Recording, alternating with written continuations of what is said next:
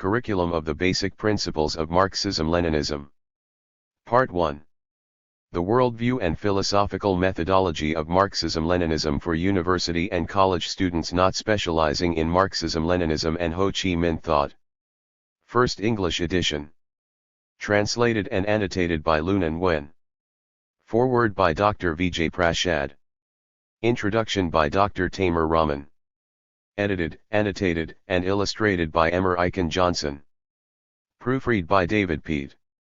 Additional contributions and editorial support by Iskra Books. Published in association with the International Magazine. License.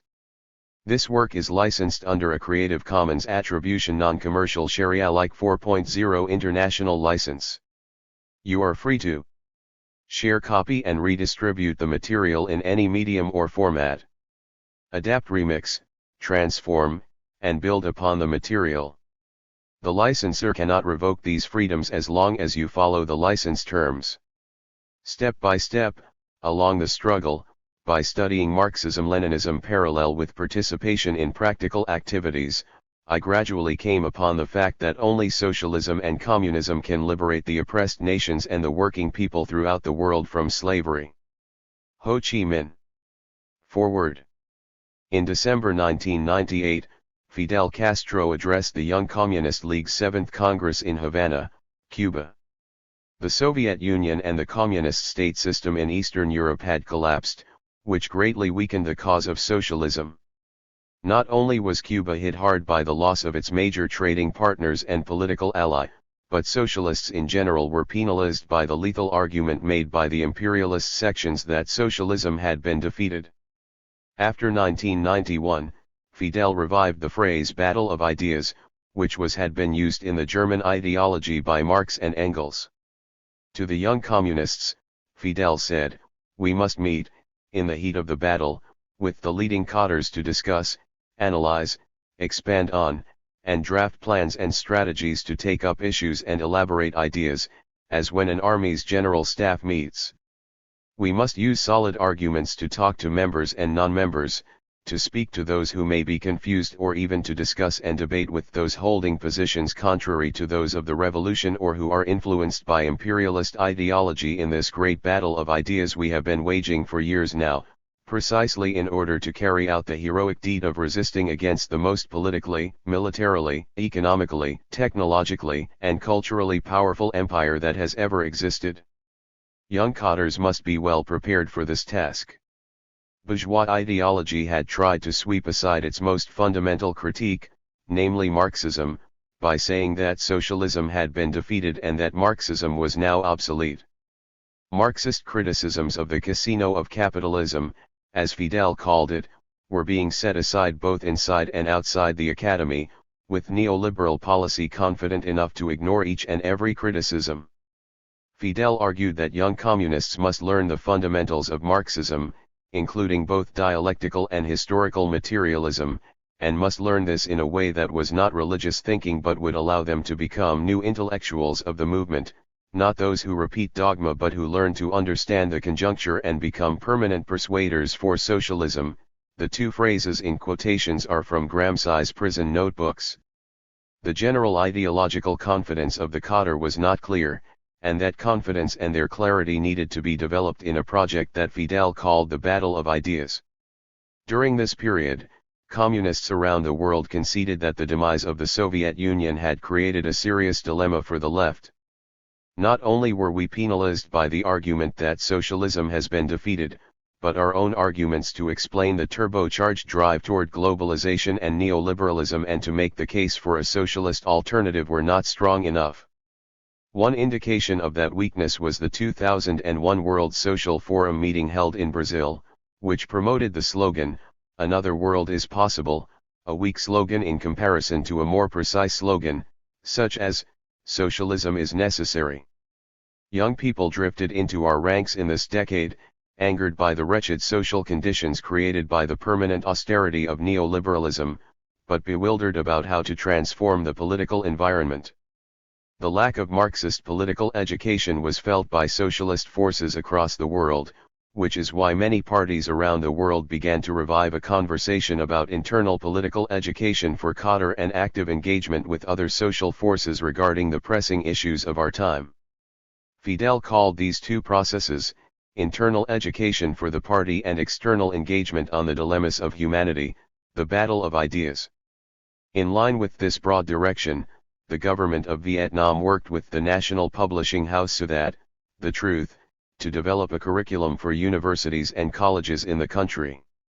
They developed this order of study along 5 subject areas: Marxist-Leninist philosophy, Marxist-Leninist political economy, scientific socialism, Vietnamese Communist Party history, and Ho Chi Minh thought.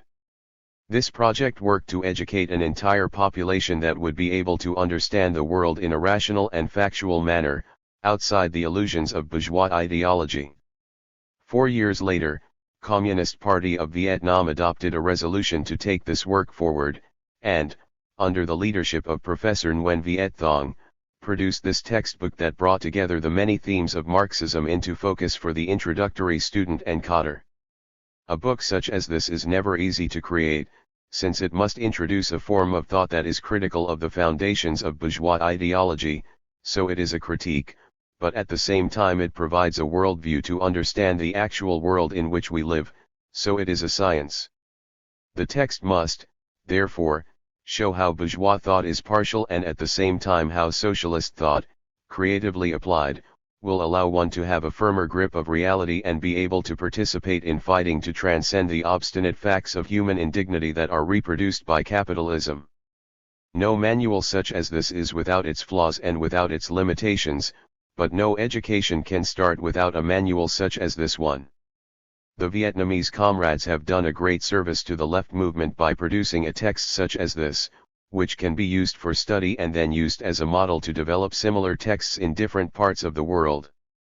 Ho Chi Minh, whose interpretation of Marxism and whose ideas about the Vietnamese Revolution are all over this text, once said, "Study and practice must always go together. Study without practice is useless. Practice without study leads to folly." There can be no better injunction to get to work, to study and develop one's theoretical armor and to use that theory as the guide to one's work in the battle of ideas and in the battle for the streets, because this unity between theory and action is indeed praxis, tu tien, not just practice, but conscious human activity. That is what Fidel encouraged in his lectures on the battle of ideas. Dr. Vijay Prashad. March 5, 2023. Caracas, Venezuela. Preface to the first English edition. The text of this book constitutes part 1 of a 4-part curriculum on Marxism-Leninism developed and published by the Ministry of Education and Training of Vietnam. This curriculum is intended for students who are not specializing in the study of Marxism-Leninism, and is intended to give every Vietnamese student a firm grounding in the political philosophy of scientific socialism.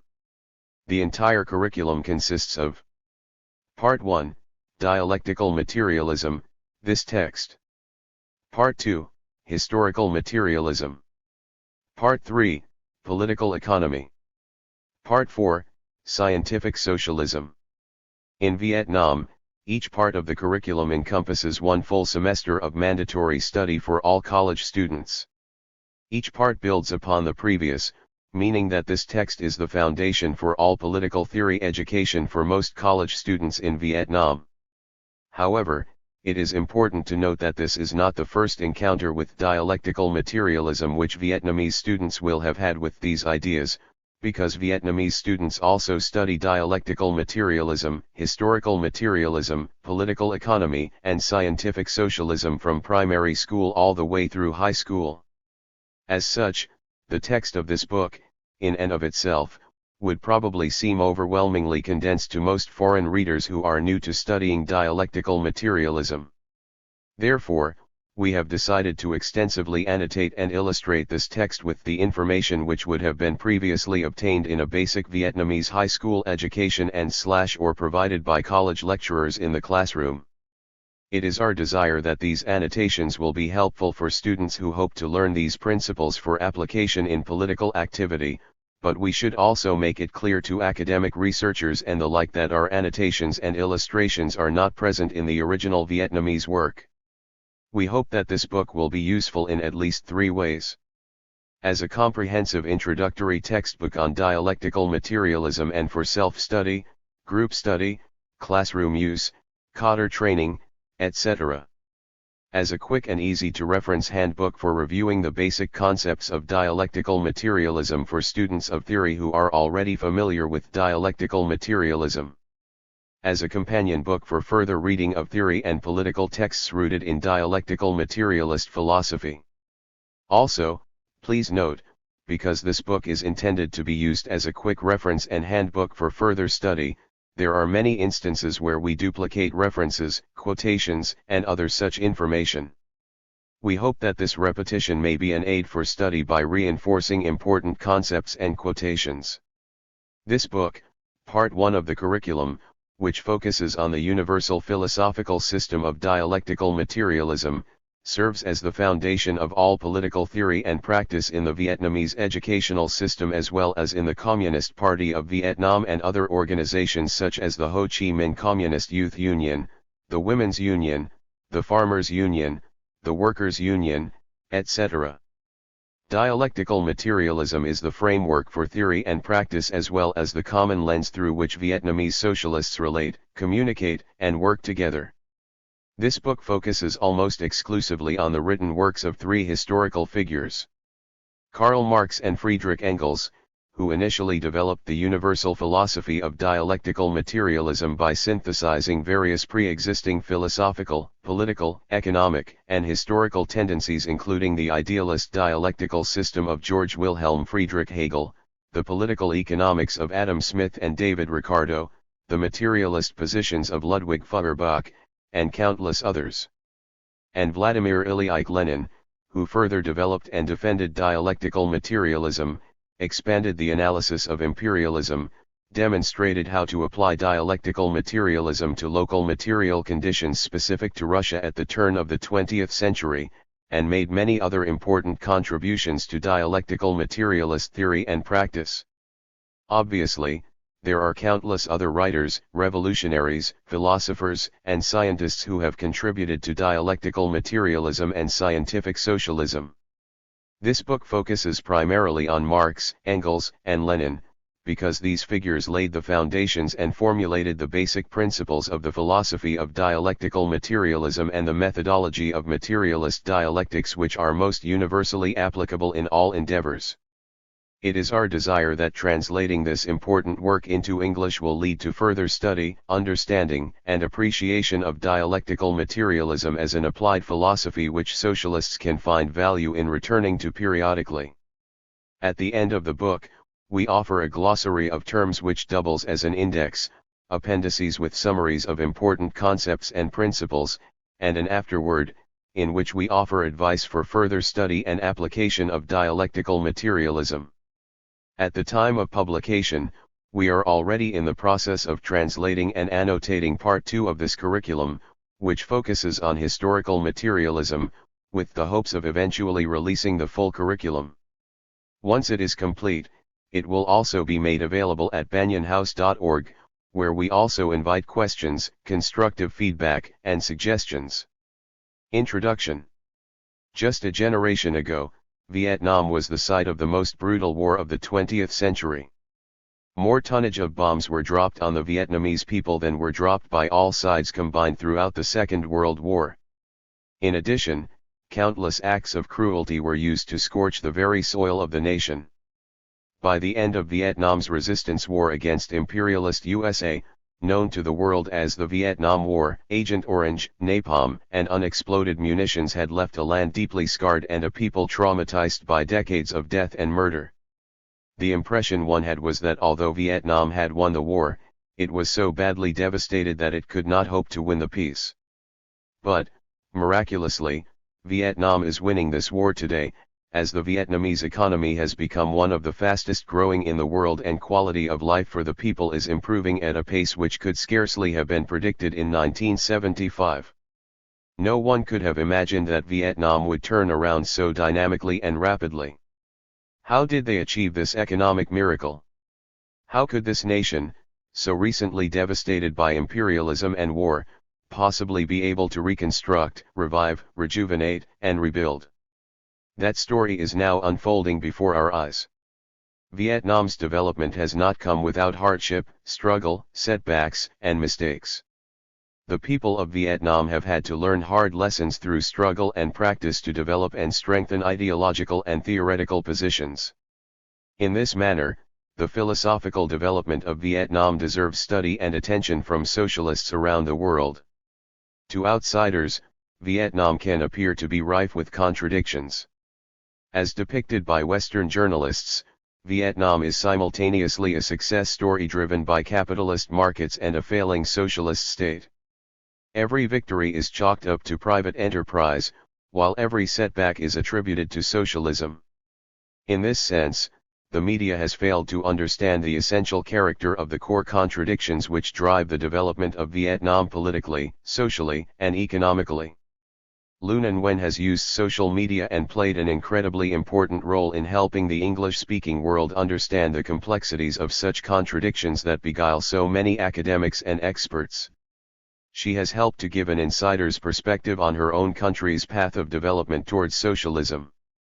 Nguyen's translation of Part 1 of this influential work, Introduction to the Basic Principles of Marxism-Leninism, a textbook studied by university and college students across Vietnam, is yet another big step in the direction of making Vietnam's understanding of their own country's development available to the English-reading world.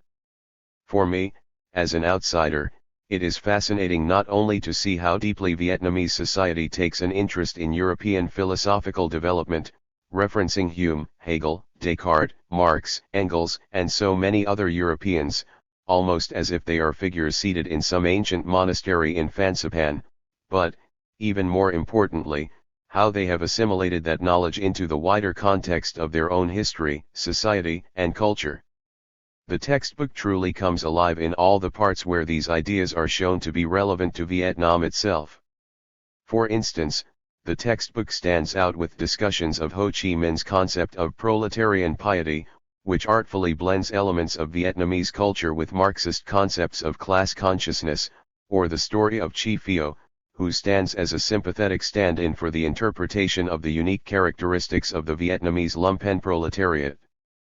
The book itself is an instance of the dialectic of the universal and the particular, the abstract and the concrete. Just as importantly, it shows that, in Vietnam, Marxism-Leninism and Ho Chi Minh thought are not mere perfunctory rituals that are repeated like a learned formula for this or that exam, but that although the Vietnamese political economy in its current form certainly contains contradictions which must be negated in the process of building the lower stage of socialism, the government remains seriously committed to the goals, theory, and practice of Marxism-Leninism and Ho Chi Minh thought. Hence, I highly recommend this book, not merely because it is a well-illustrated and easy-to-read book on the principles of dialectical materialism, but more importantly because it offers an insight into how the Vietnamese government collects and synthesizes the philosophical developments that are, on the one hand, the collective legacy of all of humanity, and, on the other hand, the concrete manifestations of a revolutionary theory of, and for the oppressed yearning for, freedom in every corner of the world. March, 2023. Dr. Tamer Rahman. Editor's note. Working on this project has been one of the most illuminating experiences of my life. In translating this work, Luna has opened a door for English speakers into the wide world of Vietnamese scholarship and pedagogy as it relates to socialist theory and philosophy. Luna and I have done our best to capture the original meaning and spirit of the text. Furthermore, as we have mentioned elsewhere, our annotations and illustrations are intended only to contextualize and expand on the core information of the original text similarly to the class/lecture setting for which the curriculum is intended. In their lives, Karl Marx and Friedrich Engels were never able to finish clarifying and systematically describing the philosophy of dialectical materialism which their work was built upon. Engels attempted to structurally define the philosophy in dialectics of nature, but unfortunately that work was never completed since he decided to prioritize publishing the unfinished works of Marx after his untimely death. I believe that this text is a great step forward in that work of systematically describing the philosophical system of dialectical materialism and the methodological system of materialist dialectics. I also believe it's worth noting how the Vietnamese scholars who crafted this curriculum have embedded the urgent necessity of action, of creative application of these ideas, throughout the text in a way that I find refreshing and reflective of the works of Marx and Engels themselves. As the text will explain, dialectical materialism is a universal system of philosophy which can be utilized to grapple with any and every conceivable problem which we humans might encounter in this universe. In Vietnam, dialectical materialism has been used to delve into matters of art, ethics, military science, and countless other fields of inquiry and endeavor. It is my hope that this book will, likewise, lead to a wider and fuller understanding and, more importantly, application of dialectical materialism in the Western world. March, 2023. Emmer Icon Johnson. A message from the International Magazine. The International Magazine began in 2020 to connect international socialist movements and to strengthen the voice of oppressed people across the globe. We have been following the work of Vietnamese communists in their unique path towards peace, prosperity, and the construction of socialist values with a keen eye and much interest. It is with this spirit of international solidarity and a deep desire to learn from and share wisdom from our comrades around the world that we celebrate the release of this first English edition of the Worldview and Philosophical Methodology of Marxism-Leninism Part 1, The Worldview and Philosophical Methodology of Marxism-Leninism. Ho Chi Minh once said, "In order to build socialism, first and foremost, we need to have socialist people who understand socialist ideology and have socialist values." To this end, Vietnamese communists have expended tremendous resources building a curriculum on Marxist-Leninist philosophy and analysis which includes dialectical materialism, materialist dialectics, scientific socialism, historical materialism, and political economy. These topics are taught in primary and secondary schools and are mandatory subjects for all students attending public universities in Vietnam. Beyond that, Vietnam offers free degrees to students who wish to study Marxist theory and philosophy and Ho Chi Minh thought, defined as the application of Marxist philosophy to the unique material conditions of Vietnam. In this manner, Vietnam has demonstrated a steadfast commitment to developing socialist people with socialist values. We are, therefore, extremely excited to have worked with Lunan Nguyen on the translation and annotation of Part 1 of the Vietnamese University curriculum on the worldview and philosophical methodology of Marxism-Leninism into English, which will make this unique perspective of socialist theory available to comrades around the world for the first time. After having read through this volume, which outlines the fundamentals of dialectical materialism and materialist dialectics, we find the most important lesson to be the relationship between theory and practice. According to the Vietnamese scholars who authored the original text, Marxist-Leninist philosophy must be considered a living, breathing philosophy which requires application in the real world, through practice, in order to be made fully manifest. We hope that readers of this volume will carry forward this guidance through practice which suits your material conditions, wherever you are in the world.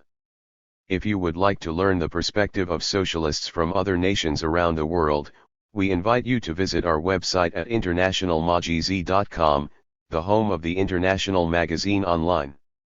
There, you will find articles written by comrades from a wide variety of backgrounds and nationalities with a clear bias towards anti-capitalism, anti-fascism, and anti-imperialism. In solidarity. The editorial team of the International Magazine. Notes on translation. Vietnamese is a very different language from English, which has presented many challenges in translating this book. Whenever possible, I have tried to let the spirit of the language guide me, without altering the structure, tone, and formatting of the book. One thing you will likely notice right away, this book is highly condensed. This is because most Vietnamese students are already familiar with these concepts. We have added annotations to try to make the book more digestible for those of you who are new to Marxism-Leninism, and these annotations are explained on the next page. I have worked hard to try to make the language in this book consistent with the language used in popular translations of works from Marx, Lenin, etc., that would be familiar to English language students of Marxism-Leninism.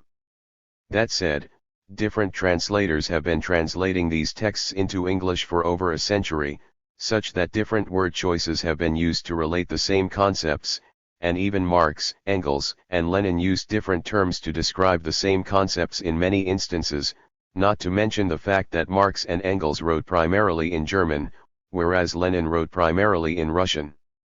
As such, I have made it my first priority to keep the language of this translation internally consistent to avoid confusion and, again, to match the spirit of the original text as much as possible.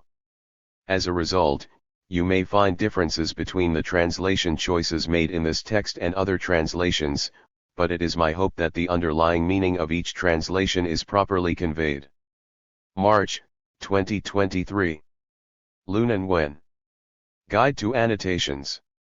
This book was written as a textbook for Vietnamese students who are not specializing in Marxism-Leninism, and so it is meant to be a simple and condensed survey of the most fundamental principles of dialectical materialism to be used in a classroom environment with the guide of an experienced lecturer. That said, a typical Vietnamese college student will already have been exposed to many of the concepts presented herein throughout 12 years of primary and secondary education. As such, in translating and preparing this book for a foreign audience who are likely to be reading it without the benefit of a lecturer's in-person instruction, we realized that we would need to add a significant amount of annotations to the text. These annotations will take the following forms. Short annotations which we insert into the text itself will be included in square brackets like these. Longer annotations which add further context and background information will be included in boxes like this. We have also added diagrams to our annotations, as well as a detailed glossary/index and appendices, which are located in the back of the book. We hope these resources will also be of use in studying other texts which are rooted in dialectical materialist philosophy. Original Vietnamese publishers note. In 2004, under the direction of the central government, the Ministry of Education and Training, in collaboration with So That Vietnamese for the Truth, the name of a national political publishing house, published a political science and philosophy curriculum for universities and colleges in Vietnam. This curriculum includes 5 subjects: Marxist-Leninist philosophy, Marxist-Leninist political economy, scientific socialism, Vietnamese Communist Party history, and Ho Chi Minh thought. This curriculum has been an important contribution towards educating our students, the young intellectuals of the country, in political reasoning, so that the next generation will be able to successfully conduct national innovation. With the new practice of education and training, in order to thoroughly grasp the reform of the party's ideological work and theory, and to advocate for reform in both teaching and learning at universities and colleges in general, on September 18, 2008, the Minister of Education and Training, in collaboration with So That, have issued a new program and published a textbook of political theory subjects for university and college students who are not specialized in Marxism, Leninism with Associate Professor and Doctor of Philosophy Nguyen Viet Thong as Chief Editor. There are 3 subjects. Curriculum of the Basic Principles of Marxism-Leninism. Curriculum of Ho Chi Minh Thought. Curriculum of the Revolutionary Path of the Communist Party of Vietnam. Curriculum of the Basic Principles of Marxism-Leninism was compiled by a collective of scientists and experienced lecturers from a number of universities, with Pham Van Sin, Ph.D. and Pham Quang Phan, Ph.D. as co-editors. This curriculum has been designed to meet the practical educational requirements of students. We hope this book will be of use to you. April, 2016. National Political Publishing House, So That. Original Vietnamese preface. To implement the resolutions of the Communist Party of Vietnam, especially the 5th Central Resolution on Ideological Work, Theory, and Press, on September 18, 2008, the Ministry of Education and Training has issued Decision Number 52/2008/QDBGDDT, issuing the subject program, The Basic Principles of Marxism-Leninism for Students Non-Specialized in Marxism-Leninism and Ho Chi Minh Thought. In collaboration with Truth, the National Political Publishing House, we published the curriculum of the Basic Principles of Marxism-Leninism for Students Non-Specialized in Marxism-Leninism and Ho Chi Minh Thought. The authors of this text have drawn from the contents of the Central Council's previous programs, Marxist-Leninist Philosophy, Marxist-Leninist Political Economy, and Scientific Socialism, and compiled them into national textbooks for Marxist-Leninist science subjects and Ho Chi Minh Thought, as well as other curriculums for the Ministry of Education and Training. The authors have received comments from many collectives, such as the Ho Chi Minh National Academy of Politics and Administration, the Central Propaganda Department, as well as individual scientists and lecturers at universities and colleges throughout the country. Notably, Associate Professor Tu Hui Rua, Ph.D., Professor Feng Hu Fu, Ph.D., Professor Nguyen Duc Bin, Professor Le Hunia, Ph.D., Professor Le Hu Tang, Ph.D., Professor Vio Dai Luoc, Ph.D., Professor Tran Phuc Thang, Ph.D., Professor Huang Qibao, Ph.D., Professor Tran Ngoc Hein, Ph.D., Professor Ho Van Thong, Associate Professor Duong Van Thin, Ph.D., Associate Professor Nguyen Van On, Ph.D., Associate Professor Nguyen Van Hao, Ph.D., Associate Professor Nguyen Duc Bok, Ph.D. Pham Van Chien, Phung Tan Tui, M.A., and Hiem T. Chao Jiang, M.A. After a period of implementation, the contents of the textbooks have been supplemented and corrected on the basis of receiving appropriate suggestions from universities, colleges, the contingent of lecturers of political theory, and scientists. However, due to objective and subjective limitations, there are still contents that need to be added and modified, and we would love to receive more comments to make the next edition of the curriculum more complete. Ministry of Education and Training. Great victory for the people and Army of South Vietnam. Introduction to the Basic Principles of Marxism-Leninism. A brief history of Marxism-Leninism. 1. Marxism and the three constituent parts. Marxism-Leninism is a system of scientific opinions and theories which were built by Karl Marx I and Friedrich Engels II, and defended and developed by Vladimir Ilyich Lenin III. Marxism-Leninism was formed and developed by interpreting reality as well as building on preceding ideas. It provides the fundamental worldview and methodology of scientific awareness and revolutionary practice. It is a science that concerns the work of liberating the proletariat from all exploitative regimes with the ambition of liberating all of humanity from all forms of oppression. Marxism-Leninism is made up of three basic theories which have strong relationships with each other. They are, philosophy of Marxism-Leninism, Marxist-Leninist political economics, and scientific socialism. Philosophy of Marxism-Leninism studies the basic principles of the movement and development of nature, society, and human thought. It provides the fundamental worldview and methodology of scientific awareness and revolutionary practice. Based on this philosophical worldview and methodology, Marxist-Leninist political economics studies the economic rules of society, especially the economic rules of the birth, development, and decay of the capitalist mode of production, as well as the birth and development of a new mode of production, the communist mode of production. Scientific socialism is the inevitable result of applying the philosophical worldview and methodology of Marxism-Leninism, as well as Marxist-Leninist political economics, to reveal the objective rules of the socialist revolution process, the historical step from capitalism into socialism, and then communism. Annotation 1. A worldview encompasses the whole of an individual's or society's opinions and conceptions about the world, about ourselves as human beings, and about life and the position of human beings in the world. The word science, and, by extension, scientific in Marxism-Leninism has specific meaning. Friedrich Engels was the first to describe the philosophy which he developed with Marx as scientific socialism in his book Socialism, Utopian and Scientific.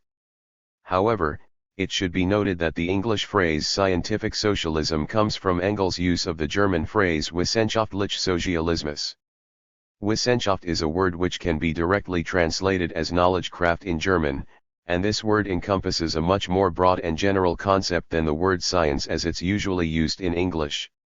In common usage, the word science in English has a relatively narrow definition, referring to systematically acquired, objective knowledge pertaining to a particular subject. But Wissenschaft refers to a systematic pursuit of knowledge, research, theory, and understanding. Wissenschaft is used in any study that involves systematic investigation. And so, scientific socialism is only an approximate translation of wissenschaftlich Sozialismus. So, scientific socialism can be understood as a body of theory which analyzes and interprets the natural world to develop a body of knowledge, which must be constantly tested against reality, with the pursuit of changing the world to bring about socialism through the leadership of the proletariat. Even though these three basic theories of Marxism-Leninism deal with different subjects, they are all parts of a unified scientific theory system, the science of liberating the proletariat from exploitative regimes and moving toward human liberation. 2. Summary of the birth and development of Marxism-Leninism. There have been two main stages of the birth and development of Marxism-Leninism. Stage of formation and development of Marxism, as developed by Karl Marx and Friedrich Engels. Stage of defense and developing Marxism into Marxism-Leninism, as developed by Vladimir Ilyich Lenin. A. Conditions and premises of the birth of Marxism. Annotation 2. The following sections will explain the conditions which led to the birth of Marxism. First, we will examine the social-economic conditions which lead to the birth of Marxism, and then we will examine the theoretical premises upon which Marxism was built. Later, we will also discuss the impact which 18th and 19th century advances in natural science had on the development of Marxism. Social-economical conditions. Marxism was born in the 1840s. This was a time when the capitalist mode of production was developing strongly in Western Europe on the foundation of the Industrial Revolution which succeeded first in England at the end of the 18th century. Not only did this industrial revolution mark an important step forward in changing from handicraft cottage industry capitalism into a more greatly mechanized and industrialized capitalism, it also deeply changed society, and, above all, it caused the birth and development of the proletariat. Annotation 3. Marx saw human society under capitalism divided into classes based on their relation to the means of production. Means of production are physical inputs and systems used in the production of goods and services, including machinery, factory buildings, tools, and anything else used in producing goods and services. Capitalism is a political economy defined by private ownership of the means of production. Within the framework of dialectical materialism, all classes are defined by internal and external relationships. See the principle of general relationships. Chiefly, classes are defined by their relations to the means of production and to one another. The proletariat are the working class, the people who provide labor under capitalism, but who do not own their own means of production, and must therefore sell their labor to those who do own means of production, the bourgeoisie. As the owners of the means of production, the bourgeoisie are the ruling class under capitalism. According to Marx and Engels, there are other classes within the capitalist political economy. Specifically, Marx named the petty bourgeoisie and the lumpenproletariat. Marx defined the petty bourgeoisie as including semi-autonomous merchants, farmers, and so on who are self-employed, own small and limited means of production, or otherwise fall in between the proletariat and the bourgeoisie. In the manifesto of the Communist Party, Marx described the petty bourgeoisie as fluctuating between proletariat and bourgeoisie, and ever renewing itself as a supplementary part of bourgeois society.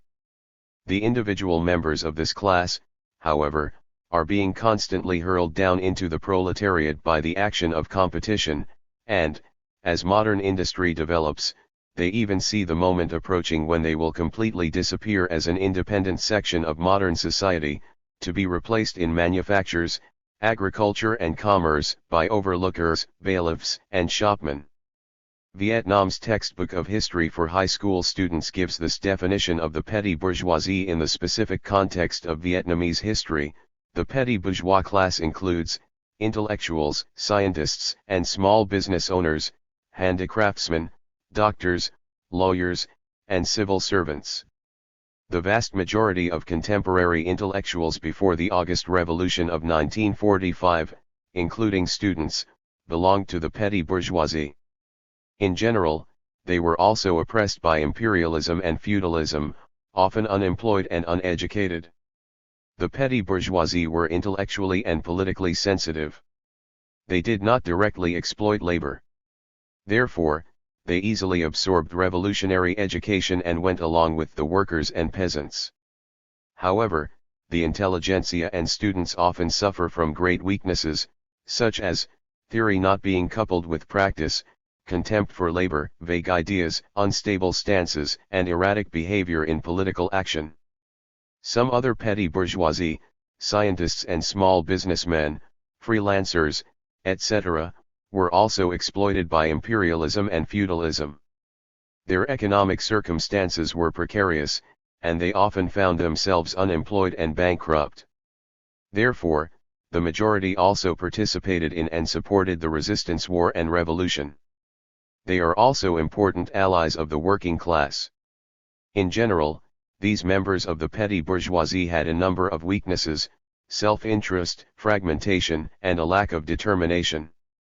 Therefore, the working class has a duty to agitate and spread propaganda to such members of the petty bourgeoisie, organize them, and help them to develop their strong points while correcting their weaknesses. It is necessary to skillfully lead them, make them determined to serve the people, reform their ideology, and unite with the workers and peasants in order to become one cohesive movement. Then, they will become a great asset for the public in resistance war and revolution. Marx defined the lumpenproletariat as another class which includes the segments of society with the least privilege, most exploited by capitalism, such as thieves, houseless people, etc. In the manifesto of the Communist Party, Marx defined the lumpenproletariat as the dangerous class, lumpenproletariat, the social scum, that passively rotting mass thrown off by the lowest layers of the old society. Marx did not have much hope for the revolutionary potential of the lumpenproletariat, writing that they may, here and there, be swept into the movement by a proletarian revolution. Its conditions of life, however, prepare it far more for the part of a bribed tool of reactionary intrigue. Political Theories, an official journal of the Ho Chi Minh National Institute of Politics, discussed the lumpenproletariat in the specific context of Vietnamese revolutionary history. It should be noted that Marxism-Leninism has never held that the historical mission of the working class is rooted in poverty and impoverishment. Poverty and low standards of living make workers hate the regime of capitalism, and causes disaster for workers, but the basic driving force behind the revolutionary struggle of the working class lies in the very nature of capitalist production and from the irreconcilable contradiction between the working class and the bourgeoisie. Moreover, it should not be conceived that a class is capable of leading the revolution because it is the poorest class. In the old societies, there were classes that were extremely poor and had to go through many struggles against the ruling class, but they could never win and keep power, and did not become the ruling class of society. History has proven that the class that represents newly emerging productive forces which are able to build a more advanced mode of production than the old ones can lead the revolution and organize society into the regime they represent. Fetishizing poverty and misery is a corruption of Marxism-Leninism. The very existence of the lumpenproletariat is strong evidence of the inhumane nature of capitalist society, which regularly recreates a large class of outcasts at the bottom of society. In the late 19th and early 20th centuries, millions of Vietnamese people were forced to leave their homes in rural farmlands to work for plantations and factories which were owned by French colonialists. These workers were functionally enslaved, being regularly physically abused by colonial masters, barred from any education whatsoever, and receiving only the bare minimum to survive. As a result, under French colonial rule, about 90% of Vietnamese were illiterate, and the French aimed to indoctrinate Vietnamese people into believing that they were inferior to the French. The French colonialists also worked with Vietnamese landlords to exploit peasants in rural areas. Those peasants received barely enough to survive and, like the plantation slaves, were prohibited from receiving education. Because Vietnamese peasants and colonial slaves composed the majority of workers while being so severely oppressed and living in conditions of such abject poverty, it was difficult to fully distinguish between the proletariat and the lumpenproletariat in Vietnam during the colonial era. During this time, Ho Chi Minh and other Vietnamese communists developed the philosophy of proletarian piety. The word piety, here, is a translation of the Vietnamese word hua, which originally comes from the Confucianist philosophy of filial piety. Filial piety demanded children to deeply respect, honor, and obey their parents.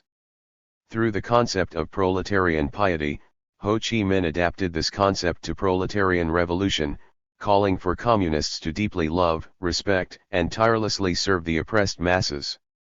This philosophical concept sought to unite the proletariat, lumpenproletariat, and petty bourgeoisie into one united revolutionary class. Even some feudal landlords and capitalists, who were, themselves, oppressed by the colonizing French, were willing to fight for communist revolution and were welcomed into the revolutionary movement if they were willing to adhere to the principle of proletarian piety. The working class and peasantry would lead the revolution, the more privileged classes would follow, and all communist revolutionists would serve the oppressed masses through sacrifice and struggle. During this period, many novels were written and circulated widely which featured main characters who were members of the lumpenproletariat or enslaved by the French, such as Bivio, a story about a beautiful peasant girl who was forced to become a thief in the city, and Chifio, the story of a peasant who worked as a servant in a feudal landlord's house who was sent to prison and became a destitute alcoholic after being released. The purpose of these stories was to show the cruelty of the colonialist capitalist society of Vietnam in the 1930s and to inspire proletarian piety, including empathy and respect for the extreme suffering and oppression of the lumpenproletariat, peasantry, and colonial slaves. These stories also presented sympathetic views of intellectuals and members of the petty bourgeoisie. For instance, in the novel Lao Hac, the son of a peasant leaves to work for a French plantation and the father never sees him again. The aged peasant becomes extremely poor and sick without the support of his son, and the only person in the village who helps him is a teacher, representing the intellectual segment of the petty bourgeoisie. The writers of these novels were communists who wanted to promote the principles of proletarian piety. Rather than looking down on the most oppressed members of society, and rather than sowing distrust and contempt for the petty bourgeoisie, Vietnamese communists inspired solidarity and collaboration between all of the oppressed peoples of Vietnam to overthrow French colonialism, feudalism, and capitalism. Proletarian piety was crucial for uniting the divided and conquered masses of Vietnam and successfully overthrowing colonialism. Note that these strategies were developed specifically for colonial Vietnam. Every revolutionary struggle will take place in unique material conditions for, and the composition and characteristics of each class will vary over time and from one place to another. It is important for revolutionists to carefully apply the principles of dialectical materialism and materialist dialectics to accurately analyze class conditions in order to develop strategies and plans which will most suitably and efficiently lead to successful revolution. The deep contradictions between the socialized production force and the capitalist relations of production were first revealed by the economic depression of 1825 and the series of struggles between workers and the capitalist class which followed. Annotation 4. *C. Definition of contradiction and common characteristics of contradiction. In Marxism, socialization is simply the idea that human society transforms labor and production from a solitary, individual act into a collective, social act. In other words, as human society progresses, people socialize labor into increasingly complex networks of social relations, from individuals making their own tools, to agricultural societies engaged in collective farming, to modern industrial societies with factories, logistical networks, etc. The production force is the combination of the means of production and workers within any society. The socialized production force, therefore, is a production force which has been socialized, that is to say, a production force which has been organized into collective social activity. Under capitalism, the socialized production force consists of the proletariat, or the working class, as well as means of production which are owned by capitalists. Marx and Engels defined relations of production as the social relationships that human beings must accept in order to survive. Relations of production are, by definition, not voluntary, because human beings must enter into them in order to receive material needs in order to survive within a given society. Under capitalism, the relations of production require the working class to rent their labor to capitalists to receive wages which they need to procure material needs like food and shelter. This is an inherent contradiction because a small minority of society, the capitalist class, own the means of production while the vast majority of society, the working class, must submit to exploitation through wage servitude in order to survive. Examples of such early struggles include the resistance of workers in Lyon, France in 1831 and 1834, the Chartist movement in Britain from 1835 to 1848, the workers' movement in Silesia, Germany, in 1844, etc. These events prove as historical evidence that the proletariat had become an independent political force which pioneered the fight for a democratic, equal, and progressive society. Annotation 5. Here are some brief descriptions of the early working class movements mentioned above. Resistance of workers in Lyon, France. In 1831 in France, due to heavy exploitation and hardship, textile workers in Lyon revolted to demand higher wages and shorter working hours. The rebels took control of the city for 10 days. Their determination to fight is reflected in the slogan, "Live working or die fighting."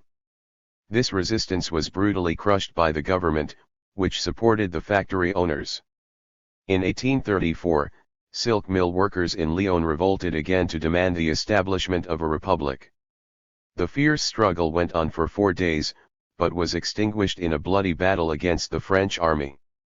About 10,000 insurgents were imprisoned or deported. The Chartist movement in Britain. Chartism was a working-class movement in the United Kingdom which rose up in response to anti-worker laws such as the Poor Law Amendment of 1834, which drove poor people into workhouses and removed other social programs for the working poor. Legislative failure to address the demands of the working poor led to a broadly popular mass movement which would go on to organize around the People's Charter of 1838, which was a list of 6 demands which included extension of the vote and granting the working class the right to hold office in the House of Commons. In 1845, Karl Marx visited Britain for the first time, along with Friedrich Engels, to meet with the leaders of the Chartist movement, with whom Engels had already established a close relationship. After various conflicts and struggles, Chartism ultimately began to decline in 1848 as more socialist-oriented movements rose up in prominence.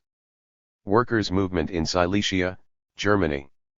In June 1844, disturbances and riots occurred in the Prussian province of Silesia, a major center of textile manufacturing.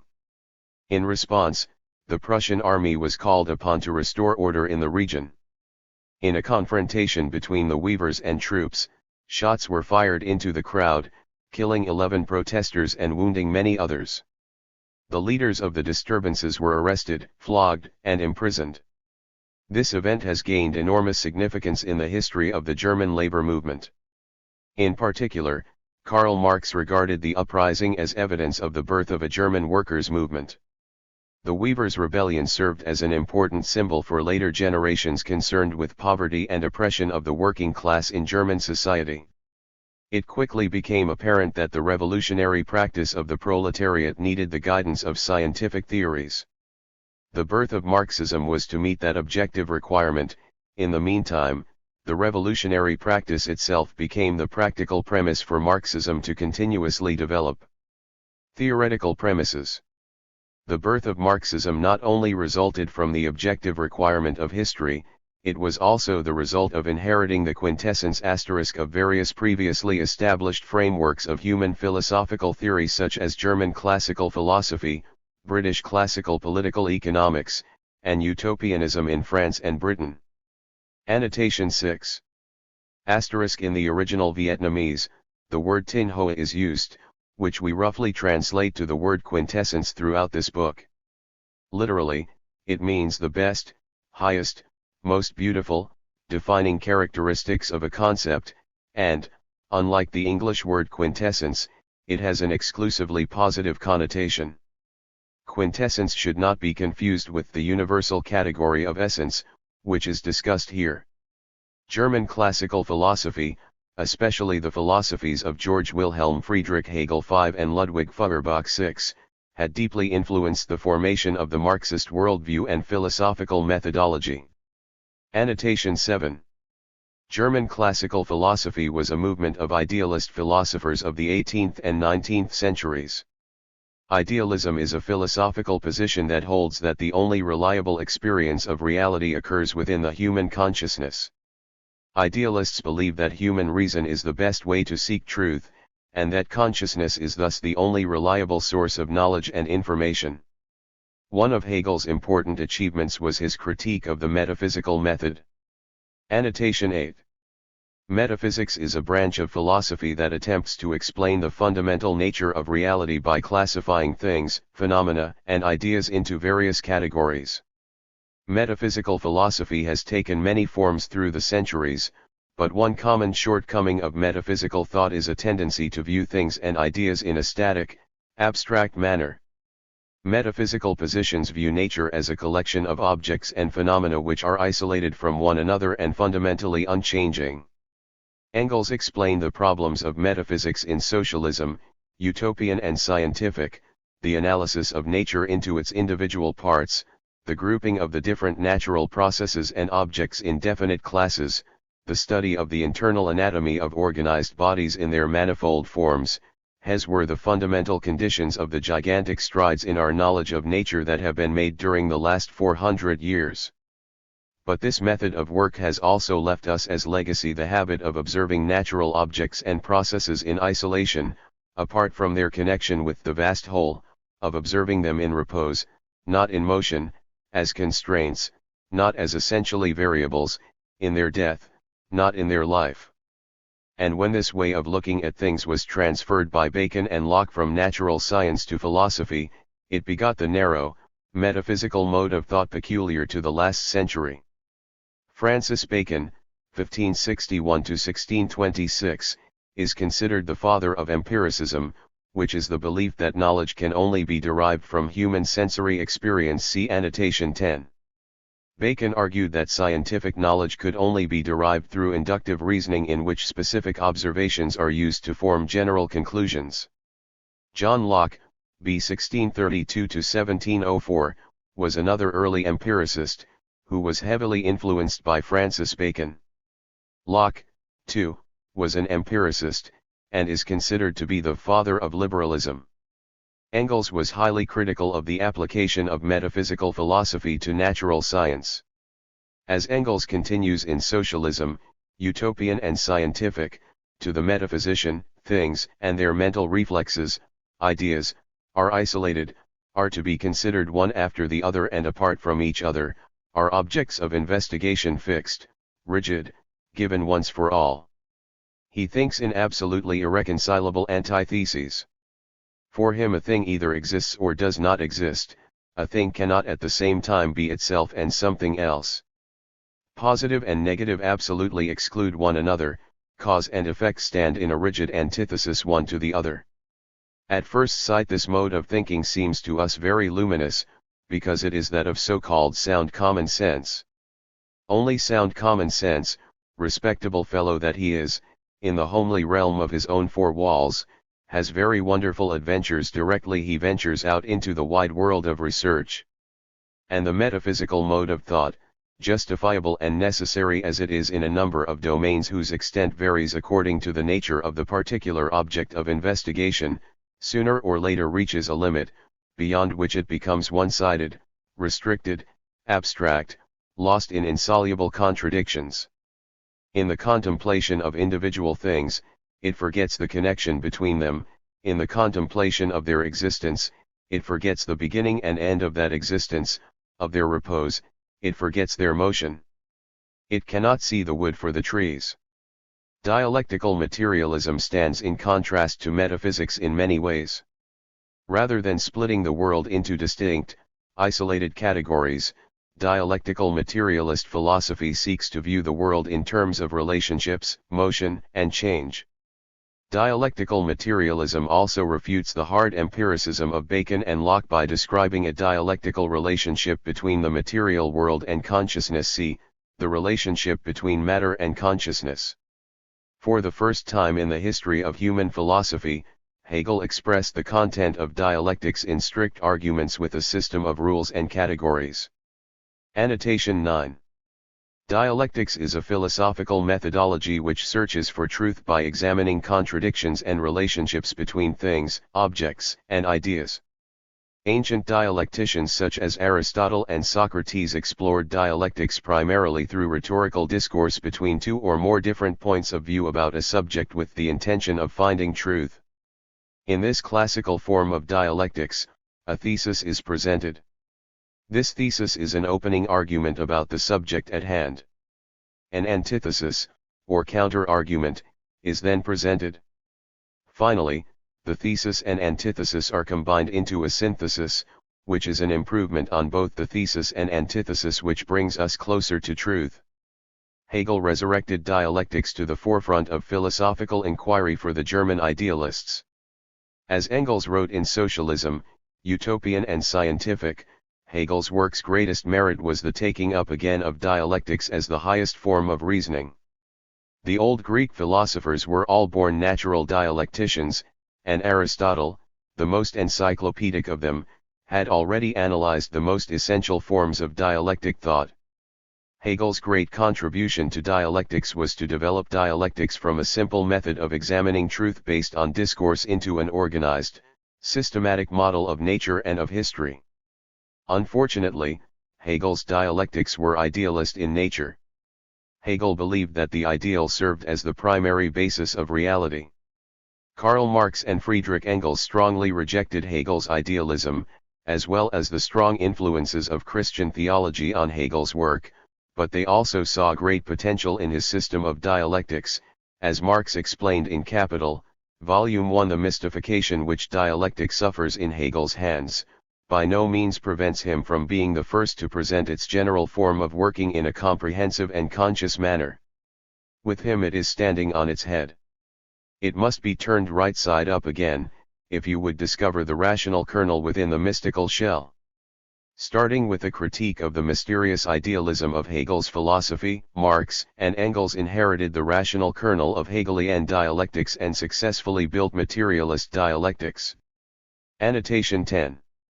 In order to understand the ways in which the critique of Hegel's philosophy by Marx and Engels led to the development of dialectical materialism, some background information on materialism, and the conflicts between idealist and materialist philosophy in the era of Marx and Engels, is needed.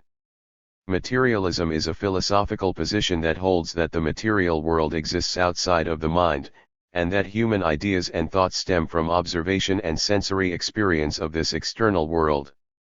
Materialism rejects the idealist notion that truth can only be sought through reasoning and human consciousness.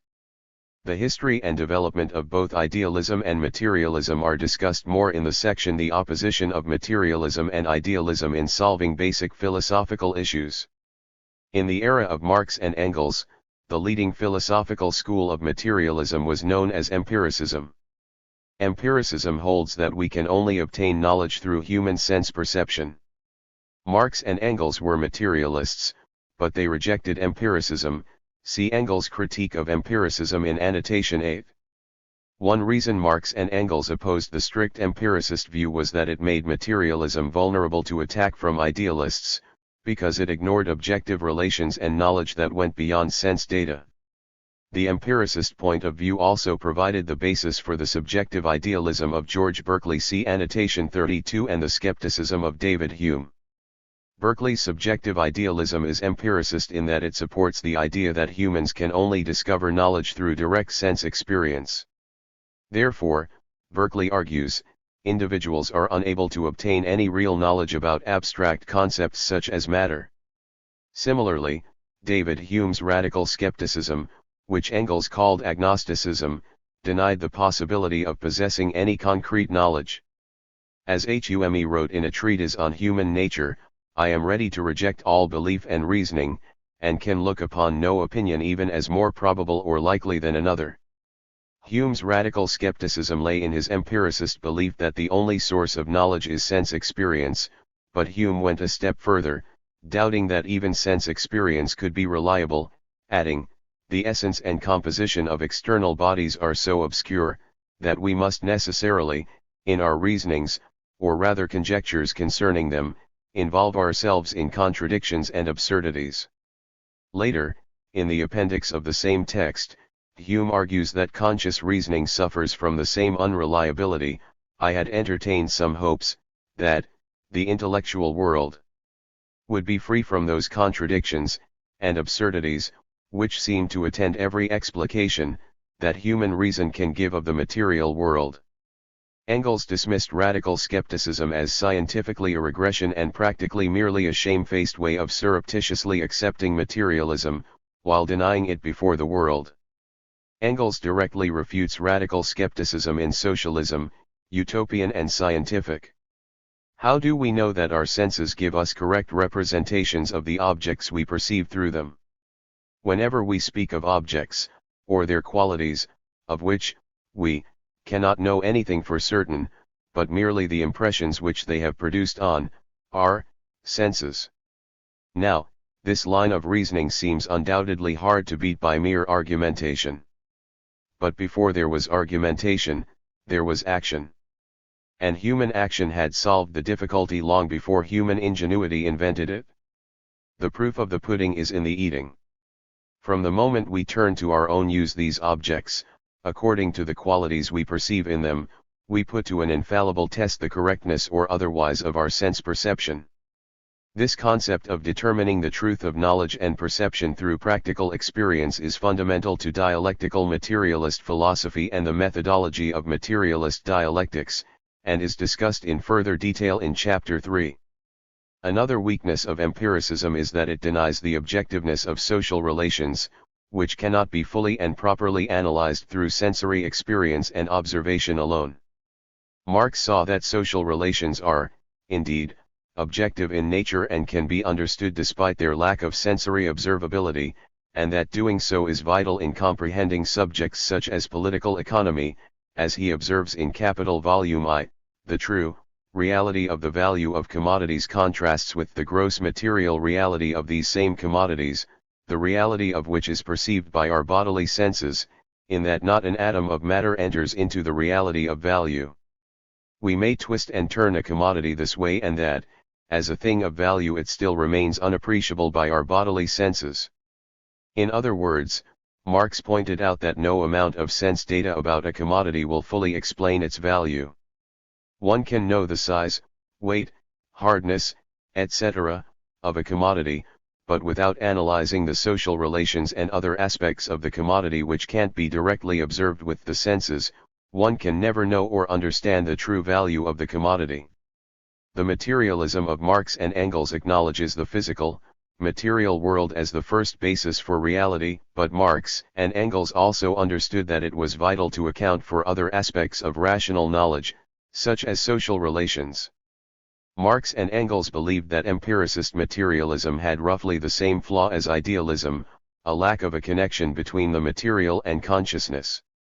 While the idealists completely dismissed sense data and relied exclusively on reasoning and consciousness, the empiricists dismissed conscious thought to focus solely on what could be sensed. It is important to note that, while Marx and Engels rejected empiricism, they did not reject empirical knowledge nor empirical data which is collected from scientific observation. See annotation 216. On the contrary, empirical data was key to the works of Marx and Engels in developing dialectical materialism. As Lenin explained, Marx took one of the economic formations of society, the system of commodity production, and on the basis of a vast mass of data which he studied for not less than 25 years gave a most detailed analysis of the laws governing this formation and its development. And so, the dialectical materialism of Marx and Engels served to bridge the gap between idealism and materialism. They believed that our conscious thoughts are derived from material processes, but that consciousness can also influence the material world. This is discussed in more detail in the section Materialism and Dialectical Materialism on page 48. Marx and Engels also criticized many limitations of Feuerbach's methodology and viewpoint *, especially Feuerbach's prescriptions for how to deal with social problems, but they also highly appreciated the role of Feuerbach's thought in the fight against idealism and religion to assert that nature comes first, and that nature is permanent and independent from human willpower. Annotation 11. Viewpoint, point of view, or perspective, is the starting point of analysis which determines the direction of thinking from which problems are considered. Marx and Engels were critical of Feuerbach's hyper-focused humanist viewpoint.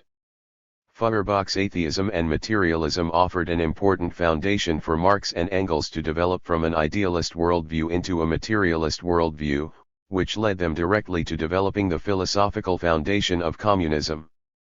Annotation 12. Ludwig Feuerbach was one of the young Hegelians who adapted and developed the ideals of Hegel and other German idealists. Feuerbach was a humanist materialist. He focused on humans and human nature and the role of humans in the material world. Like Marx and Engels, Feuerbach dismissed the religious mysticism of Hegel. Importantly, Feuerbach broke from Hegel's religious mystical belief that humans descended from supernatural origins, instead describing humans as originating from the natural, material world. Feuerbach also distinguished between the objectivity of the material external world and the subjectivity of human conscious thought, and he drew a distinction between external reality as it really exists and external reality as humans perceive it. Feuerbach believed that human nature was rooted in specific, intrinsic human attributes and activities. As Feuerbach explains in The Essence of Christianity, what, then, is the nature of man, of which he is conscious, or what constitutes the specific distinction, the proper humanity of man? Reason, will, affection. Feuerbach explained that the actions of thinking, willing, and loving, which correspond to the essential characteristics of reason, will, and love, are what define humanity. Continuing, reason, will, love, are not powers which man possesses, for he is nothing without them, he is what he is only by them.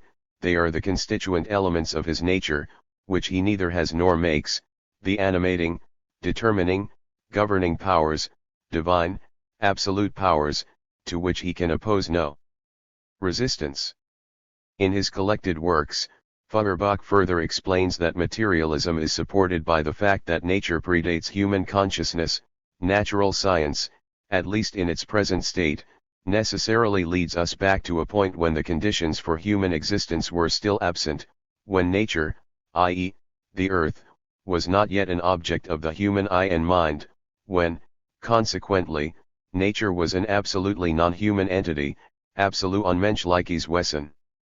Idealism may retort, but nature also is something thought of by you, von dir gedacht. Certainly, but from this it does not follow that this nature did not at one time actually exist, just as from the fact that Socrates and Plato do not exist for me if I do not think of them, it does not follow that Socrates and Plato did not actually at one time exist without me. Marx and Engels were heavily influenced by Feuerbach's materialism, but they took issue with Feuerbach's sharp focus on human attributes and activities in isolation from the external material world.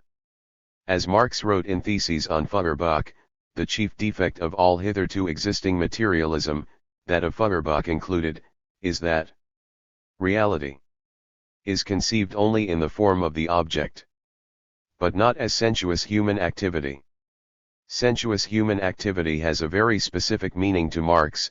It grew from two conflicting schools of thought. The idealists believed the external world can only be understood through the active subjective thought processes of human beings, while the empiricist materialists believed that human beings are passive subjects of the material world. Marx synthesized these contradicting ideas into what he called sensuous activity, which balanced idealist and materialist philosophical concepts. According to Marx, humans are simultaneously active in the world in the sense that our conscious activity can transform the world, and passive in the sense that all human thoughts fundamentally derive from observation and sense experience of the material world. See Chapter 2. So, Marx and Engels believed that Feuerbach was misguided in defining human nature by our traits alone, portraying the essence of man as isolated from the material world and from social relations. In addition, Feuerbach's humanism was based on an abstract, ideal version of human beings, whereas the humanism of Marx and Engels is firmly rooted in the reality of real men living real lives. As Engels wrote in Ludwig Feuerbach and the End of Classical German Philosophy, he, Feuerbach, clings fiercely to nature and man, but nature and man remain mere words with him. He is incapable of telling us anything definite either about real nature or real men.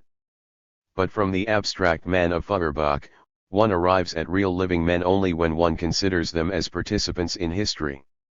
The cult of abstract man, which formed the kernel of Feuerbach's new religion, had to be replaced by the science of real men and of their historical development. This further development of Feuerbach's standpoint beyond Feuerbach was inaugurated by Marx in 1845 in The Holy Family. 7 Marx and Engels believed that human nature could only be understood by examining the reality of actual humans in the real world through our relationships with each other, with nature, and with the external material world. Importantly, it was Marx's critique of Feuerbach which led him to define political action as the key pursuit of philosophy with these immortal words from Theses on Feuerbach: philosophers have hitherto only interpreted the world in various ways, the point is to change it. The British classical political economics, represented by such economists as Adam Smith 8 and David Ricardo 9, also contributed to the formation of Marxism's historical materialist conception. See here. Smith and Ricardo were some of the first to form theories about labor value in the study of political economics. They made important conclusions about value and the origin of profit, and about the importance of material production and rules that govern economies. However, because there were still many limitations in the study methodology of Smith and Ricardo, these British classical political economists failed to recognize the historical characteristic of value, the internal contradictions of commodity production, and the duality of commodity production labor. Annotation 13. Asterisk historical characteristic of value. Marx generally admired the work of Smith and Ricardo, but saw major flaws which undermined the utility of their classical economic theories. Perhaps chief among these flaws, according to Marx, was a tendency for Smith and Ricardo to uphold an ahistoric view of society and capitalism. In other words, classical economists see capitalism as existing in harmony with the eternal and universal laws of nature, rather than seeing capitalism as a result of historical processes of development. See Annotation 114. Marx did not believe that the economic principles of capitalism resulted from nature, but rather, from historical conflict between different classes. He believed that the principles of political economies changed over time, and would continue to change into the future, whereas Smith and Ricardo saw economic principles as fixed, static concepts that were not subject to change over time. As Marx explains in The Poverty of Philosophy, economists express the relations of bourgeois production, the division of labor, credit, money, etc. as fixed, immutable, eternal categories. Economists explain how production takes place in the above-mentioned relations, but what they do not explain is how these relations themselves are produced, that is, the historical movement that gave them birth. These categories are as little eternal as the relations they express. They are historical and transitory products. Internal contradictions of commodity production. In Marxist terms, a commodity is specifically something that has both a use value and a value form, see annotation 14, but in simpler terms, a commodity is anything that can be bought or sold. Importantly, capitalism transforms human labor into a commodity, as workers must sell their labor to capitalists in exchange for wages. Marx pointed out that contradictions arise when commodities are produced under capitalism, because capitalists, who own the means of production, decide what to produce based solely on what they believe to be most profitable. The commodities that are being produced do not always meet the actual needs of society. Certain commodities are underproduced while others are overproduced, which leads to crisis and instability. Duality of commodity production labor. In Capital, Marx describes commodity production labor as existing in a duality, that is to say, it exists with two distinct aspects. First, there is abstract labor, which Marx describes as labor power expended without regard to the form of its expenditure. This is simply the expenditure of human energy in the form of labor, without any regard to production or value of the labor output. Second, there is concrete labor, which is the aspect of labor that refers to the production of a specific commodity with a specific value through labor. Marx argues that human labor, therefore, is simultaneously an activity which will produce some specific kind of product, and also an activity that generates value in the abstract. Marx and Engels were the first economists to discuss the duality of labor, and their observations on the duality of labor were closely tied to their theories of the different aspects of value, use value, exchange value, etc., which was key to their analysis of capitalism. Smith and Ricardo also failed to distinguish between simple commodity production and capitalist commodity production, and could not accurately analyze the form of value in capitalist commodity production. Annotation 14. Asterisk commodity production. Simple commodity production, also known as petty commodity production, is the production of commodities under the conditions which Marx called the simple exchange of commodities. Simple exchange occurs when individual producers trade the products they have made directly, themselves, for other commodities. Under simple exchange, workers directly own their own means of production and sell products which they have made with their own labor. Simple commodity production and simple exchange use what Marx referred to as C16M16C mode of circulation, see annotation 60. Circulation is simply the way in which commodities and money are exchanged for one another. C rightward arrow M rightward arrow C stands for commodity rightward arrow money rightward arrow commodity. So, with simple commodity production and simple exchange, workers produce commodities, which they then sell for money, which they use to buy other commodities which they need. For example, a brewer might make beer, which they sell for money, which they use to buy food, housing, and other commodities which they need to live. In the C rightward arrow M rightward arrow C mode of circulation, the producers and consumers of commodities have a direct relationship to the commodities which are being bought and sold. The sellers have produced the commodities sold with their own labor, and they directly consume the commodities which they purchase with the money thus obtained. Capitalist commodity production and capitalist exchange, on the other hand, are based on the M rightward arrow C rightward arrow M mode of circulation. M rightward arrow C rightward arrow M stands for money rightward arrow commodity rightward arrow more money. Under this mode of circulation, capitalists spend money to buy commodities, including the commodified labor of workers, with the intention of selling commodities for more money than they began with. The capitalist has no direct relationship to the commodity being produced and sold, and the capitalist is solely interested in obtaining more money. Capitalist commodity production, therefore, uses the M16C16M mode of circulation, in which capitalists own the means of production and pay wages to workers in exchange for their labor, which is used to produce commodities. The capitalists then sell these commodities for profits which are not shared with the workers who provided the labor which produced the commodities. Value form. This is one of the most important, and potentially most confusing, concepts in all of Marx's analysis of capitalism. Marx explains these principles at length in appendix of the first German edition of Capital, Volume 1, but here are some of the fundamentals. One of Marx's key breakthroughs was understanding that commodities have many different properties which have different effects in political economies. Just as commodity production labor exists in a duality of concrete labor and abstract labor, see annotation 13, commodities themselves also exist in duality according to Marx. Commodities have both use value and value. Use value, which corresponds to concrete labor, is the commodity's tangible form of existence. It is what we can physically sense when we observe a commodity. By extension, use value encompasses how a commodity can be used in the material world. Value, or the value form, is the social form of a commodity, which is to say, it represents the stable relationships intrinsic to the commodity. See content and form. Note that this relates to the dialectical relationship between the material and the ideal. See the relationship between matter and consciousness. Value forms represent relational equivalencies of commodities, i.e., 20 yards of linen equals 10 pounds of tea. These relational equivalencies are tied to the equivalent labor value, see annotation 15 below, and annotation 26, used to produce these commodities. The value form of a commodity is the social form because it embodies relational equivalencies. The value form represents the relationship between the commodity and the labor which was used to produce the commodity.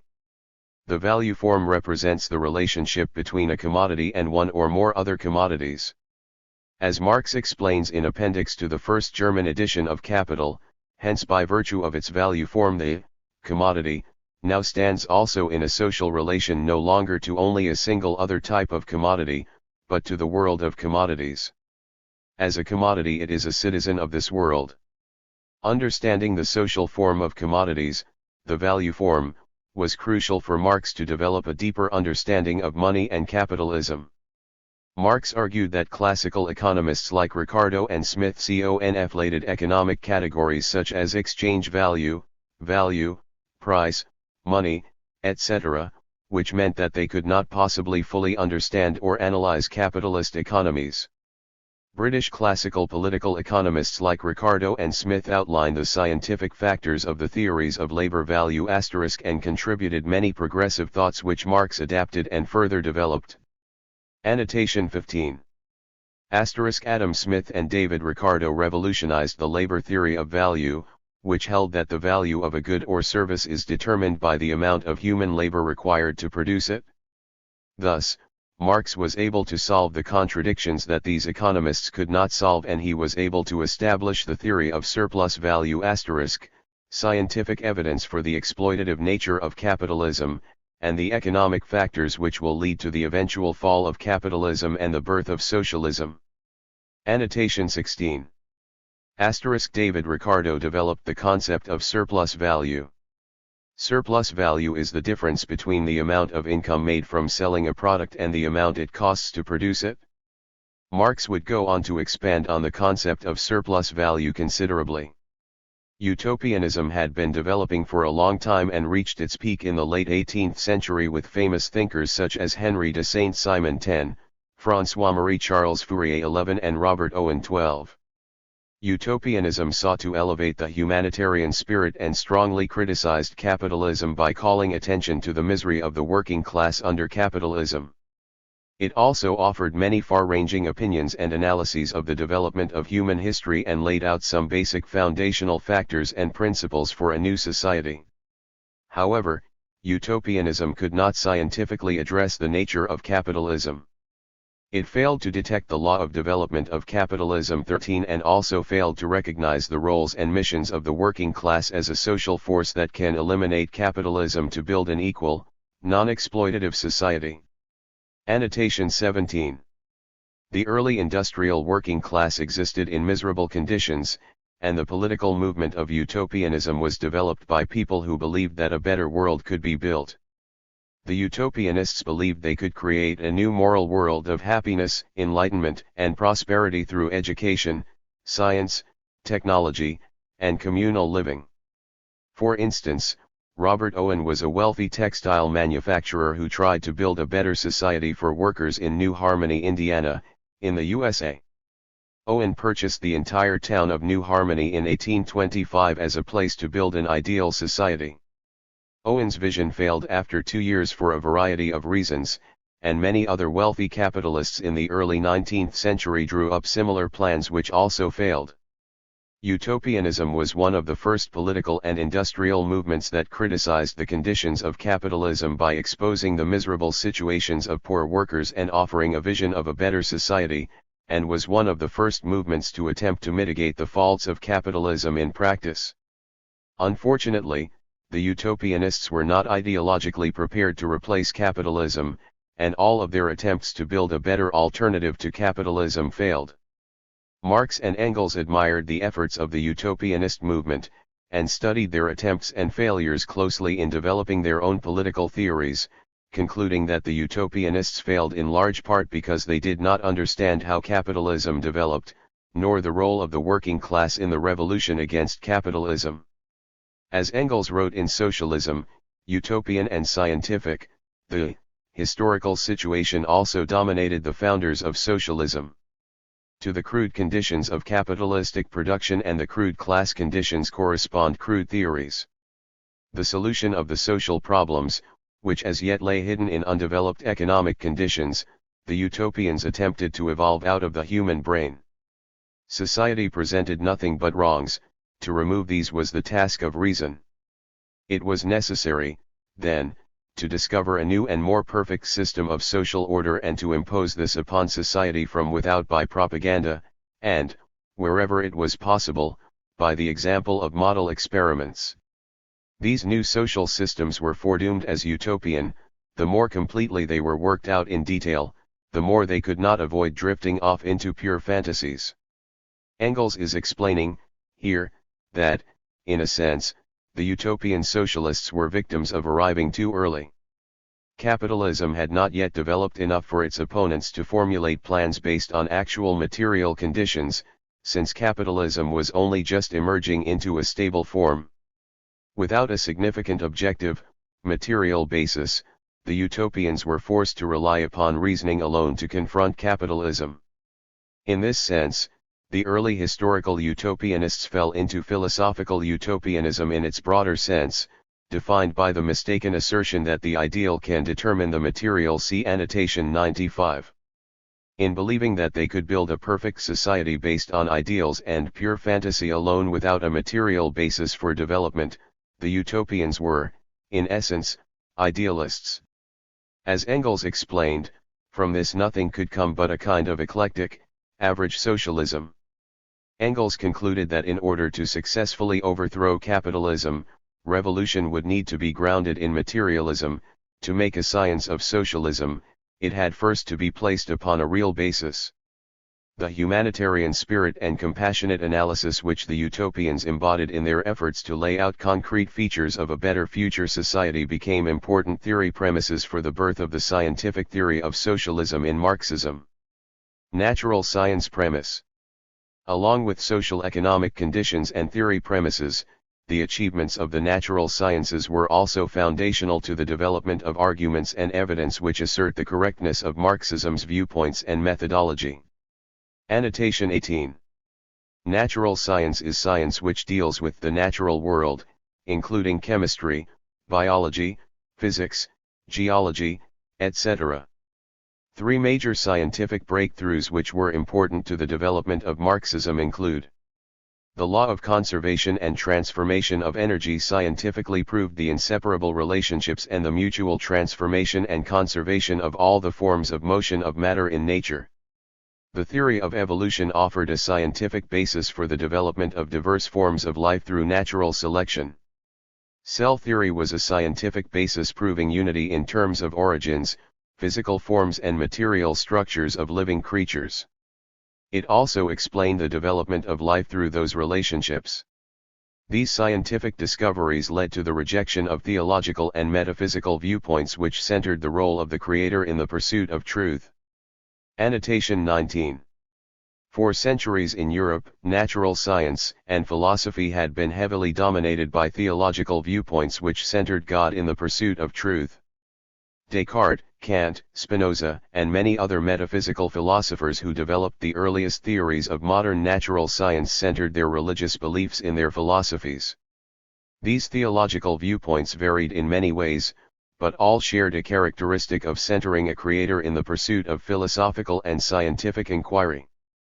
Together, the law of conservation and transformation of energy, the theory of evolution, and cell theory provided an alternative viewpoint which allowed scientists to remove the creator from the scientific equation. For the first time, natural scientists and philosophers had concrete theoretical explanations for the origin and development of the universe, life, and reality which did not rely on a supernatural creator. Marx and Engels closely observed and studied the groundbreaking scientific progress of their era. They believed strongly in materialist scientific methods and the data which they produced, and based their analysis and philosophical doctrines on such observations. They recognized the importance and validity of the scientific achievements of their era, and they developed the philosophy of dialectical materialism into a system which would help humans study and understand the whole material world. In Socialism, Utopian and Scientific, Engels explained that ancient Greek dialecticians had correctly realized that the world is an endless entanglement of relations and reactions, permutations and combinations, in which nothing remains what, where and as it was, but everything moves, changes, comes into being and passes away. Engels goes on to explain that it was understandable for early natural scientists to break their inquiries and analysis down into specialized fields and categories of science to focus on precise, specific, narrow subject matters so that they could build up a body of empirical data. However, as data accumulated, it became clear that all of these isolated, individual fields of study must somehow be unified back together coherently and cohesively in order to obtain a deeper and more useful understanding of reality. As Engels wrote in On Dialectics, empirical natural science has accumulated such a tremendous mass of positive material for knowledge that the necessity of classifying it in each separate field of investigation systematically and in accordance with its inner interconnection has become absolutely imperative. It is becoming equally imperative to bring the individual spheres of knowledge into the correct connection with one another. In doing so, however, natural science enters the field of theory, and here the methods of empiricism will not work. Here only theoretical thinking can be of assistance. As science grows increasingly complex, a necessity develops for a philosophical and cognitive framework which can be used to make sense of the influx of information from disparate fields. In Dialectics of Nature, Engels explains how dialectical materialism is the perfect philosophical foundation for unifying scientific fields into one cohesive framework. Dialectics divested of mysticism becomes an absolute necessity for natural science, which has forsaken the field where rigid categories sufficed, which represent as it were the lower mathematics of logic, its everyday weapons. So, Marx and Engels developed dialectical materialism not in opposition to science, but as a way to make better use of scientific data, and to analyze the complex, dynamic, constantly changing systems of the world in motion. While distinct scientific discoveries and empirical data are invaluable, each data point only provides a small amount of information within a single narrow, specific field of science. Dialectical materialism allows humans to view reality, as a whole, in motion, and to examine the interconnections and mutual developments between different fields and categories of human knowledge. These scientific principles confirmed the correctness of the dialectical materialist view of the material world, with such features as endlessness, self-existence, self-motivation, and self-transformation.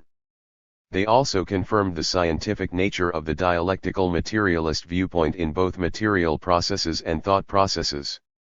Annotation 20. Endlessness refers to the infinite span of space and time in our universe. Self-existence means that our universe exists irrespective of human consciousness. It existed before human consciousness evolved, and it will continue to exist after human consciousness becomes extinct.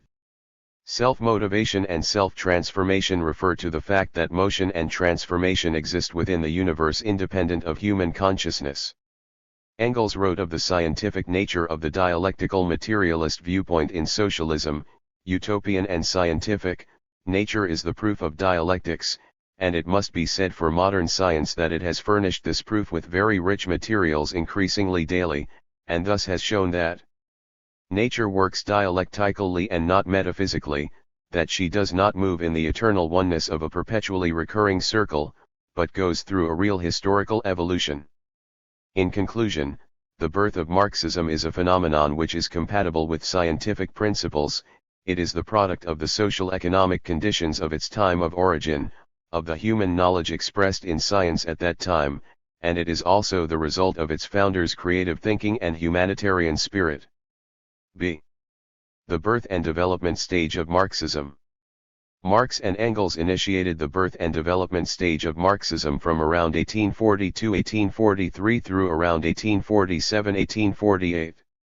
Later, from 1849 to 1895, Marxism was developed to be more thorough and comprehensive, but in this early period of birth and development, Marx and Engels engaged in practical activities. Marx and Engels were not just theorists, but also actively supported and participated with various revolutionary and working class organizations including the Chartists, the League of the Just, the Communist League, the International Workingmen's Association, etc., and studied a wide range of human thought from ancient times on through to their contemporaries in order to methodically reinforce, complement, and improve their ideas. Many famous works such as the economic and philosophical manuscripts, Marx, 1844, The Holy Family, Marx and Engels, 1845, Thesis on Feuerbach, Marx, 1845, The German Ideology, Marx and Engels, 1845 to 1846, and so on, clearly showed that Marx and Engels inherited the quintessence. See annotation 6 of the dialectical and materialist methods which they received from many predecessors. This philosophical heritage led to the development of the dialectical materialist viewpoint and materialist dialectics. Annotation 21. There is a subtle, but important, distinction between dialectical materialism and materialist dialectics. This will be explained further in chapters I, p. 48, and II, p. 98. With works such as The Poverty of Philosophy, Marx, 1847, and the Manifesto of the Communist Party, Marx and Engels, 1848, Marxism was presented as a complete system of fundamental views with three theoretical component parts. Annotation 22.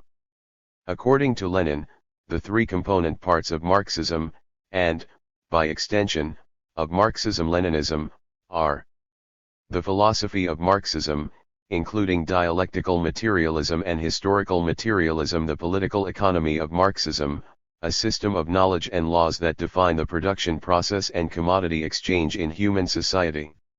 Scientific socialism, the system of thought pertaining to the establishment of the communist social economy form. These are discussed in more detail in Chapter 2.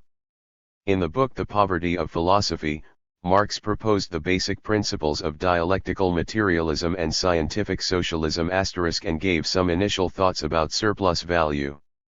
The Manifesto of the Communist Party laid the first doctrinal foundation of communism. In this book, the philosophical basis was expressed through the organic unity between the economical viewpoint and socio-political viewpoint. Annotation 23.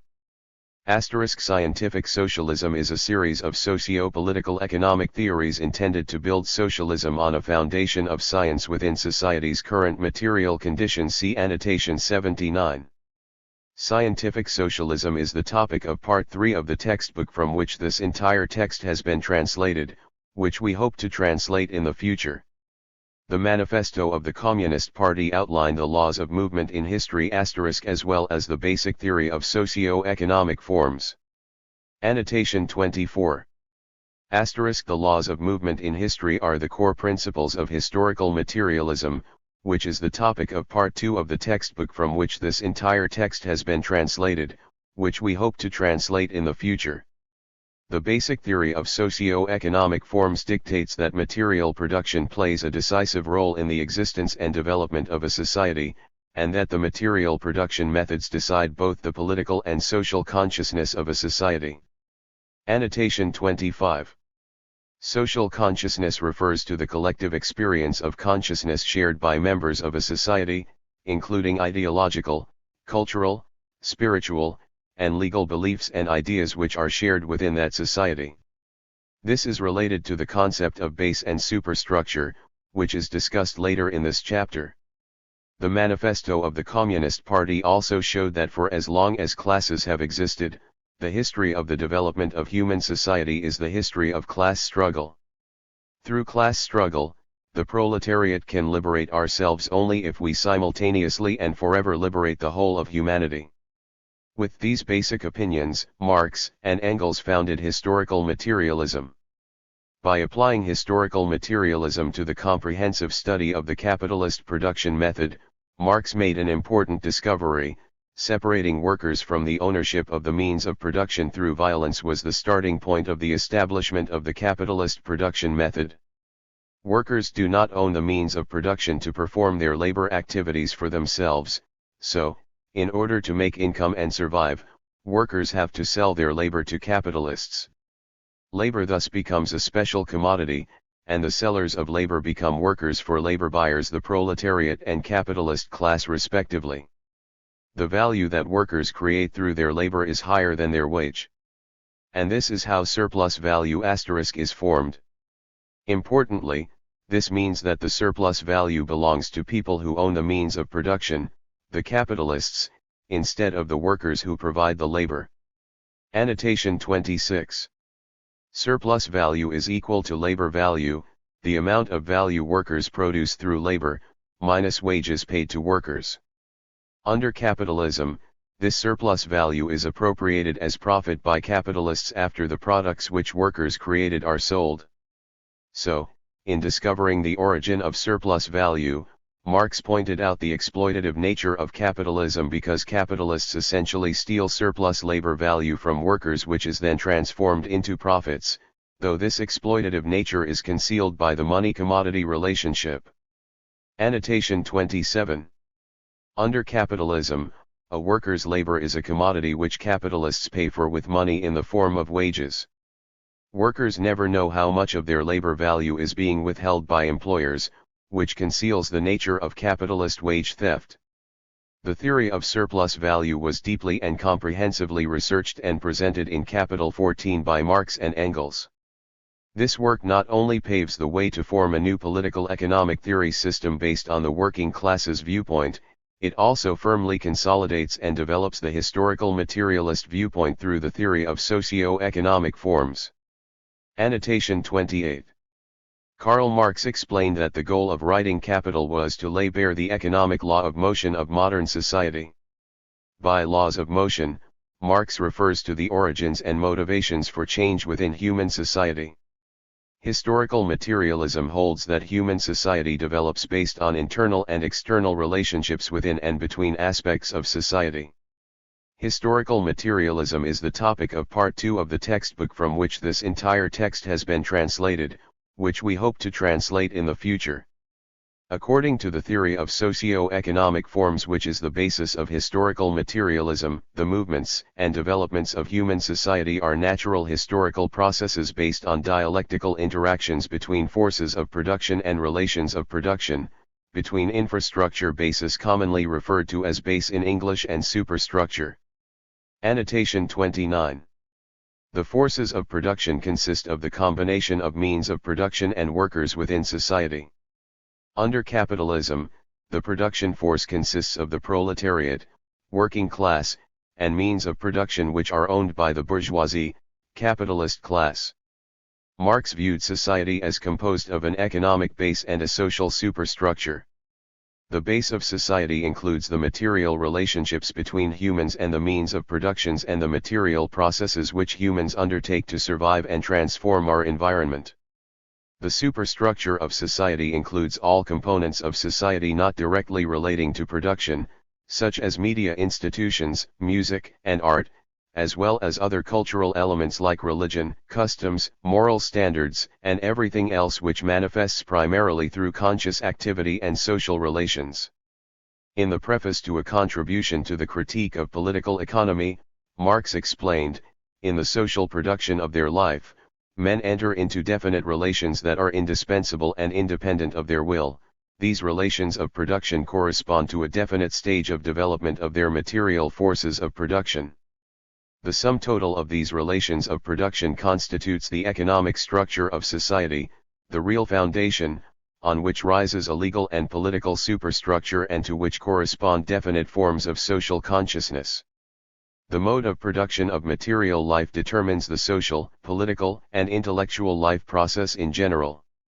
It is not the consciousness of men that determines their being, but, on the contrary, their social being that determines their consciousness. The base of society includes material-based elements and relations including political economy, means of production, class relations, etc. The superstructure includes human consciousness-based elements and relations including government, culture, religion, etc. In other words, Marx argued that superstructure, which includes social consciousness, is shaped by the infrastructural basis, or base, of society.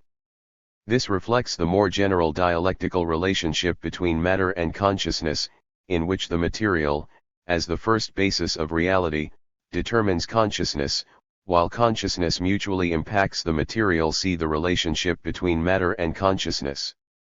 So, the base of society, being material in nature, determines the superstructure, while the superstructure impacts the base. It couldn't possibly be the other way around, according to the dialectical materialist worldview, because the primary driving forces of conscious activity are rooted in material needs. The theory of socio-economic forms proves that the materialist viewpoint of history is not just a hypothesis, but a scientifically proven principle. Annotation 30. As Lenin explains in What the Friends of the People Are and How They Fight the Social Democrats, now, since the appearance of capital, the materialist conception of history is no longer a hypothesis, but a scientifically proven proposition. And until we get some other attempt to give a scientific explanation of the functioning and development of some formation of society, mind you, and not the way of life of some country or people, or even class, etc. Another attempt just as capable of introducing order into the pertinent facts as materialism is, that is just as capable of presenting a living picture of a definite formation, while giving it a strictly scientific explanation. Until then the materialist conception of history will be a synonym for social science. Materialism is not primarily a scientific conception of history, but the only scientific conception of it. Capital is Marx's main work, which presents Marxism as a social science by illuminating the inevitable processes of birth, development, and decay of capitalism, the replacement of capitalism with socialism, and the historical mission of the working class, the social force that can implement this replacement. Marx's materialist conception of history and proletarian revolution continued to be developed in Critique of Gotha Program, Marx, 1875. This book discusses the dictatorship of the proletariat, the transitional period from capitalism to socialism, and phases of the communism building process, and several other premises. Together, these premises formed the scientific basis for Marx's theoretical guidance for the future revolutionary activity of the proletariat. Annotation 31. When Marx refers to a dictatorship of the proletariat, he does not mean dictatorship to mean totalitarian or authoritarian. Rather, here dictatorship simply refers to a situation in which political power is held by the working class, which constitutes the vast majority of society. Dictatorship, here, refers to full control of the means of production and government. This stands in contrast to capitalism, which is a dictatorship of the bourgeoisie, in which capitalists, a small minority of society, have full control of the means of production and government. See the defending and developing stage of Marxism. Historical background and the need for defending and developing Marxism. In the late 19th century and early 20th century, capitalism developed into a new stage, called imperialism. The dominant and exploitative nature of capitalism became increasingly obvious. Contradictions in capitalist societies became increasingly serious, especially the class struggles between the proletariat and capitalists. In many colonist countries, the resistance against imperialism created a unity between national liberation and proletarian revolution, uniting people in colonist countries with the working class in colonial countries. The core of such revolutionary struggles at this time was in Russia. The Russian proletariat and working class under the leadership of the Bolshevik Party became the leader of the whole international revolutionary movement. During this time, both capitalist industry and natural sciences developed rapidly. Some natural scientists, especially physicists, lacked a grounding in materialist philosophical methodology and therefore fell into a viewpoint crisis. Idealist philosophers used this crisis to directly influence the perspective and activities of many revolutionary movements. Annotation 32. Imperialism. Lenin defined imperialism as the monopoly stage of capitalism, listing its essential characteristics as finance capital, serving, a few very big monopolist banks, merged with the capital of the monopolist associations of industrialists and a colonial policy of monopolist possession of the territory of the world, which has been completely divided up. Subjective and empiricist idealism. In the late 19th century, natural scientists were exploring various philosophical bases for scientific inquiry. One Austrian physicist, Ernst Mach, attempted to build a philosophy of natural science based on the works of German-Swiss philosopher Richard Avenarius known as empirio-criticism. Empirio-criticism, which also came to be known as Marxism, has many parallels with the philosophy of George Berkeley. Berkeley, 1685–1753, was an Anglo-Irish philosopher whose main philosophical achievement was the formulation of a doctrine which he called immaterialism, and which later came to be known as subjective idealism. This doctrine was summed up by Berkeley's maxim, esse est percipi, to be is to be perceived. Subjective idealism holds that individuals can only directly perceive and know about physical objects through direct sense experience. Therefore, individuals are unable to obtain any real knowledge about abstract concepts such as matter. The philosophy of empirio-criticism, which was developed by Avenarius and Mach, also holds that the only reliable human knowledge we can hold comes from our sensations and experiences. Mach argued that the only source of knowledge is sense data and experience, but that we can't develop any actual knowledge of the actual external world. In other words, Mach's conception of empirio-criticism holds all knowledge as essentially subjective in nature, and limited to, and by, human sense experience. Mach's development of empirio-criticism, which can also be referred to as empirical idealism or Marxism, was therefore a continuation of Berkeley's subjective idealism. Both Berkeley's immaterialism and empirio-criticism are considered to be subjective idealism because these philosophies deny that the external world exists, or otherwise assert that it is unknowable, and, as such, hold that all knowledge stems from experiences which are essentially subjective in nature. Mach argued that reality can only be defined by our sensual experiences of reality, and that we can never concretely know anything about the objective external world due to the limitations of sense experience. This stands in direct contradiction to dialectical materialism, which holds that we can develop accurate knowledge of the material world through observation and practice. Whereas Berkeley developed subjective idealist theological arguments to defend the Christian faith, Mach employed subjective idealism for purely secular purposes as a basis for scientific inquiry. Note, all quotations below come from Lenin's book, Materialism and Empirio-Criticism. Vladimir Lenin strongly opposed empirio-criticism and, by extension, Marxism, which was becoming popular among communist revolutionists in the late 19th century, because it pushed forward idealist principles which directly opposed the core tenets of dialectical materialism. Lenin believed that revolutionaries should be guided not by idealism, but by dialectical materialism. He believed that empirio-criticism and Marxism consisted of mysticism which would mislead political revolutionaries. Lenin outlined Machian arguments against materialism. The materialists, we are told, recognize something unthinkable and unknowable, things in themselves, matter outside of experience and outside of our knowledge. See Annotation 72. They lapse into genuine mysticism by admitting the existence of something beyond, something transcending the bounds of experience.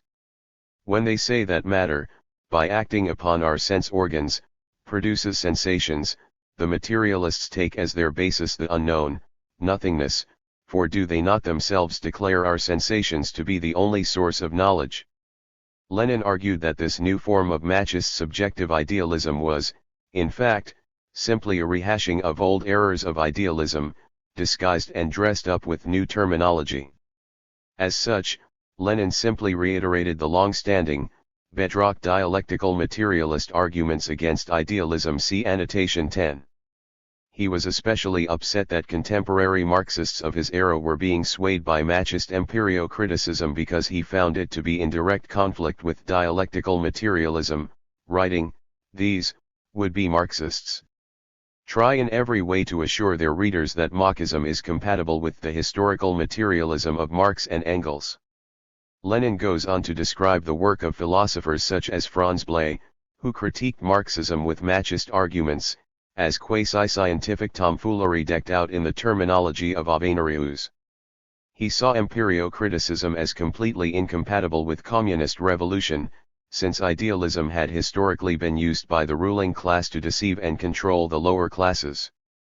In particular, he believed that Marxist idealism was being used by the capitalist class to preach bourgeois economics, writing that the professors of economics are nothing but learned salesmen of the capitalist class.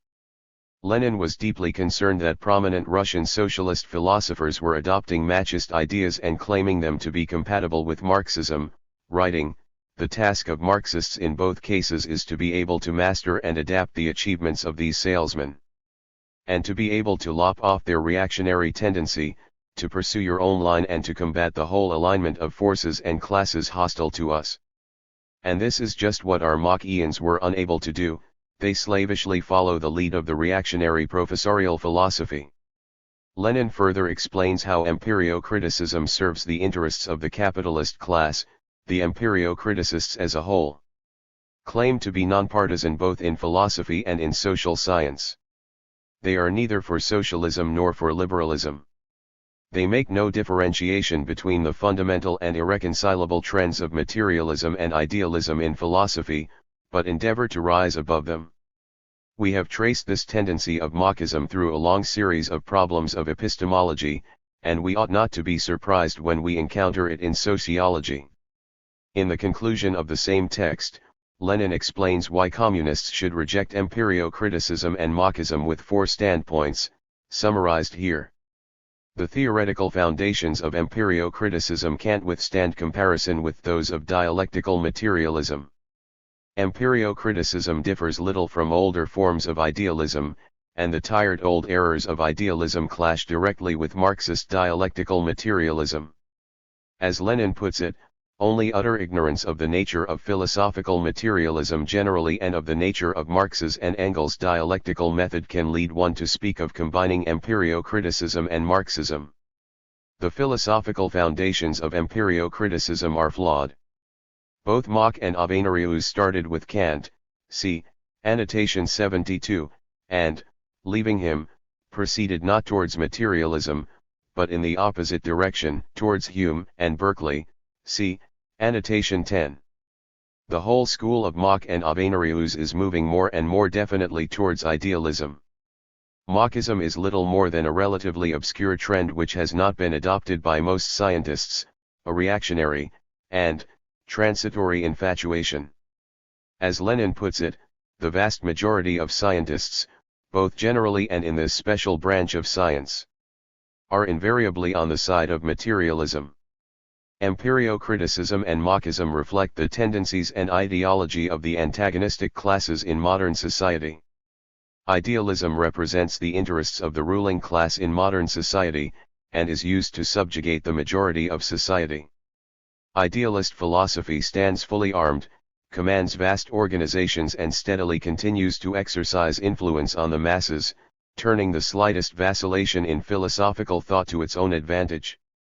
In other words, idealism is used by the ruling class to manipulate our understanding of the world, as opposed to materialism, and especially dialectical materialism, which illuminates the true nature of reality, which would lead to the liberation of the working class. At this time, Marxism was widely disseminating throughout Russia, which challenged the social positions and benefits of capitalists. In reaction to Marxism, many ideological movements such as empiricism, utilitarianism, revisionism, etc. c. Appendix F rose up and claimed to renew Marxism, while in fact they misrepresented and denied Marxism. In this context, new achievements of natural science needed to be analyzed and summarized in order to continue the authentic development of Marxist viewpoints and methodologies. Theoretical principles to fight against the misrepresentation of Marxism needed to be developed in order to bring Marxism into the new era. Vladimir Ilyich Lenin would fulfill this historical requirement with his theoretical developments. The role of Lenin in defending and developing Marxism. Lenin's process of defending and developing Marxism can be separated into three periods: first, from 1893 to 1907, next, from 1907 to 1917, and finally from the success of the October Socialist Revolution in 1917 until Lenin's death in 1924. From 1893 to 1907, Lenin focused on fighting against populists. 15. His book What the Friends of the People Are and How They Fight Against the Social Democrats, 1894, criticized the serious mistakes of this faction in regards to socio-historical issues and also exposed their scheme of distorting Marxism by erasing the boundaries between Marxism's materialist dialectics and Hegel's idealist dialectics. In the same book, Lenin also shared many thoughts about the important roles of theory, reality, and the relationship between the two. Annotation 33. The populist philosophy was born in Russia in the 19th century with roots going back to the Narodnik agrarian socialist movement of the 1860s and 70s, composed of peasants who rose up in a failed campaign against the Tsar. In the late 19th century, a new political movement emerged rooted in Narodnik ideas, and a new party called the Socialist Revolutionary Party was formed. The political philosophy of this movement, now commonly translated into English as populism, focused on an agrarian peasant revolution led by intellectuals with the ambition of going directly from a feudal society to a socialist society built from rural communes. This movement overtly opposed Marxism and dialectical materialism and was based on subjective idealist utopianism, see Annotation 95. With the book What is to be Done? 1902, Lenin developed Marxist viewpoints on the methods for the proletariat to take power. He discussed economic, political, and ideological struggles. In particular, he emphasized the ideological formation process of the proletariat. Annotation 34. In What is to be Done, Lenin argues that the working class will not spontaneously attain class consciousness and push for political revolution simply due to economic conflict with employers and spontaneous actions like demonstrations and workers' strikes. He instead insists that a political party of dedicated revolutionaries is needed to educate workers in Marxist principles and to organize and push forward revolutionary activity. He also pushed back strongly against the ideas of what he called economism, as typified by the ideas of Eduard Bernstein, a German political theorist who rejected many of Marx's theories. Bernstein opposed a working-class revolution and instead focused on reform and compromise. He believed that socialism could be achieved within the capitalist economy and the system of bourgeois democracy. Lenin argued that Bernstein and his economist philosophy was opportunistic, and accused economists of seeking positions within bourgeois democracies to further their own personal interests and to quell revolutionary tendencies. As Lenin explained in a talk with defenders of economism, the economists limited the tasks of the working class to an economic struggle for higher wages and better working conditions, etc., asserting that the political struggle was the business of the liberal bourgeoisie. They denied the leading role of the party of the working class, considering that the party should merely observe the spontaneous process of the movement and register events. In their deference to spontaneity in the working class movement, the economists belittled the significance of revolutionary theory and class consciousness, asserted that socialist ideology could emerge from the spontaneous movement, denied the need for a Marxist party to instill socialist consciousness into the working class movement, and thereby cleared the way for bourgeois ideology. The economists, who opposed the need to create a centralized working class party, stood for the sporadic and amateurish character of individual circles. Economism threatened to divert the working class from the class revolutionary path and turn it into a political appendage of the bourgeoisie. The Encyclopedic Dictionary of Vietnam, published by the National Committee of the Communist Party of Vietnam, defines opportunism, in this context, as a system of political opinions with no direction, no clear path, no coherent viewpoint, leaning on whatever is beneficial for the opportunist in the short term. Lenin critiques opportunist socialism, referring to it as a critical trend in socialism. In What is to be Done, he who does not deliberately close his eyes cannot fail to see that the new critical trend in socialism is nothing more nor less than a new variety of opportunism. And if we judge people by their actions and by what they actually advocate, it will be clear that freedom of criticism means freedom for an opportunist trend in social democracy, freedom to convert social democracy into a democratic party of reform, freedom to introduce bourgeois ideas and bourgeois elements into socialism. The first revolution of the Russian working class, from 1905 to 1907, failed. Lenin summarized the reality of this revolution in the book Two Tactics of Social Democracy in the Democratic Revolution, 1905. In this book, Lenin explains that the capitalist class in Russia was actively engaged in its own revolution against Tsarist feudalism. In this context of this ongoing bourgeois revolution, Lenin deeply developed Marxist concepts related to revolutionary methodologies, objective and subjective factors that will affect the working class revolution, the role of the people, the role of political parties, etc. Annotation 35. From 1905 to 1907, Russia was beset by political unrest and radical activity including workers' strikes, military mutinies, and peasant uprisings. Russia had just suffered a humiliating defeat in the Russo-Japanese War which cost tens of thousands of Russian lives without any benefits to the Russian people. In addition, the economic and political systems of Tsarist Russia placed a severe burden on industrial workers and peasant farmers. In response, the Russian proletariat rose up in various uprisings, demonstrations, and clashes against government forces, landlords, and factory owners. In the end, this revolutionary activity failed to overthrow the Tsar's government, and the Tsar remained firmly in power until the Communist Revolution of 1917. Lenin wrote Two Tactics of Social Democracy in the Democratic Revolution in 1905 in Geneva, Switzerland. In it, he argues forcefully against the political faction within the Russian socialist movement that came to be known as the Mensheviks. The Mensheviks, as well as the Bolsheviks, Lenin's contemporary faction, emerged from a dispute within the Russian Social Democratic Labour Party which took place in 1903. In the same text, Lenin argued that the Mensheviks misunderstood the forces that were driving revolutionary activity in Russia. While the Mensheviks believed that the situation in Russia would develop along similar lines to previous revolutionary activity in Western Europe, Lenin argued that Russia's situation was unique and that Russian Marxists should therefore adopt different strategies and activities which reflected Russia's unique circumstances and material conditions. Specifically, the Mensheviks believed that the working class should ally with the bourgeoisie to overthrow the Tsar's feudalist regime, and then allow the bourgeoisie to build a fully functioning capitalist economy before workers should attempt their own revolution. Lenin, on the other hand, presented a completely different analysis of class forces in Russia. He believed the bourgeoisie would seek a compromise with the Tsar, as both feudal and bourgeois classes in Russia feared a proletarian revolution. It's important to note that Russia's industrial workforce was very small at this time, and most Russians were peasant farmers.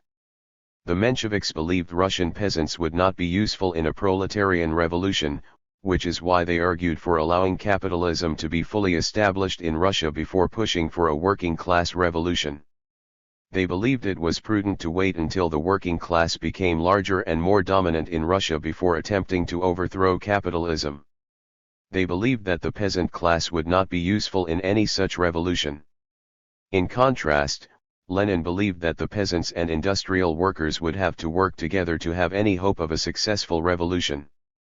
He further argued that an uprising of armed peasants and workers, fighting side by side, would be necessary for overthrowing the Tsar.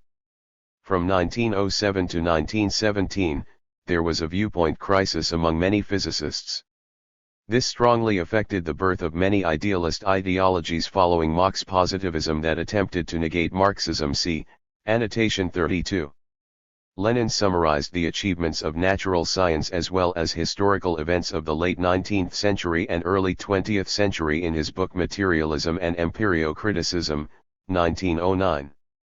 By giving the classical definitions of matter, proving the relationships between matter and consciousness and between social existence and social consciousness, and pointing out the basic rules of consciousness, etc., Lenin defended Marxism and carried it forward to a new level.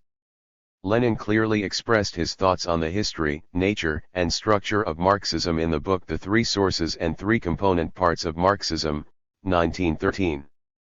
He also talked about dialectics in Philosophical Notebooks, 1914 to 1916, and expressed his thoughts about the proletarian dictatorship, the role of the Communist Party, and the path to socialism in his book The State and Revolution, 1919. The success of the October Revolution in Russia in 1917 brought about a new era, the transitional period from capitalism to socialism on an international scale. This event presented new theoretical requirements that had not existed in the time of Marx and Engels' time.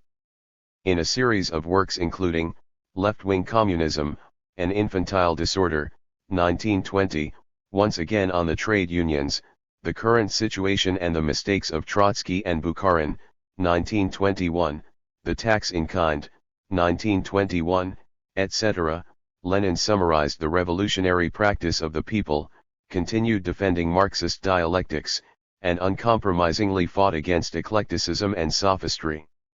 Annotation 36. In Anti-Düring, Engels identifies the historical missions of the working class as becoming the ruling class by establishing a dictatorship of the proletariat, seizing the means of production from the ruling class to end class society. Eclecticism is an incoherent approach to philosophical inquiry which attempts to draw from various different theories, frameworks, and ideas to attempt to understand a subject, applying different theories in different situations without any consistency in analysis and thought.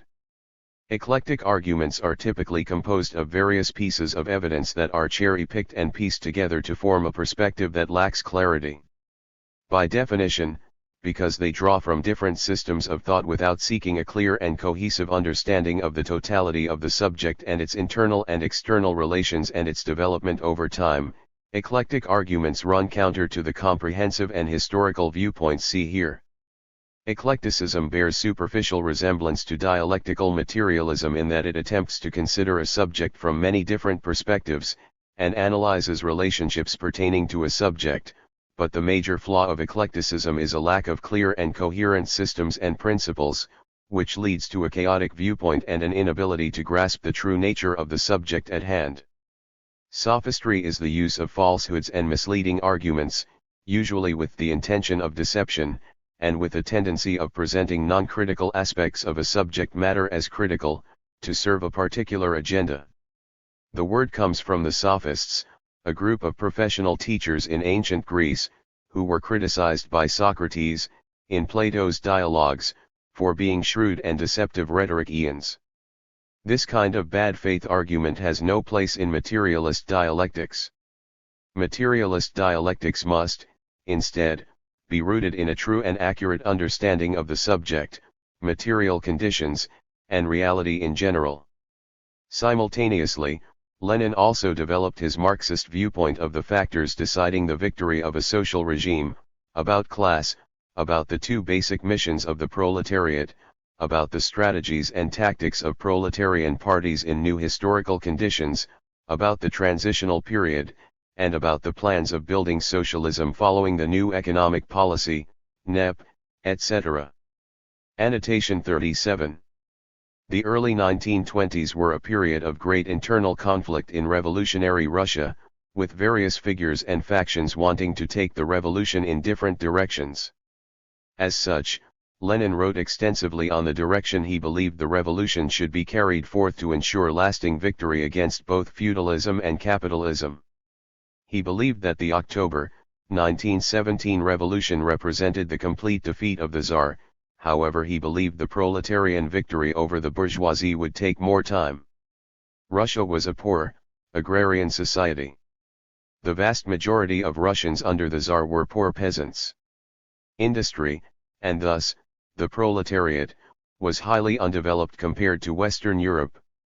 According to Lenin, a full and lasting proletarian victory over the bourgeoisie could only be won after the means of production were properly developed.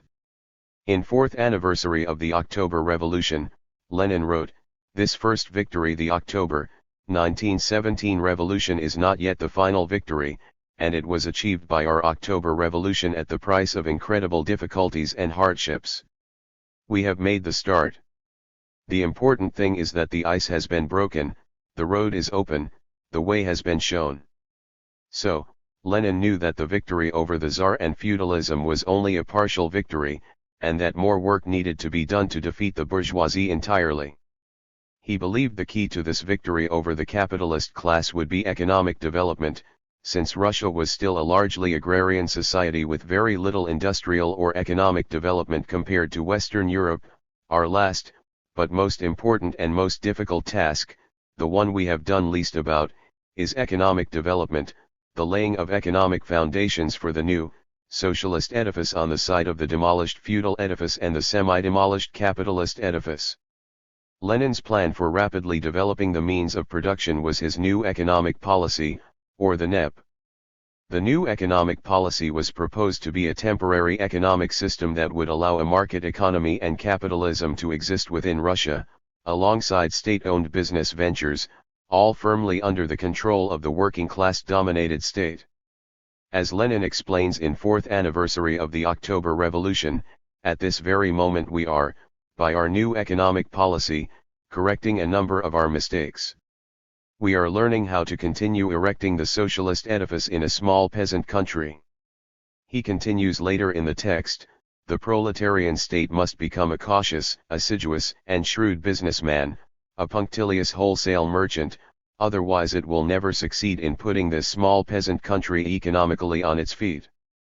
Under existing conditions, living as we are side by side with the capitalist, for the time being capitalist, West, there is no other way of progressing to communism.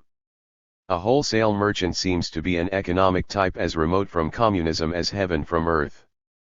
But that is one of the contradictions which, in actual life, lead from a small peasant economy via state capitalism to socialism. Personal incentive will step up production. We must increase production first and foremost and at all costs. Wholesale trade economically unites millions of small peasants, it gives them a personal incentive, links them up and leads them to the next step, namely, to various forms of association and alliance in the process of production itself. We have already started the necessary changes in our economic policy and already have some successes to our credit. True, they are small and partial, but nonetheless they are successes. In this new field of tuition we are already finishing our preparatory class. By persistent and assiduous study, by making practical experience the test of every step we take, by not fearing to alter over and over again what we have already begun, by correcting our mistakes and most carefully analyzing their significance, we shall pass to the higher classes. We shall go through the whole course, although the present state of world economics and world politics has made that course much longer and much more difficult than we would have liked. No matter at what cost, no matter how severe the hardships of the transition period may be, despite disaster, famine, and ruin, we shall not flinch, we shall triumphantly carry our cause to its goal. With these great works dedicated to the three component parts of Marxism, see annotation 42, the name Vladimir Ilyich Lenin became an important part of Marxism. It marked a comprehensive developing step from Marxism to Marxism-Leninism. Marxism-Leninism and the reality of the international revolutionary movement. The birth of Marxism greatly affected both the international worker movements and communist movements. The revolution in March 1871 in France could be considered as a great experiment of Marxism in the real world. For the first time in human history, a new kind of state, the dictatorship of the proletariat state, Paris Commune, was established. Annotation 38. The Paris Commune was an important but short-lived revolutionary victory of the working class which saw a revolutionary socialist government controlling Paris from March 18 to May 28, 1871. During the brief existence of the Paris Commune, many important policies were set forth, including a separation of church and state, abolishment of rent, an end to child labor, and the right of employees to take over any business which had been abandoned by its owner. Unfortunately, the Paris Commune was brutally toppled by the French army, which killed between 6,000 and 7,000 revolutionaries in battle and by execution. The events of the Paris Commune heavily influenced many revolutionary thinkers and leaders, including Marx, Engels, and Lenin, and was referenced frequently in their works. In August 1903, the very first Marxist proletariat party was established, the Russian Social Democratic Labour Party. It was a true Marxist party that led the revolution in Russia in 1905. In October 1917, the victory of the socialist revolution of the proletariat in Russia opened a new era for human history. In 1919, the Communist International * was held. In 1922, the Union of Soviet Socialist Republic was established. It marked the alliance of the proletariat of many countries. With the power of this alliance, the fight against fascism not only protected the achievements of the proletariat's revolution, but also spread socialism beyond the borders of Russia. Following the lead of the Soviet Union, a community of socialist countries was built, with revolutions leading to the establishment of socialism in the following countries and years of establishment: Mongolia 1921, Vietnam 1945, the Democratic People's Republic of Korea 1945, Yugoslavia 1945, Albania 1946, Romania 1947, Czechoslovakia 1948, East Germany 1949, China 1949, Hungary 1949, Poland 1956, and Cuba 1959. Annotation 39. The First International, also known as the International Workingmen's Association, was founded in London and lasted from 1864 to 1876.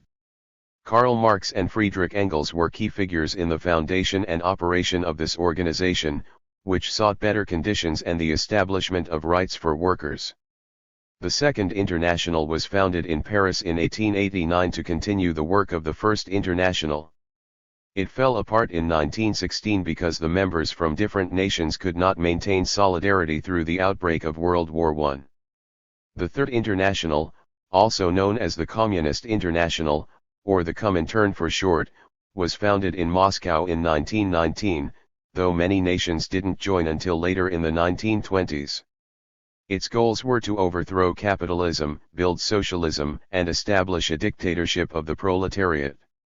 It was dissolved in 1943 in the midst of the German invasion of Russia in World War II. These great historical events strongly enhanced the revolutionary movement of the working class all around the whole world. The people awakened and encouraged the liberation resistance of many colonist countries. The guiding role of Marxism-Leninism brought many great results for a world of peace, independence, democracy, and social progress. However, because of many internal and external factors, in the late 1980s, the Socialist Alliance faced a crisis and fell into a recession period. Even though the socialist system fell into crisis and was weakened, the socialist ideology still survived internationally. The determination of successfully building socialism was still very strong in many countries, and the desire to follow the socialist path still spread widely in South America. Nowadays, the main feature of our modern society is fast and varied change in many social aspects caused by technology and scientific revolution. But, no matter how quickly and diversely our society changes, the nature of the capitalist production method never changes.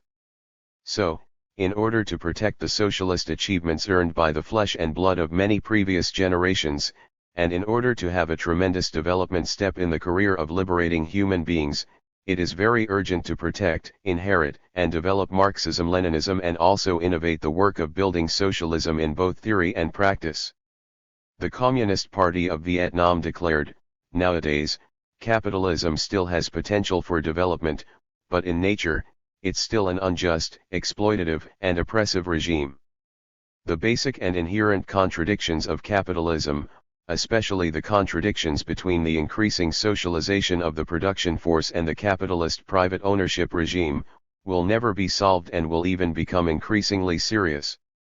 The feature of the current period of our modern society is, countries with different social regimes and different development levels coexist, cooperate, struggle and compete fiercely for the interests of their own nations.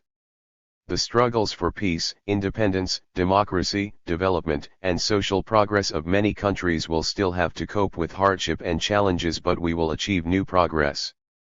According to the principles of historical development, human beings will almost certainly go forward to socialism. 16. Annotation 40. Historical materialism is the application of dialectical materialist philosophy and materialist dialectical methodology to the analysis of human history, society, and development. The principles of historical materialism, as developed by Marx, Engels, and Lenin, indicate that human society is moving towards socialism and will almost certainly, in time, develop into socialism, and then proceed towards a stateless, classless form of society, communism.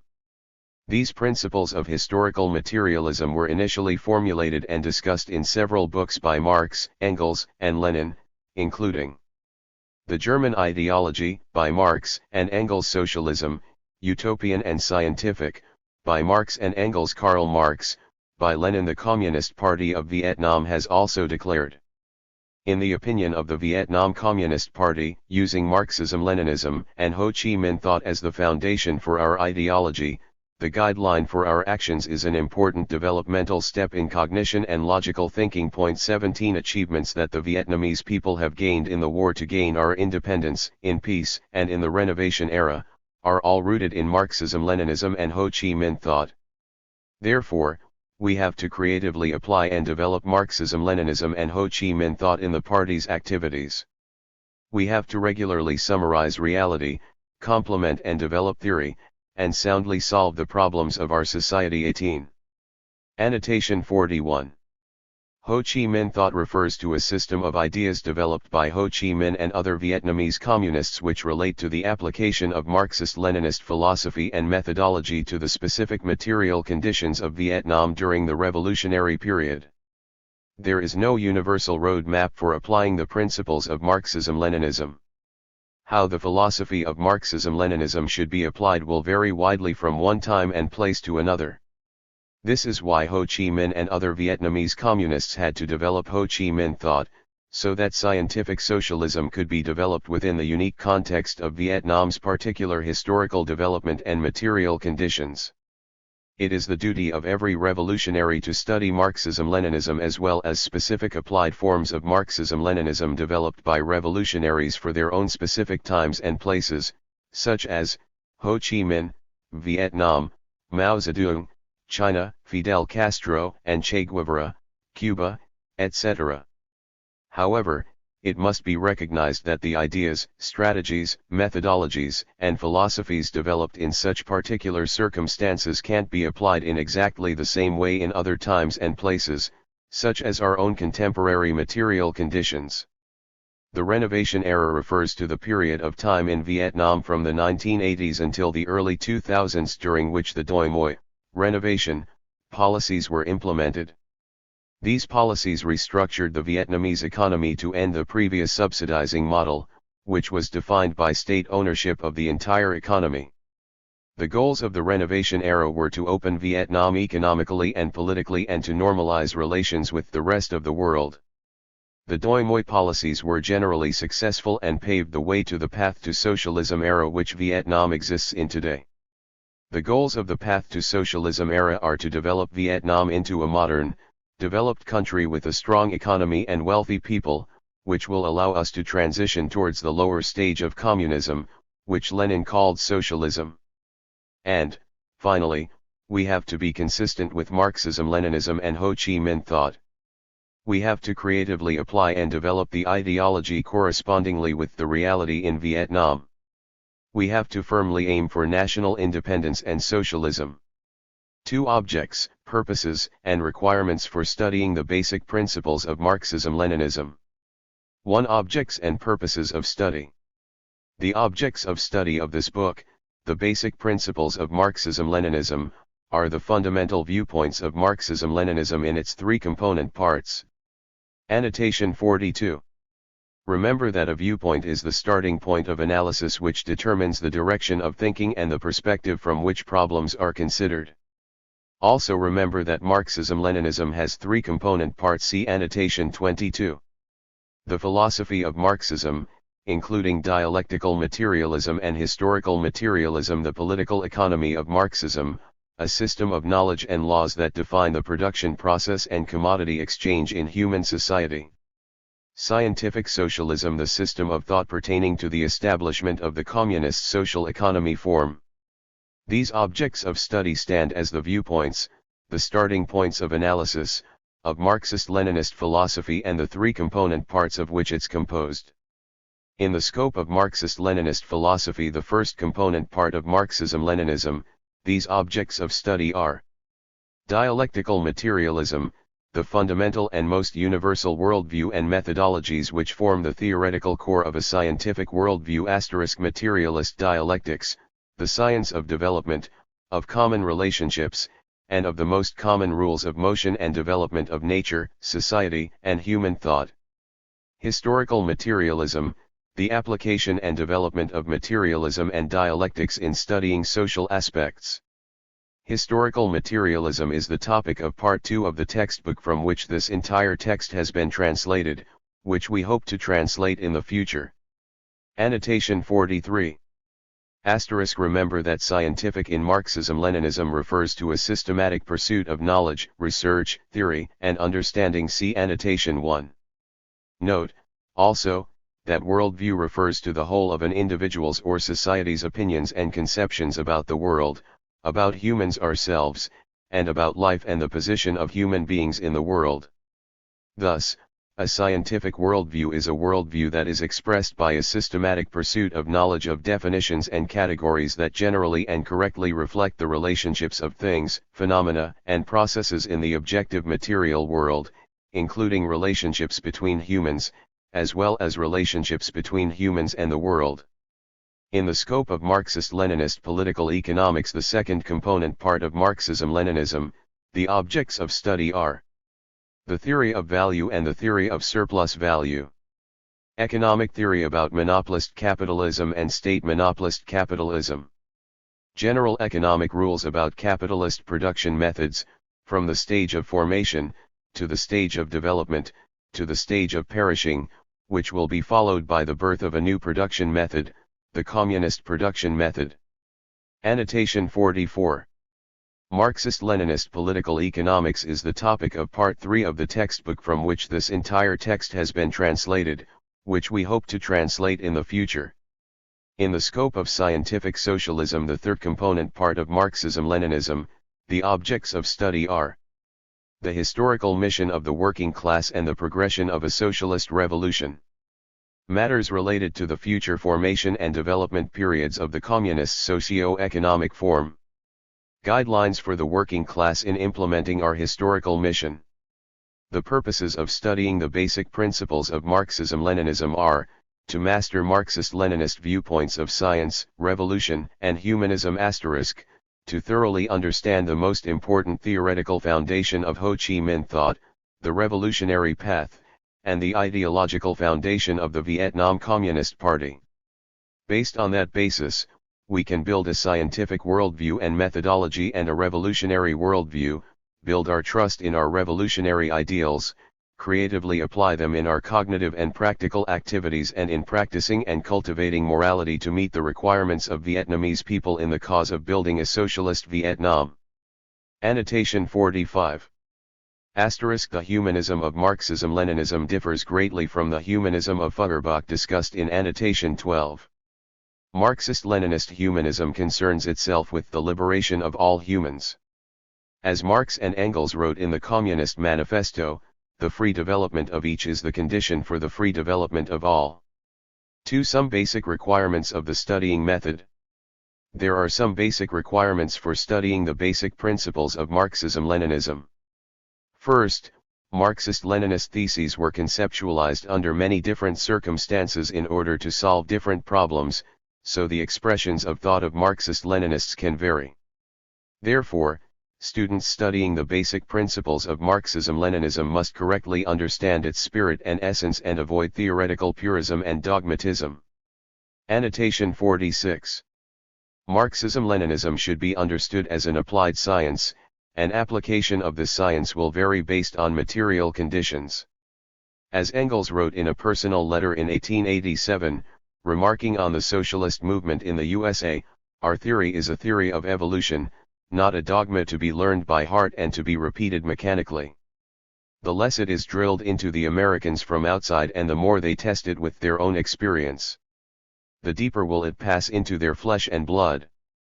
As an example, Lenin tailored his actions and ideas specifically to suit the material conditions of Russia under the Tsar and in the early revolutionary period. Russia's material conditions were somewhat unique during the time of Lenin's revolutionary activity, since Russia was an agrarian monarchy with a large peasant population and a relatively undeveloped industrial sector. As such, Lenin had to develop strategies, tactics, and ideas which suited those specific material conditions, such as determining that the industrial working class and agricultural peasants should work together.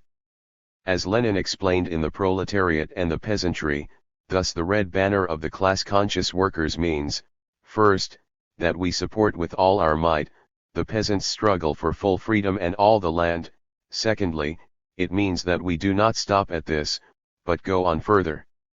We are waging, besides the struggle for freedom and land, a fight for socialism. Obviously, this statement would not be specifically applicable to a society with highly developed industry and virtually no rural peasants, such as, for instance, the modern-day USA, just as Lenin's remarks about the Tsar would not be specifically applicable to any society that does not have an institution of monarchy. As another example, take the works of Ho Chi Minh. Ho Chi Minh thought is defined by the Communist Party of Vietnam as a complete system of thought about the fundamental issues of the Vietnam Revolution. In other words, Ho Chi Minh thought is a specific application of the principles of Marxism-Leninism to the material conditions of Vietnam. One unique aspect of Vietnam's revolution which Ho Chi Minh focused on was colonization. As a colonized country, Ho Chi Minh realized that Vietnam had unique challenges and circumstances that would need to be properly addressed through revolutionary struggle. Another unique aspect of Vietnam's material conditions was the fact that the colonial administration of Vietnam changed hands throughout the revolution, from France, to Japan, back to France, then to the USA. Ho Chi Minh was able to dynamically and creatively apply Marxism-Leninism to these shifting material conditions. For instance, in founding of the Indochinese Communist Party, written in 1930, Ho Chi Minh explains some of the unique problems faced by the colonized people of Indochina, modern-day Vietnam, Laos, and Cambodia, and proposes solutions specific to these unique material conditions. On the one hand, they, the French, use the feudalists and comprador bourgeoisie of Vietnam to oppress and exploit our people. On the other, they terrorize, arrest, jail, deport, and kill a great number of Vietnamese revolutionaries. If the French imperialists think that they can suppress the Vietnamese revolution by means of terror, they are grossly mistaken. For one thing, the Vietnamese Revolution is not isolated but enjoys the assistance of the world proletariat in general and that of the French working class in particular. Secondly, it is precisely at the very time when the French imperialists are frenziedly carrying out terrorist acts that the Vietnamese communists, formerly working separately, have united into a single party, the Indo-Chinese Communist Party, to lead the revolutionary struggle of our entire people. During this period, the nations of Indochina were predominantly agricultural, prompting Ho Chi Minh to suggest in the same text that it would be necessary to establish a worker-peasant-soldier government and to confiscate all the plantations and property belonging to the imperialists and the Vietnamese reactionary bourgeoisie and distribute them to the poor peasants. Obviously, all of these considerations are specific to the material conditions of Indochina under French colonial rule in 1930. By 1939, the situation was changing rapidly. Ho Chi Minh was operating from China, which was being invaded by fascist Japan. He knew that it was only a matter of time before the Japanese Imperial Army would come to threaten Vietnam and the rest of Indochina. As such, Ho Chi Minh wrote a letter to the Indo-Chinese Communist Party outlining recommendations, strategies, and goals pertaining to the precipitating material conditions. At that time, France had not yet been invaded by Germany, but Ho Chi Minh was very aware of the looming threat of fascism both in Europe and in Asia. He realized that rising up in revolutionary civil war against the French colonial administration would give fascist Japan the opportunity to quickly conquer all of Indochina, which is why he made the following recommendations in a letter to the Communist Party of Indochina in 1939. Our party should not strive for demands which are too high, such as total independence, or establishing a House of Representatives. If we do that, we will fall into the trap of fascist Japan. For now, we should only ask for democracy, freedom to organize, freedom to hold meetings, freedom of speech, and for the release of political prisoners. We should also fight for our party to be organized and to operate legally. Once France fell to Germany in 1940, Indochina was immediately handed over to Japanese colonial rule. The Japanese army was brutal in its occupation of Vietnam, and the French colonial administrators surrendered entirely to the Japanese Empire and helped the Japanese to administer all of Indochina.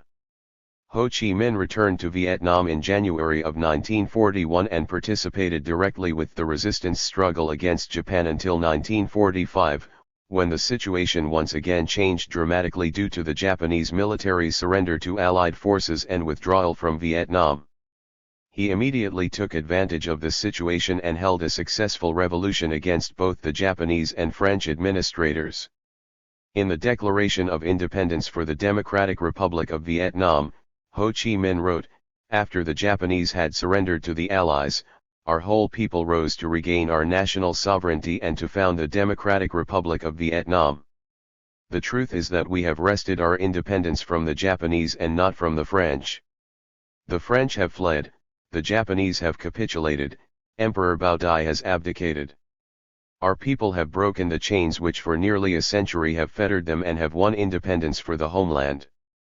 As France began to make their intentions clear that they would be resuming their colonialist claim to Indochina, Ho Chi Minh began preparing the country for a new chapter in revolutionary struggle. In his 1946 letter to the people of Vietnam, entitled A Nationwide Call for Resistance, Ho Chi Minh wrote, "We call everyone, man and woman, old and young, from every ethnic minority, from every religion, to stand up and fight to save our country. If you have guns, use guns. If you have swords, use swords. If you have nothing, use sticks. Everyone must stand up and fight." As these historical developments illustrate, Ho Chi Minh was able to creatively and dynamically apply the principles of Marxism-Leninism to suit the shifting material conditions of Vietnam, just as Lenin had to creatively and dynamically apply these principles to the emerging situation in Russia in the early 20th century. So is the task of every student of Marxism-Leninism, to learn to apply these principles creatively and dynamically to the material conditions at hand. Second, the birth and development of Marxist-Leninist theses is a process. In that process, All Marxist-Leninist theses have strong relationships with each other. They complement and support each other. Thus, students studying each Marxist-Leninist thesis need to put it in proper relation and context with other theses found within each different component part of Marxism-Leninism in order to understand the unity in diversity. See Annotation 107, the consistency of every thesis in particular, and the whole of Marxism-Leninism in general. Third, an important goal of studying the basic principles of Marxism-Leninism is to understand clearly the most important theoretical basis of Ho Chi Minh thought, of the Vietnam Communist Party and its revolutionary path. Therefore, we must attach Marxist-Leninist theses to Vietnam's revolutionary practice and the world's practice in order to see the creative application of Marxism-Leninism that President Ho Chi Minh and the Vietnam Communist Party implemented in each period of history. Fourth, we must study the basic principles of Marxism-Leninism to meet the requirements for a new Vietnamese people in a new era. So, the process of studying is also the process of self-educating and practicing to improve ourselves step by step in both individual and social life. Fifth, Marxism-Leninism is not a closed and immutable theoretical system. On the contrary, it is a theoretical system that continuously develops based on the development of reality. Therefore, the process of studying Marxism-Leninism is also a process of reflection, summarizing and reviewing your own practical experiences and sharing what you've learned from these experiences in order to contribute to the scientific and humanist development of Marxism-Leninism. In addition, when studying the basic principles of Marxism-Leninism, we need to consider these principles in the proper context of the history of the ideological development of humanity. Such context is important because Marxism-Leninism is quintessentially the product of that history. These requirements have strong relationships with each other. They imbue the studying process with the quintessence of Marxism-Leninism. And more importantly, they help students apply that quintessence into cognitive and practical activities. Part I. The worldview and philosophical methodology of Marxism-Leninism. Worldview refers to the whole of an individual's or society's opinions and conceptions about the world, about humans ourselves, and about life and the position of human beings in that world. Our worldview directs and orientates our life, including our cognitive and practical activities, as well as our self-awareness. Our worldview defines our ideals, our value system, and our lifestyle. So, a proper and scientific worldview serves as a foundation to establish a constructive approach to life. One of the basic criteria to evaluate the growth and maturity of an individual or a whole society is the degree to which worldview has been developed. Methodology is a system of reasoning, the ideas and rules that guide humans to research, build, select, and apply the most suitable methods in both perception and practice. Methodologies can range from very specific to broadly general, with philosophical methodology being the most general scope of methodology. Annotation 47. Tran Tien Tu, the Vice Dean of the Department of Marxist-Leninist Theoretical Studies at the Le Duan Political Science University in Quang Tri, Vietnam, defines 3 degrees of scopes of methodology. They are, from most specific to most general. Field methodology. The most specific scope of methodology, a field methodology will apply only to a single specific scientific field. General methodology. A more general scope of methodology, a general methodology will be shared by various scientific fields. Philosophical methodology. The most general scope of methodology, encompassing the whole of the material world and human thought. Worldview and philosophical methodology are the fundamental knowledge systems of Marxism-Leninism. Annotation 48. In the original Vietnamese, the word Li Luan is used, which we roughly translate to the phrase knowledge system throughout this book. Literally, Li Luan is a combination of the words Li Le, which means argument, and Ban Luan, which means to infer. The full meaning of Li Luan is, a system of ideas that reflect reality expressed in a system of knowledge that allows for a complete view of the fundamental laws and relationships of objective reality. Marxist-Leninist worldview and philosophical methodology emerge from the quintessence. See Annotation 6 of dialectical materialism, which itself developed from other forms of dialectics, which in turn developed throughout the history of the ideological development of humanity. Materialism is foundational to Marxism-Leninism in two important ways. Dialectical materialism is the ideological core of a scientific worldview. Historical materialism is a system of dialectical materialist opinions about the origin of, motivation of, and the most common rules that dominate the movement and development of human society. Dialectics are also foundational to Marxism-Leninism, specifically in the form of materialist dialectics, which Lenin defined as the doctrine of development in its fullest, deepest, and most comprehensive form, the doctrine of the relativity of human knowledge. Lenin also defined materialist dialectics as what is now called theory of knowledge or epistemology too. Note, epistemology is the theoretical study of knowledge. For more information see Cognitive Theory of Dialectical Materialism. Annotation 49. For beginning students of Marxism-Leninism, distinguishing between dialectical materialism and materialist dialectics may at first be confusing. Here is an explanation of each concept and how they relate to one another: dialectical materialism and materialist dialectics. Dialectical materialism is a scientific understanding of matter, consciousness, and the relationship between the two. Dialectical materialism is used to understand the world by studying such relationships. Materialist dialectics is a science studying the general laws of the movement, change, and development of nature, society, and human thought. Relationship between dialectical materialism and materialist dialectics. And so, we use dialectical materialism to understand the fundamental nature of reality. This understanding is used as a basis for changing the world, using materialist dialectics to guide our activities. We can then reflect on the results of our activities, using dialectical materialism, to further develop our understanding of the world. As Marxist-Leninists, we utilize this continuous cycle between studying and understanding the world through dialectical materialism and effecting change in the world through materialist dialectics, with the goal of bringing about socialism and freeing humanity. It is also important to understand the nature of dialectical relationships. A dialectical relationship is a relationship in which two things mutually impact one another.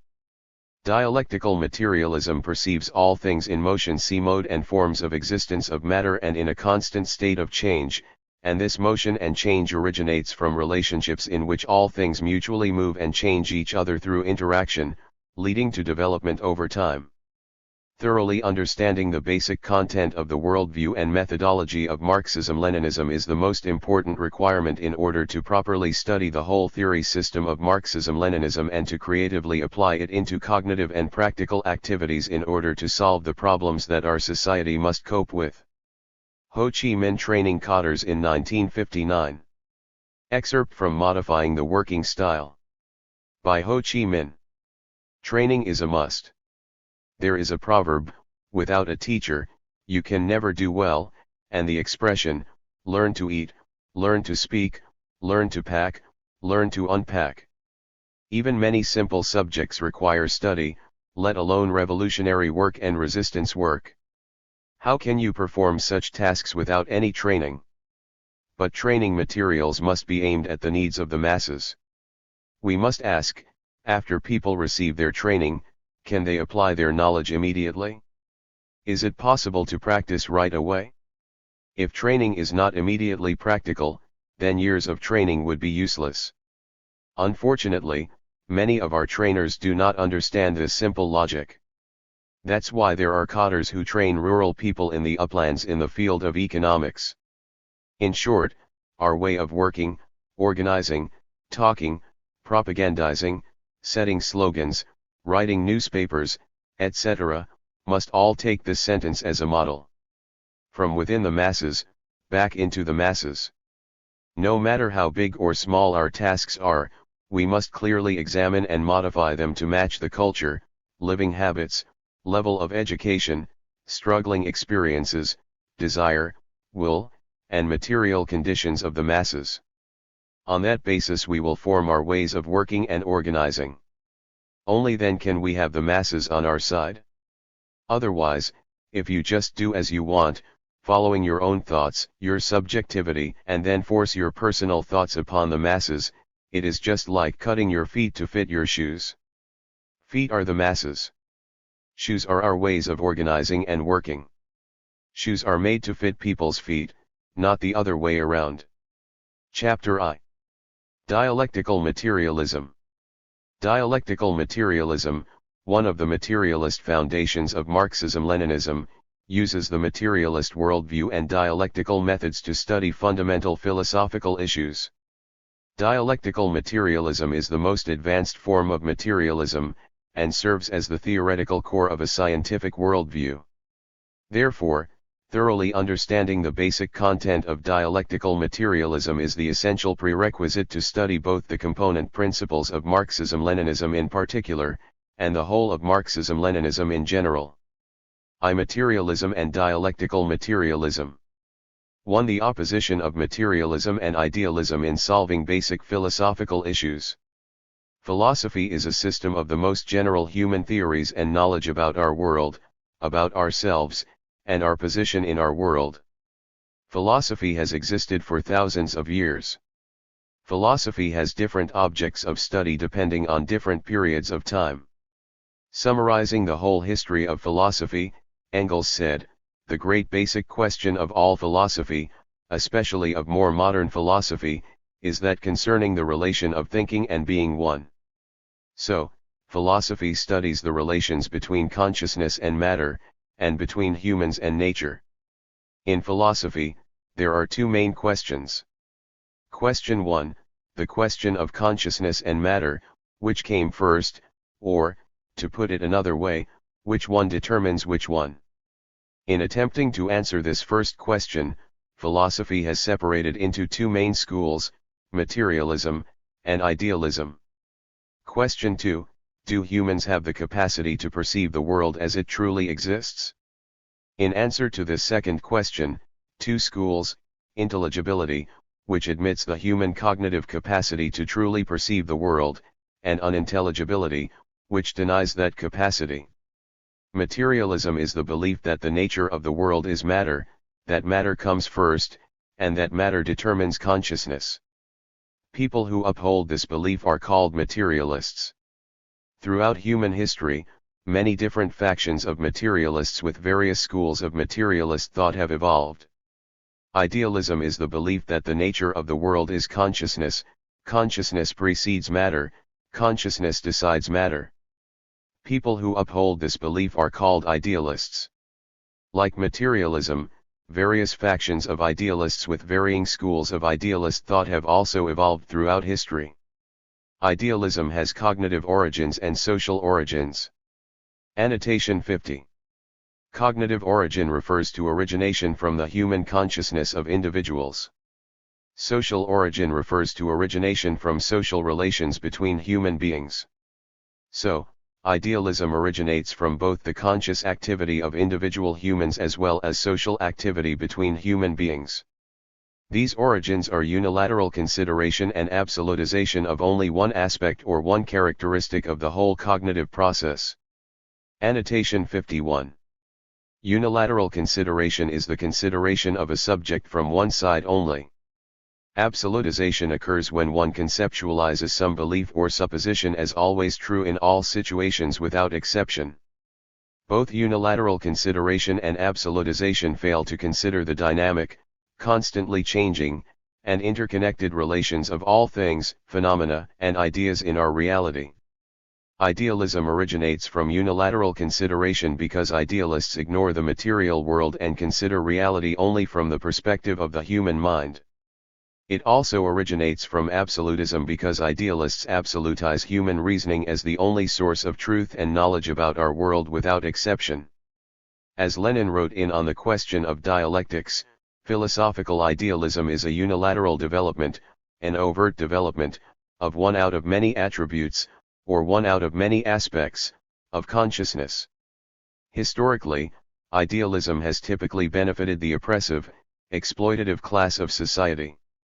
Idealism and religions usually have a close relation with each other, and support each other to coexist and co-develop. Annotation 52. Idealists, in absolutizing human consciousness, have a tendency to only give credence to the work of the mind and ignore the value of physical labor. This has been used to justify class structures in which religious and intellectual laborers are given authority and privilege over manual laborers. This situation has also led to the idea that mental factors play a decisive role in the development of human society in particular and the whole world in general. This idealist view was supported by the ruling class and used to justify its own power and privilege in society.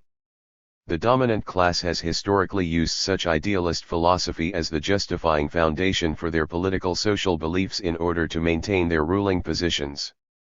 Marx discusses this tendency for rulers to idealistically justify their own rule in the German ideology.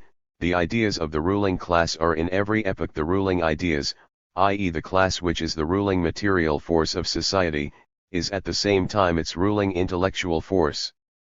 The class which has the means of material production at its disposal, has control at the same time over the means of mental production, so that thereby, generally speaking, the ideas of those who lack the means of mental production are subject to it. The ruling ideas are nothing more than the ideal expression of the dominant material relationships, the dominant material relationships grasped as ideas, hence of the relationships which make the one class the ruling one, therefore, the ideas of its dominance. The individuals composing the ruling class possess among other things consciousness, and therefore think. Insofar, therefore, as they rule as a class and determine the extent and compass of an epoch, it is self-evident that they do this in its whole range, hence among other things rule also as thinkers, as producers of ideas, and regulate the production and distribution of the ideas of their age, thus their ideas are the ruling ideas of the epoch. For instance, in an age and in a country where royal power, aristocracy, and bourgeoisie are contending for mastery and where, therefore, mastery is shared, the doctrine of the separation of powers proves to be the dominant idea and is expressed as an eternal law. Marx goes on to explain how the idealist positions of the ruling class tend to get embedded in historical narratives, whilst in ordinary life every shopkeeper is very well able to distinguish between what somebody professes to be and what he really is. Our historians have not yet won even this trivial insight.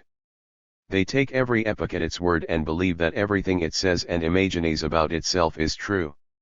This historical method which reigned in Germany, and especially the reason why, must be understood from its connection with the illusion of ideologists in general, e.g. the illusions of the jurist, politicians, of the practical statesmen among them, too, from the dogmatic dreamings and distortions of these fellows.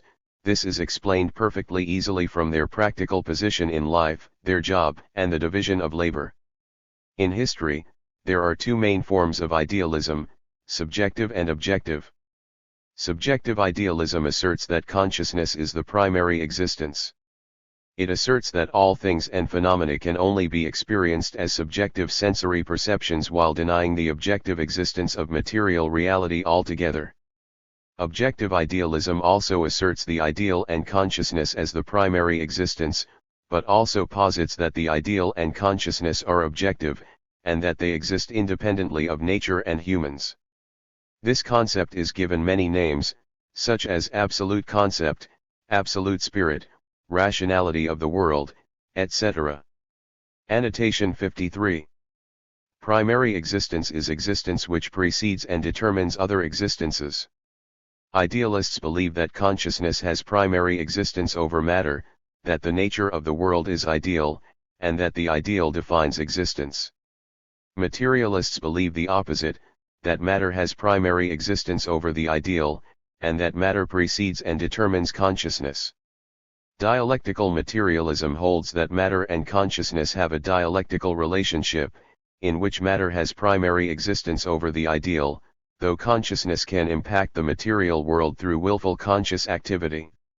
The primary existence of matter within dialectical materialism is discussed further in the relationship between matter and consciousness.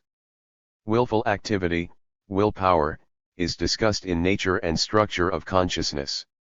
The key difference between subjective and objective idealists is this.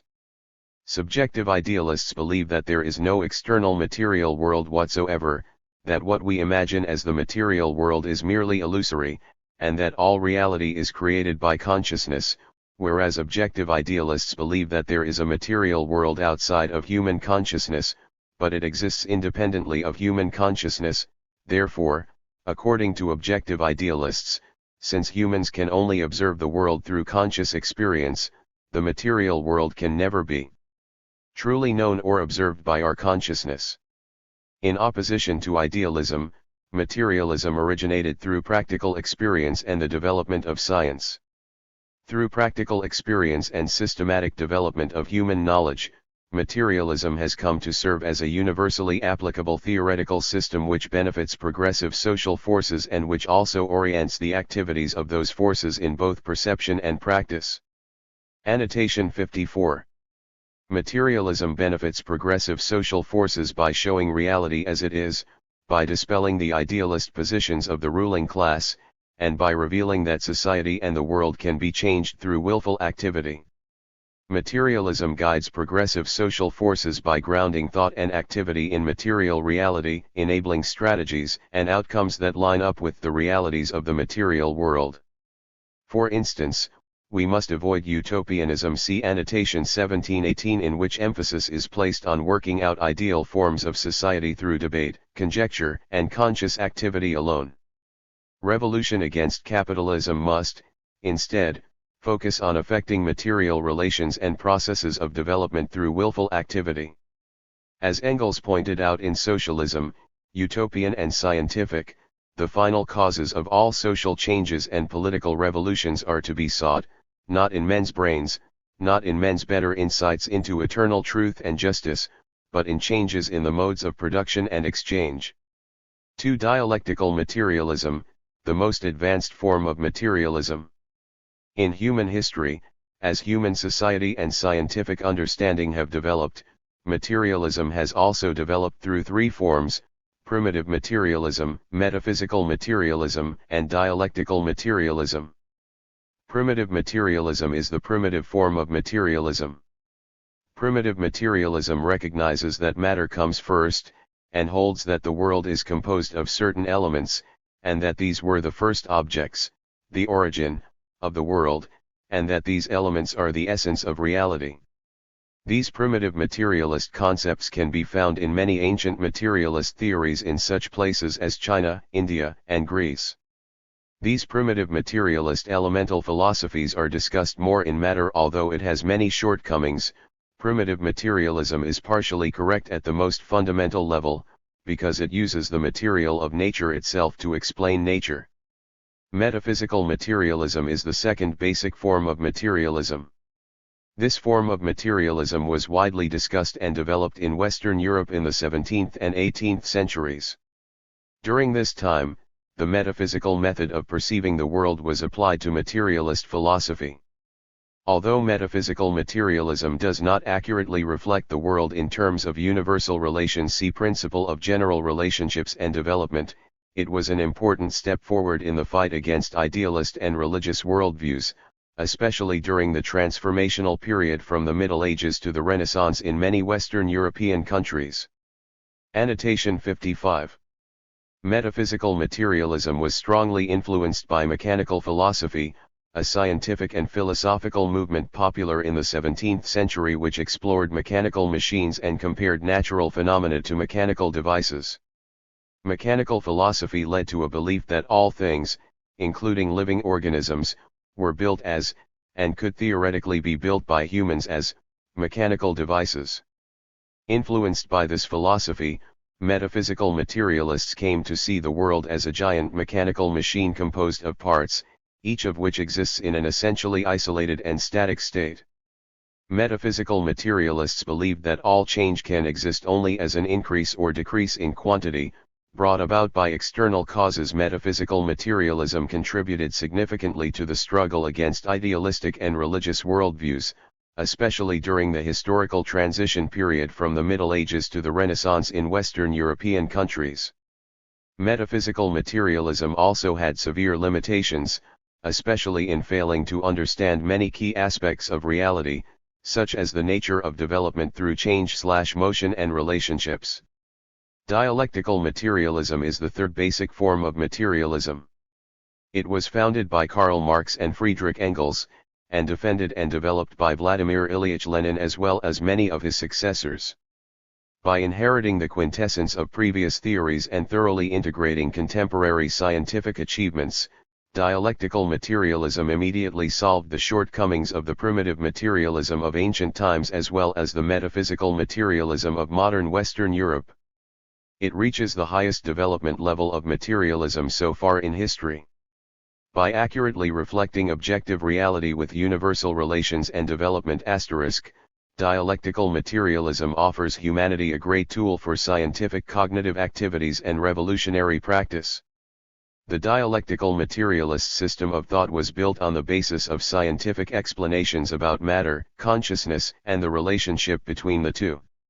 Annotation 56. Materialist dialectical methodology explains the world in terms of relationships and development. This is discussed in Basic Principles of Materialist Dialectics. Two dialectical materialist opinions about matter, consciousness, and the relationship between matter and consciousness. 1. Matter. A. Category of matter. Matter is a philosophical subject which has been examined for more than 2,500 years. Since ancient times, there has been a relentless struggle between materialism and idealism around this subject. Idealism asserts that the world's nature, the first basis of all existence, is consciousness, and that matter is only a product of that consciousness.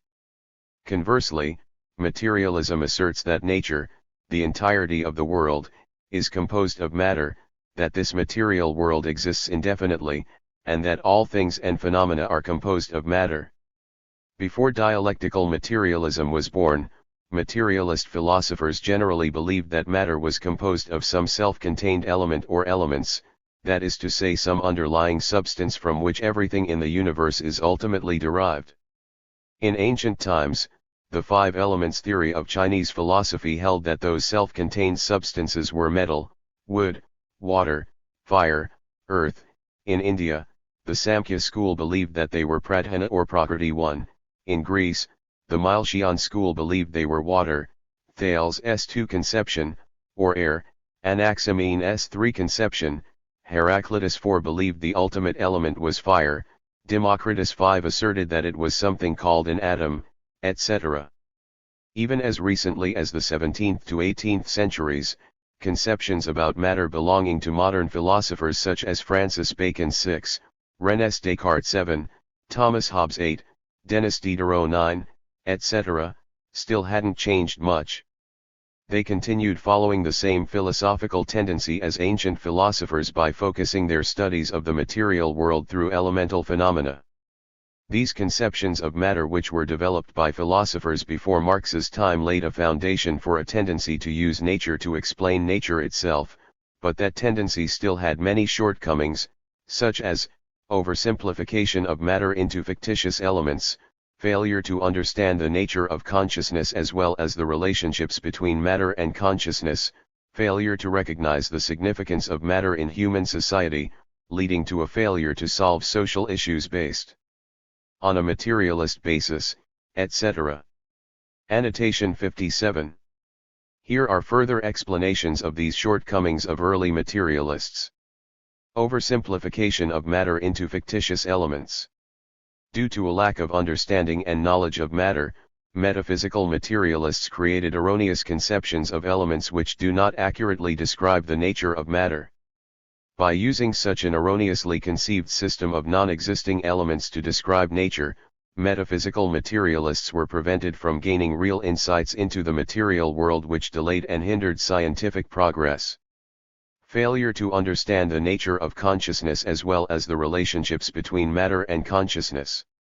Many early materialists believed that consciousness was simply a mechanical byproduct of material processes, and that mental events, thoughts, consciousness, could not affect the material world, since these events were simply mechanically determined by the material world.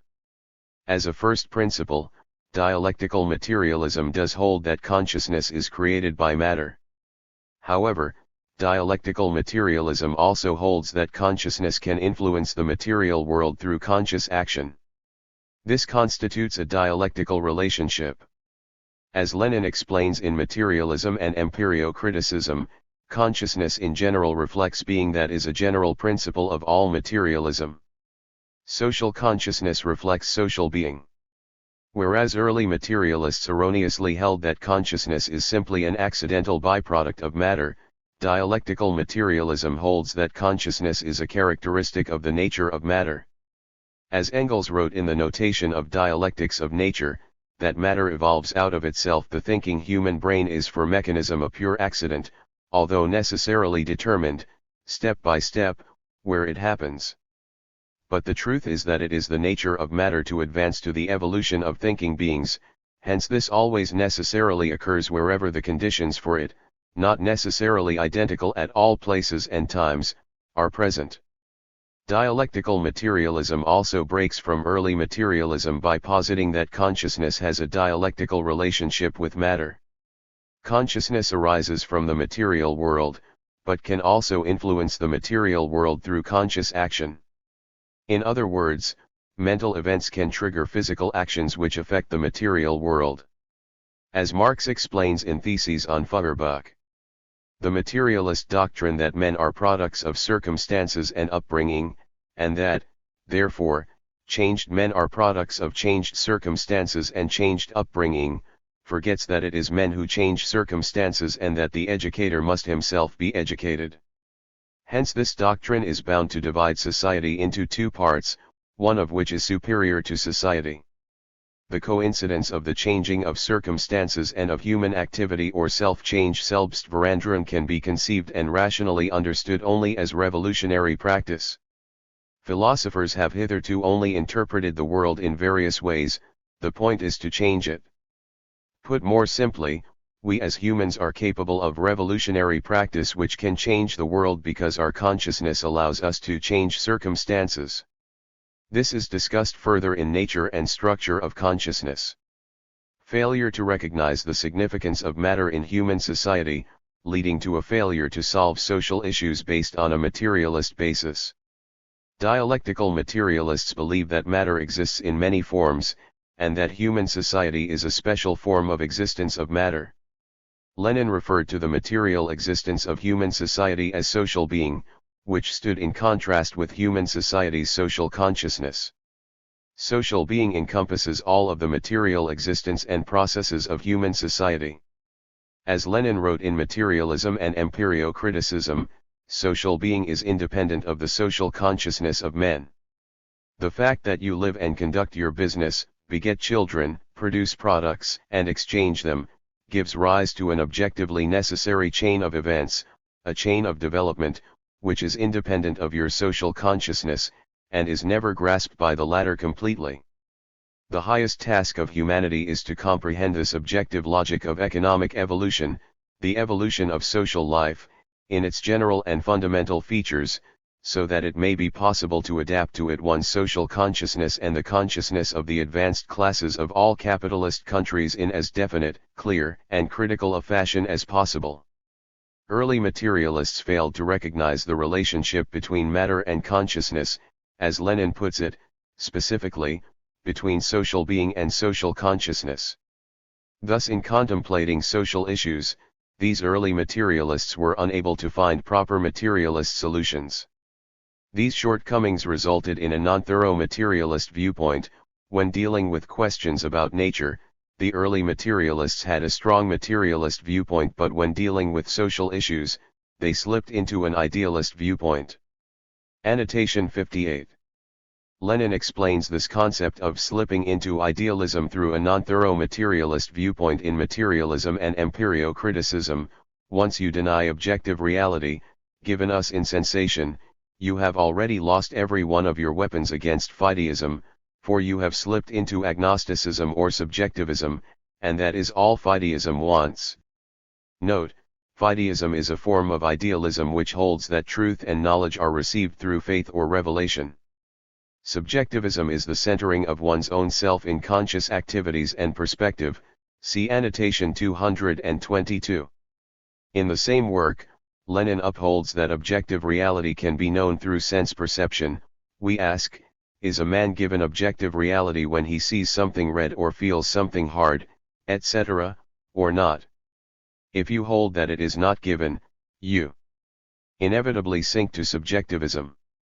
If you hold that it is given, a philosophical concept is needed for this objective reality, and this concept has been worked out long, long ago. This concept is matter. Matter is a philosophical category denoting the objective reality which is given to man by his sensations, and which is copied, photographed, and reflected by our sensations, while existing independently of them. Lenin also explains that proper materialism must recognize objective/absolute truth. To be a materialist is to acknowledge objective truth, which is revealed to us by our sense organs.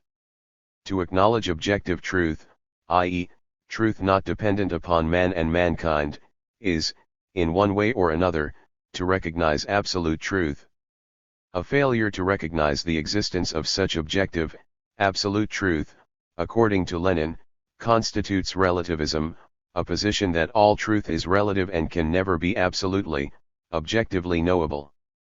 It is unconditionally true that to every scientific ideology, as distinct, for instance, from religious ideology, there corresponds an objective truth, absolute nature. You will say that this distinction between relative and absolute truth is indefinite.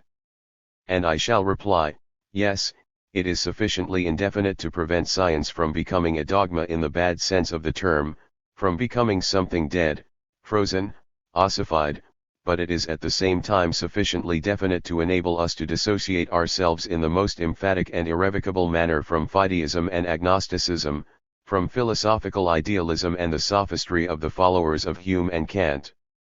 Here is a boundary which you have not noticed, and not having noticed it, you have fallen into the swamp of reactionary philosophy. It is the boundary between dialectical materialism and relativism. In other words, while proper materialism must contain a degree of relativistic thinking sufficient to challenge assumptions and re-examine perceived truth periodically, materialists must not fall into complete relativism, such as that espoused by Hume and Kant, lest they fall into idealist positions. Ultimately, absolute truth, according to Lenin, constitutes the alignment of conscious understanding with objective reality, not to be confused with Hegel's notion of absolute truth. See annotation 232. Lenin recognized the development of Marx and Engels as modern materialism, which is immeasurably richer in content and incomparably more consistent than all preceding forms of materialism, in large part because Marx and Engels were able to apply materialism properly to social sciences by taking the direct materialist road as against idealism. He goes on to describe would-be materialists who fall to idealist positions due to relativism and other philosophical inadequacies as a contemptible middle party in philosophy, who confuse the materialist and idealist trends on every question. Lenin warned that a failure to hold a thoroughly materialist viewpoint leads philosophers to become ensnared in idealism, that is, in a diluted and subtle fideism. They became ensnared from the moment they took sensation not as an image of the external world but as a special element. It is nobody's sensation, nobody's mind, nobody's spirit, nobody's will.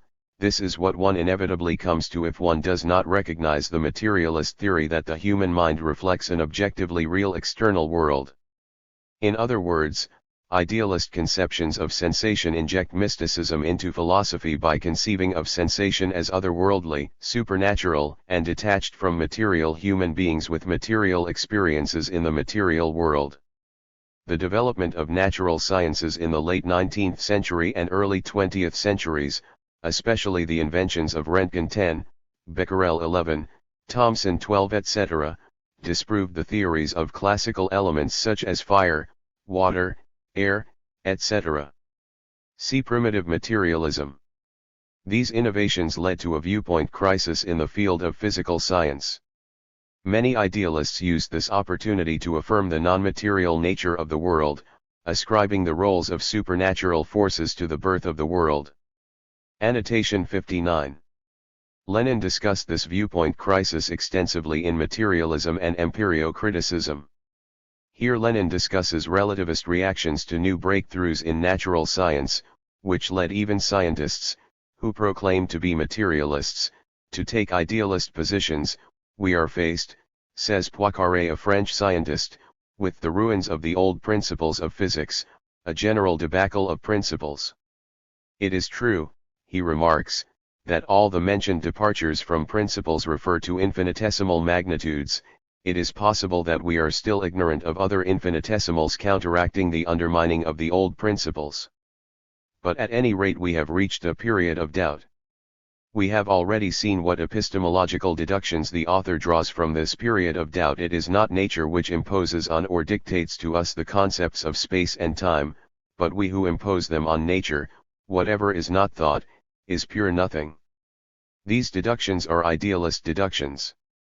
The breakdown of the most fundamental principles shows, such is Poincaré's trend of thought, that these principles are not copies, photographs of nature, not images of something external in relation to man's consciousness, but products of his consciousness. Poincaré does not develop these deductions consistently, nor is he essentially interested in the philosophical aspect of the question. Lenin concludes by stating that the non-thorough materialist position has led directly to these idealist positions of relativism. The essence of the crisis in modern physics consists in the breakdown of the old laws and basic principles, in the rejection of an objective reality existing outside the mind, that is, in the replacement of materialism by idealism and agnosticism. With this historical background, in order to fight against the distortions of many idealists and to protect the development of the materialist viewpoint, Vladimir Ilyich Lenin simultaneously summarized all the natural scientific achievements in late 19th and early 20th century and built upon Karl Marx and Friedrich Engels' thought to develop this definition of matter.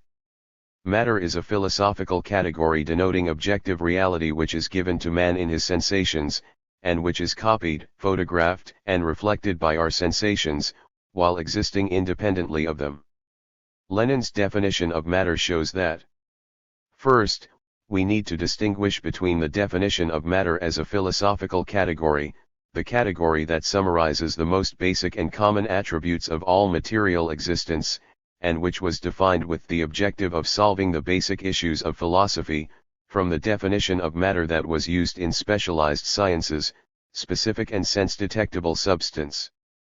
Second, the most basic, common attribute of all kinds of matter and under both definitions listed in the previous paragraph is objective existence, meaning matter exists outside of human consciousness, independently of human consciousness, no matter whether humans can perceive it with our senses or not. Third, matter, with its specific forms, can cause and affect mental events in humans when it directly or indirectly impacts the human senses. Human consciousness is the reflection of matter, matter is the thing that is reflected by human consciousness.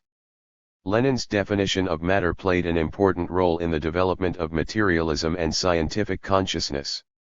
First, by pointing out that the most basic, common attribute of matter is objective existence, Lenin successfully distinguished the basic difference between the definition of matter as a philosophical category and the definition of matter as a category of specialized sciences.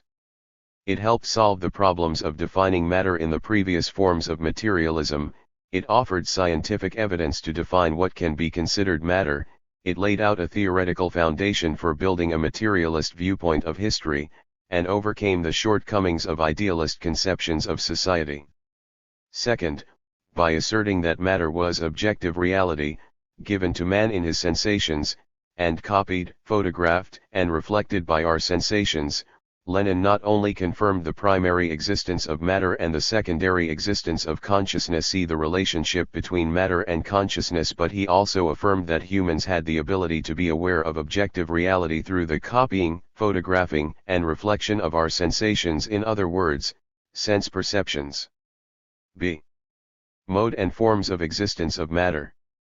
According to the dialectical materialist viewpoint, motion is the mode of existence of matter, space and time are the forms of existence of matter. Annotation 60. Mode refers to the way or manner in which something occurs or exists. You can think of mode as pertaining to the how, as opposed to the what. For example, the mode of circulation refers to how commodities circulate within society, see annotation 14, mode of production refers to how commodities are produced in society. So, mode of existence of matter refers to how matter exists in our universe. Form comes from the category pair. See basic pairs of categories of materialist dialectics of content and form. See content and form. Form refers to how we perceive objects, phenomena, and ideas. So, form of existence of matter refers to the ways in which we perceive the existence of matter explained below in our universe. Motion is the mode of existence of matter. As Friedrich Engels explained, motion, in the most general sense, conceived as the mode of existence, the inherent attribute of matter, comprehends all changes and processes occurring in the universe, from mere change of place right up to thinking. According to Engels, motion encompasses more than just positional changes. Motion embodies all the changes and processes happening in this universe. Matter is always associated with motion, and matter can only express its existence through motion. Annotation 61. In dialectical materialist philosophy, motion is also known as change, and it refers to the changes which occur as a result of the mutual impacts which occur in or between subjects through the negation of contradictions. Motion is a constant attribute of all things, phenomena, and ideas. See characteristics of development. Because matter is inseparable from motion, and vice versa, Engels defined motion as the mode of matter, the way or manner in which matter exists. It is impossible for matter in our universe to exist in completely static and unchanging state, isolated from the rest of existence, thus matter exists in the mode of motion. Over time, motion leads to development as things, phenomena, and ideas transition through various stages of quality change. See annotation 117. Matter exists objectively, therefore motion also exists objectively. The motion of matter is self-motion. 13.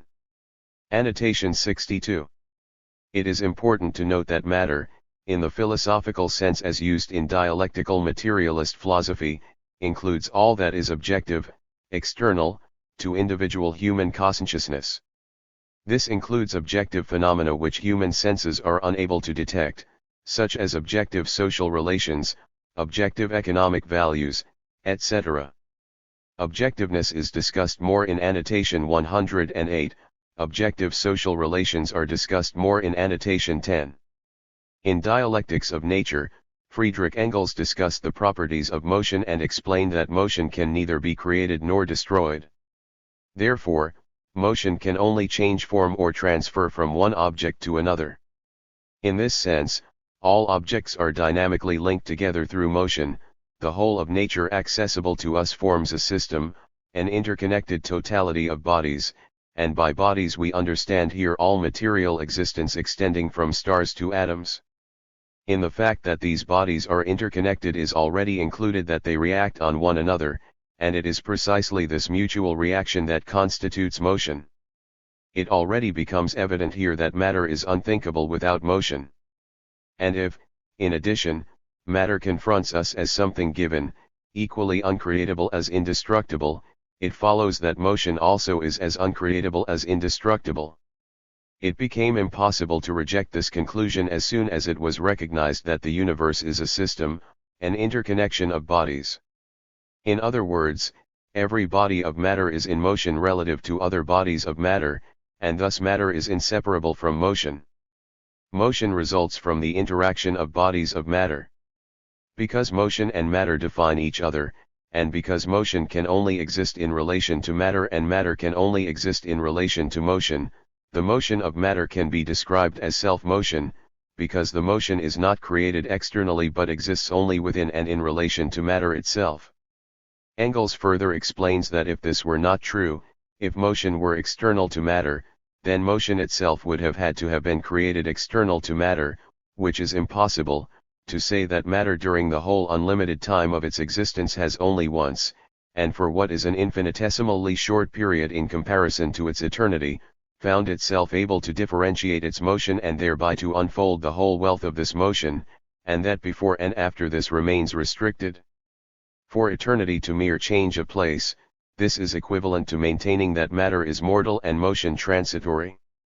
The indestructibility of motion cannot be merely quantitative, it must also be conceived qualitatively, matter whose purely mechanical change of place includes indeed the possibility under favorable conditions of being transformed into heat, electricity, chemical action, or life, but which is not capable of producing these conditions from out of itself, such matter has forfeited motion, motion which has lost the capacity of being transformed into the various forms appropriate to it may indeed still have dynamis but no longer energia, and so has become partially destroyed. Both, however, are unthinkable. So, motion can change forms and can transfer from one material body to another, but it can never be created externally from matter, and neither motion nor matter can be created or destroyed in our universe. Thus, matter exists in a state of self-motion, motion can never externally be created nor externally applied to matter. To put it another way, motion results from the fact that all things, phenomena, and ideas exist as assemblages of relationships. See the principle of general relationships, and these relationships contain opposing forces. As Lenin explained in his philosophical notebooks, the condition for the knowledge of all processes of the world in their self-movement, in their spontaneous development, in their real life, is the knowledge of them as a unity of opposites. Development is the struggle of opposites.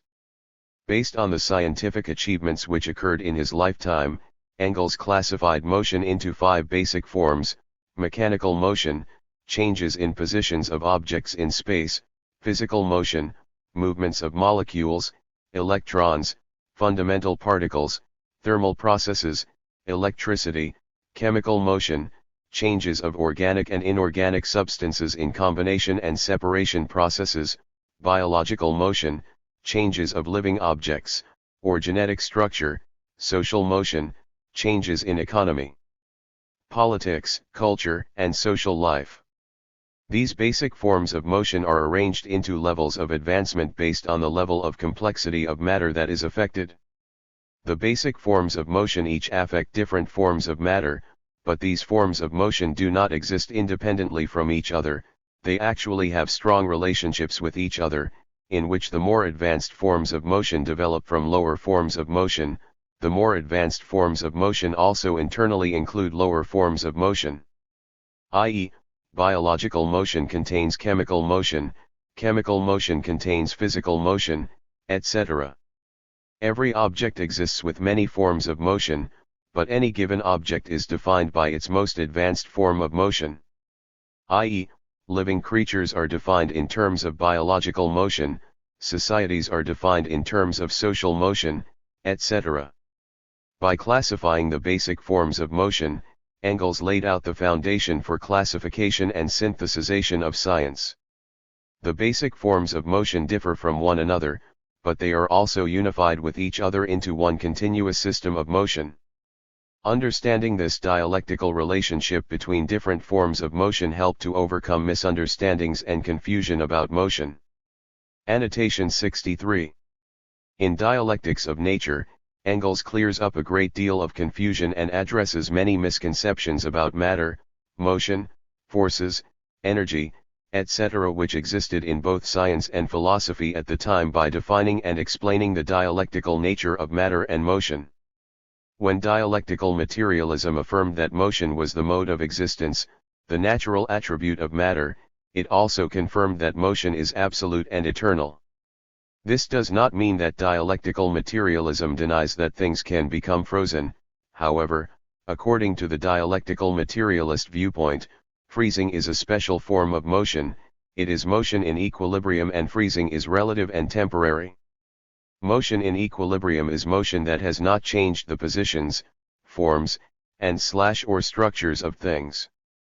Freezing is a relative phenomenon because freezing only occurs in some forms of motion and in some specific relations, it does not occur in all forms of motion and all kinds of relations. Freezing is a temporary phenomenon because freezing only exists for a limited period of time, it cannot last forever. Annotation 64. Equilibrium can exist at any advancement of motion. Lenin discussed equilibrium as it pertains to the social form of motion in discussing an equilibrium of forces existing in Russia in 1905 in this article. An equilibrium of forces, 1, the result to date, Monday, October 30th, is an equilibrium of forces, as we already pointed out in Proletary, number 23. 2. Tsarism is no longer strong enough, the revolution not yet strong enough, to win. 3. Hence the tremendous amount of vacillation.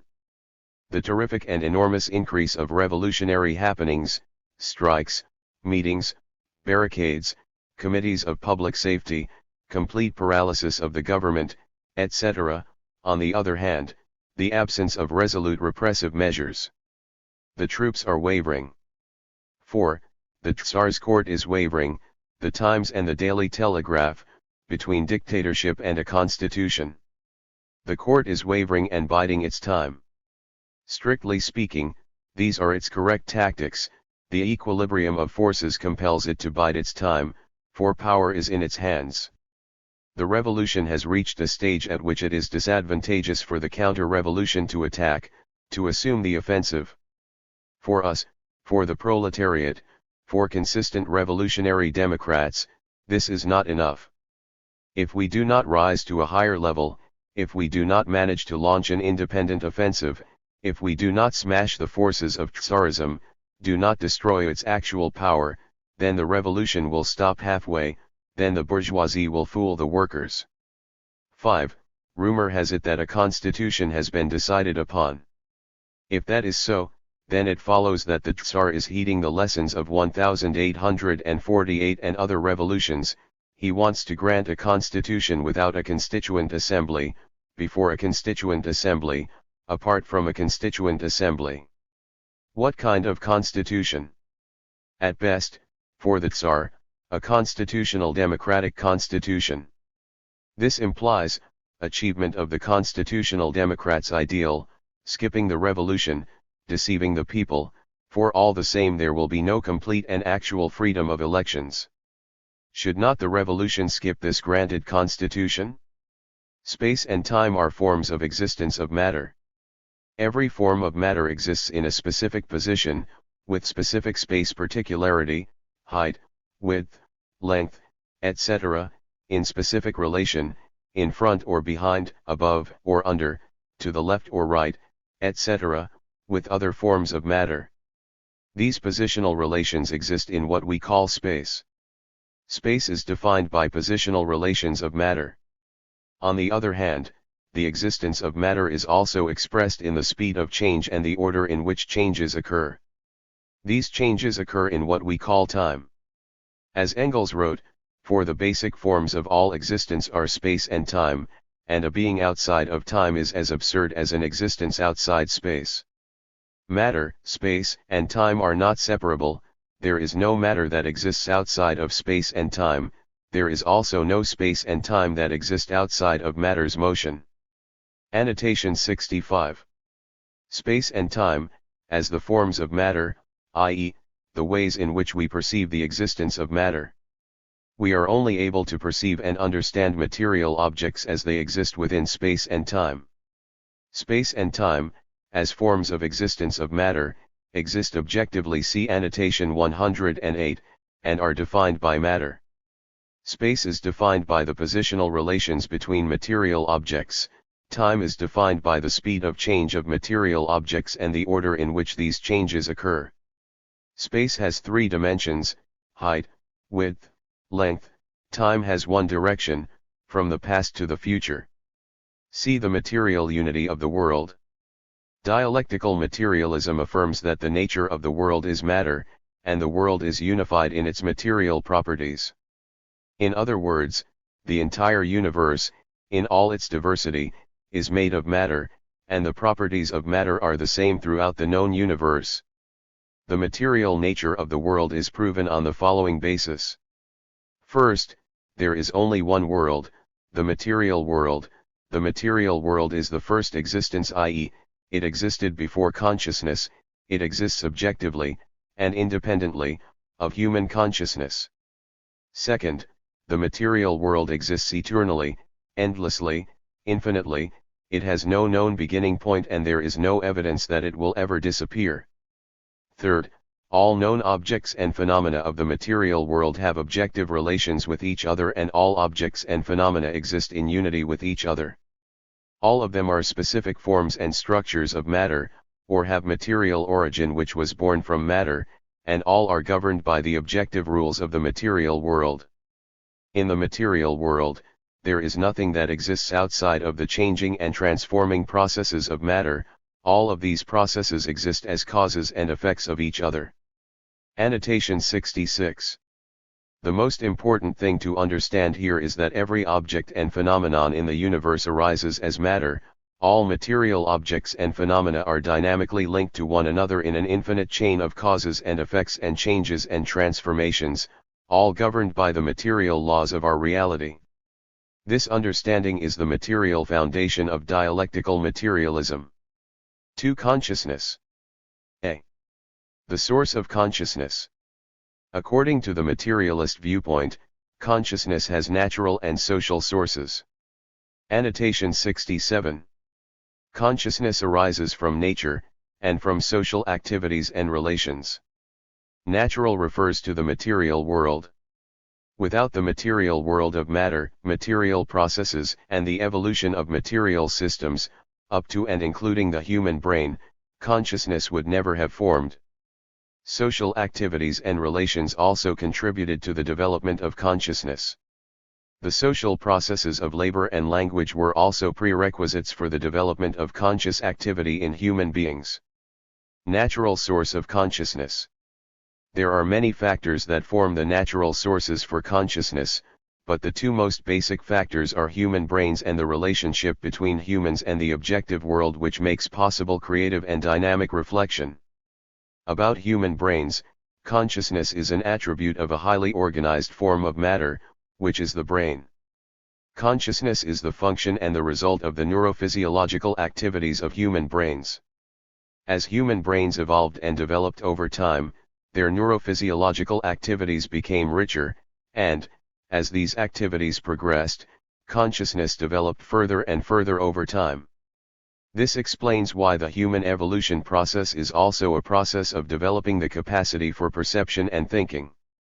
Whenever human neurophysiological activities don't function normally because of damaged brains, our mental life is also disturbed. About the relationship between humans and the objective world which made possible creative and dynamic reflection, the relationship between humans and the objective world has been essential for as long as humans have existed.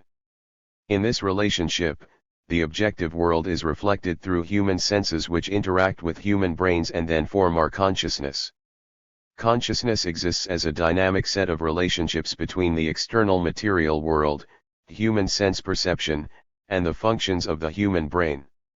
Reflection is the recreation of the features of one form of matter in a different form of matter which occurs when they mutually impact each other through interaction. Reflection is a characteristic of all forms of matter. There are many forms and levels of reflection, such as from more simple to more complex, physical and chemical reflection, biological reflection, mental reflection, creative and dynamic reflection, etc. Annotation 68. Change is driven by mutual impacts between or within things, phenomena, and/or ideas. Any time two such subjects impact one another, traces of some form or another are left on both interacting subjects. This characteristic of change is called reflection. The concept of reflection, first proposed by Marx, Engels, and Lenin, has been advanced through the work of various Soviet psychologists, philosophers, and scientists, including Ivan Pavlov, Todor Pavlov, Alexei Leontiev, Lev Vygotsky, Valentin Voloshinov, and others, and is used as a basis for scientific inquiry up to this day by mainstream researchers in Cuba, Vietnam, China, and Laos. The information provided below is somewhat simplified and generalized to give the reader a basic familiarity with the theory of reflection and the development of reflection in nature. Dialectical materialist scientists have developed a theory of the development of evolution of forms of reflection, positing that forms of reflection have become increasingly complex as organic processes and life have evolved and grown more complex over time. The chart below gives an idea of how different forms of reaction have evolved over time. This chart outlines the basic development tendency of forms of reflection in matter which lead from inorganic matter, to life, to human consciousness and society. Obviously, not all subjects develop completely along the path outlined above. Thus far, to our knowledge, only human beings have developed entirely to the level of consciousness and society. It is also unknown whether, or how, human society may develop into some future, as yet unknown, form. Physical and chemical reflection is the simplest form of reflection, dealing with the ways in which inorganic matter is reflected in human consciousness.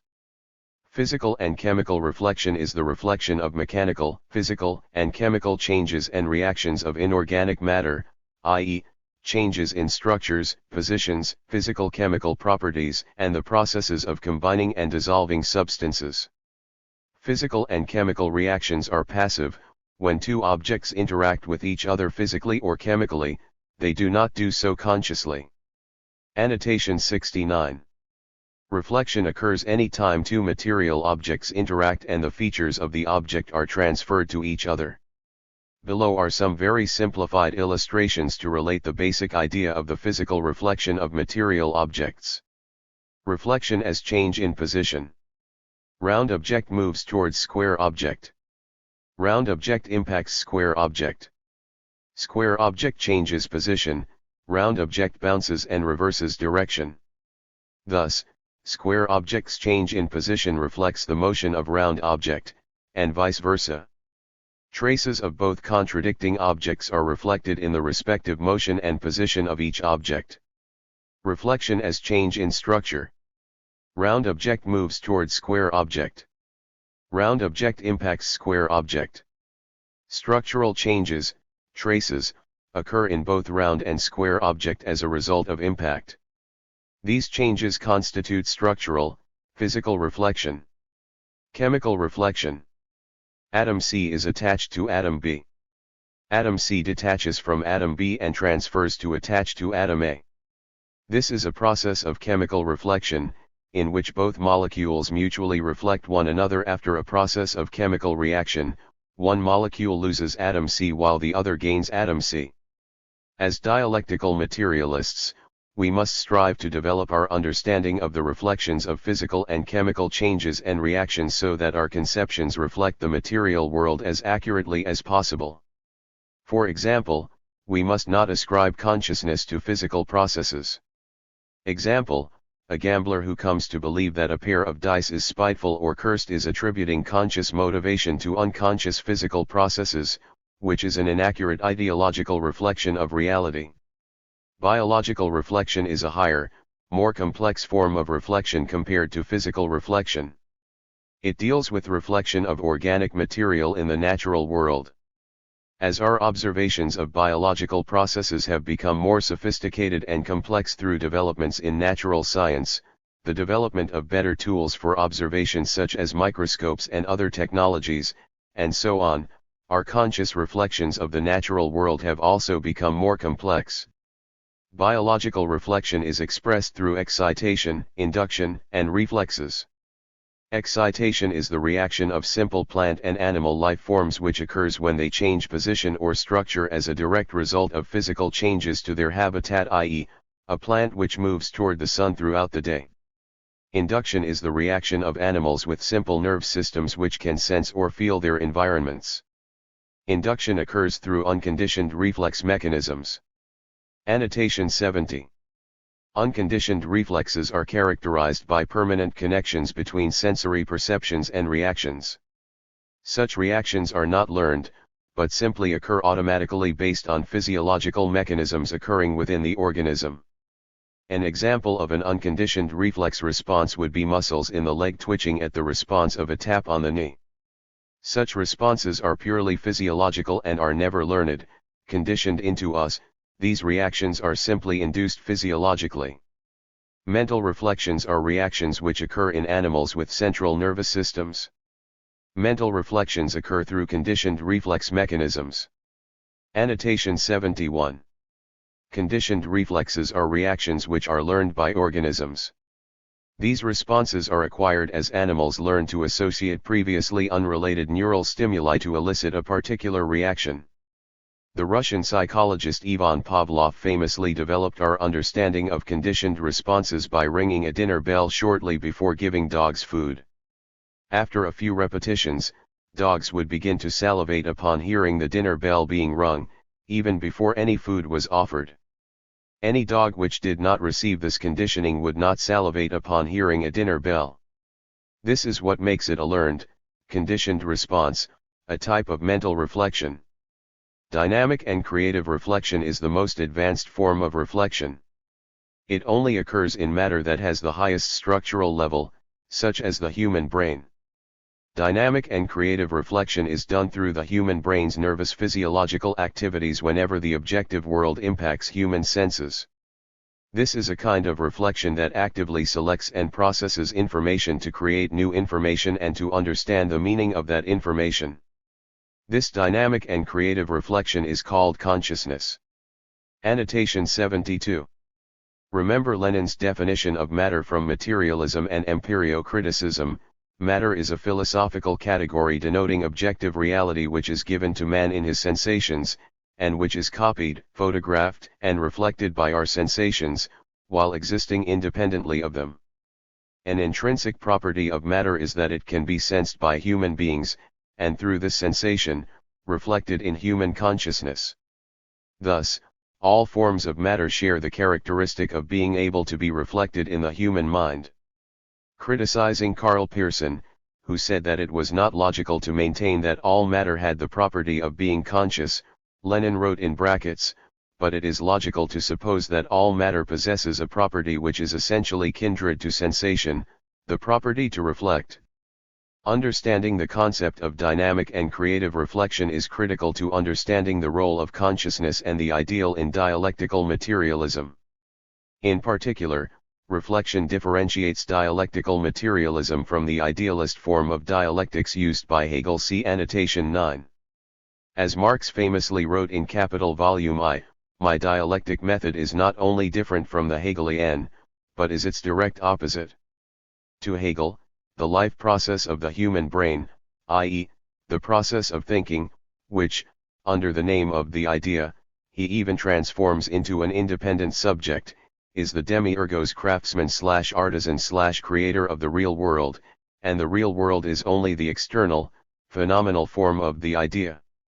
With me, on the contrary, the ideal is nothing else than the material world reflected by the human mind, and translated into forms of thought. In other words, Hegelian idealism saw human consciousness as defining the material world. Dialectical materialism inverts this relationship to recognize that what we conceive in our minds is only a reflection of the material world. As Marx explains in the German ideology, all conscious thought stems from life processes through reflection. Consciousness can never be anything else than conscious existence, and the existence of men is their actual life process. If in all ideology men and their circumstances appear upside down as in a camera obscura, this phenomenon arises just as much from their historical life process as the inversion of objects on the retina does from their physical life process. Marx and Engels argued that consciousness arose from the life processes of human beings. Life processes are processes of motion and change which occur within organisms to sustain life, and these processes have a dialectical relationship with consciousness. The processes of life, therefore, reflect consciousness, just as consciousness reflects human life processes. Conscious activities, such as being able to hunt, gather, and cook food, build shelter, and so on, improve the life processes of human beings, by improving our health, extending our lifespans, etc., and as our life processes improved, our consciousness was able to develop more fully. As a concrete example of the dialectic between life processes and consciousness, it is now widely believed by scientists that the advent of cooking and preparing food, conscious activity, improved the functioning of the human brain. 14, a life process, which, in turn, developed human consciousness, and so on. Life processes thus determine how consciousness reflects reality, while consciousness impacts back on life processes, reflecting the dialectical relationship between matter and consciousness. See relationship between matter and consciousness and between practical activities and consciousness. See annotation 230. Because consciousness arose from life processes of human beings in the material world, we know that the material world is reflected in our consciousness. However, these reflections do not determine the material world, and do not mirror the material world exactly. See annotation 77. It is also important to understand that, since life processes in the material world predate and determine consciousness, consciousness can never be a first basis of seeking truth about our world. As Marx further explains in the German Ideology, since the young Hegelians consider conceptions, thoughts, ideas, in fact all the products of consciousness, to which they attribute an independent existence, as the real chains of men, just as the old Hegelians declared them the true bonds of human society, it is evident that the young Hegelians have to fight only against these illusions of consciousness. Since, according to their fantasy, the relationships of men, all their doings, their chains, and their limitations are products of their consciousness, the young Hegelians logically put to men the moral postulate of exchanging their present consciousness for human, critical, or egoistic consciousness, and thus of removing their limitations. This demand to change consciousness amounts to a demand to interpret reality in another way, i.e. to recognize it by means of another interpretation. In other words, Hegelian idealism makes the critical mistake of believing that the ideal, consciousness, is the first basis of reality, and that anything and everything can be achieved through mere conscious activity. Marx, on the other hand, argues that life is not determined by consciousness, but consciousness by life, and that we must understand the ways in which reality is reflected in consciousness before we can hope to effect change in the material conditions of human beings, in direct contrast to German philosophy which descends from heaven to earth. Here in the materialist perspective we ascend from earth to heaven.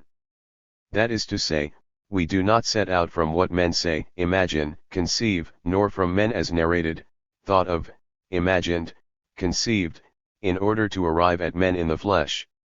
We set out from real, active men, and on the basis of their real life process we demonstrate the development of the ideological reflexes and echoes of this life process. The phantoms formed in the human brain are also, necessarily, sublimates of their material life process, which is empirically verifiable and bound to material premises. Morality, religion, metaphysics, all the rest of ideology and their corresponding forms of consciousness, thus no longer retain the semblance of independence.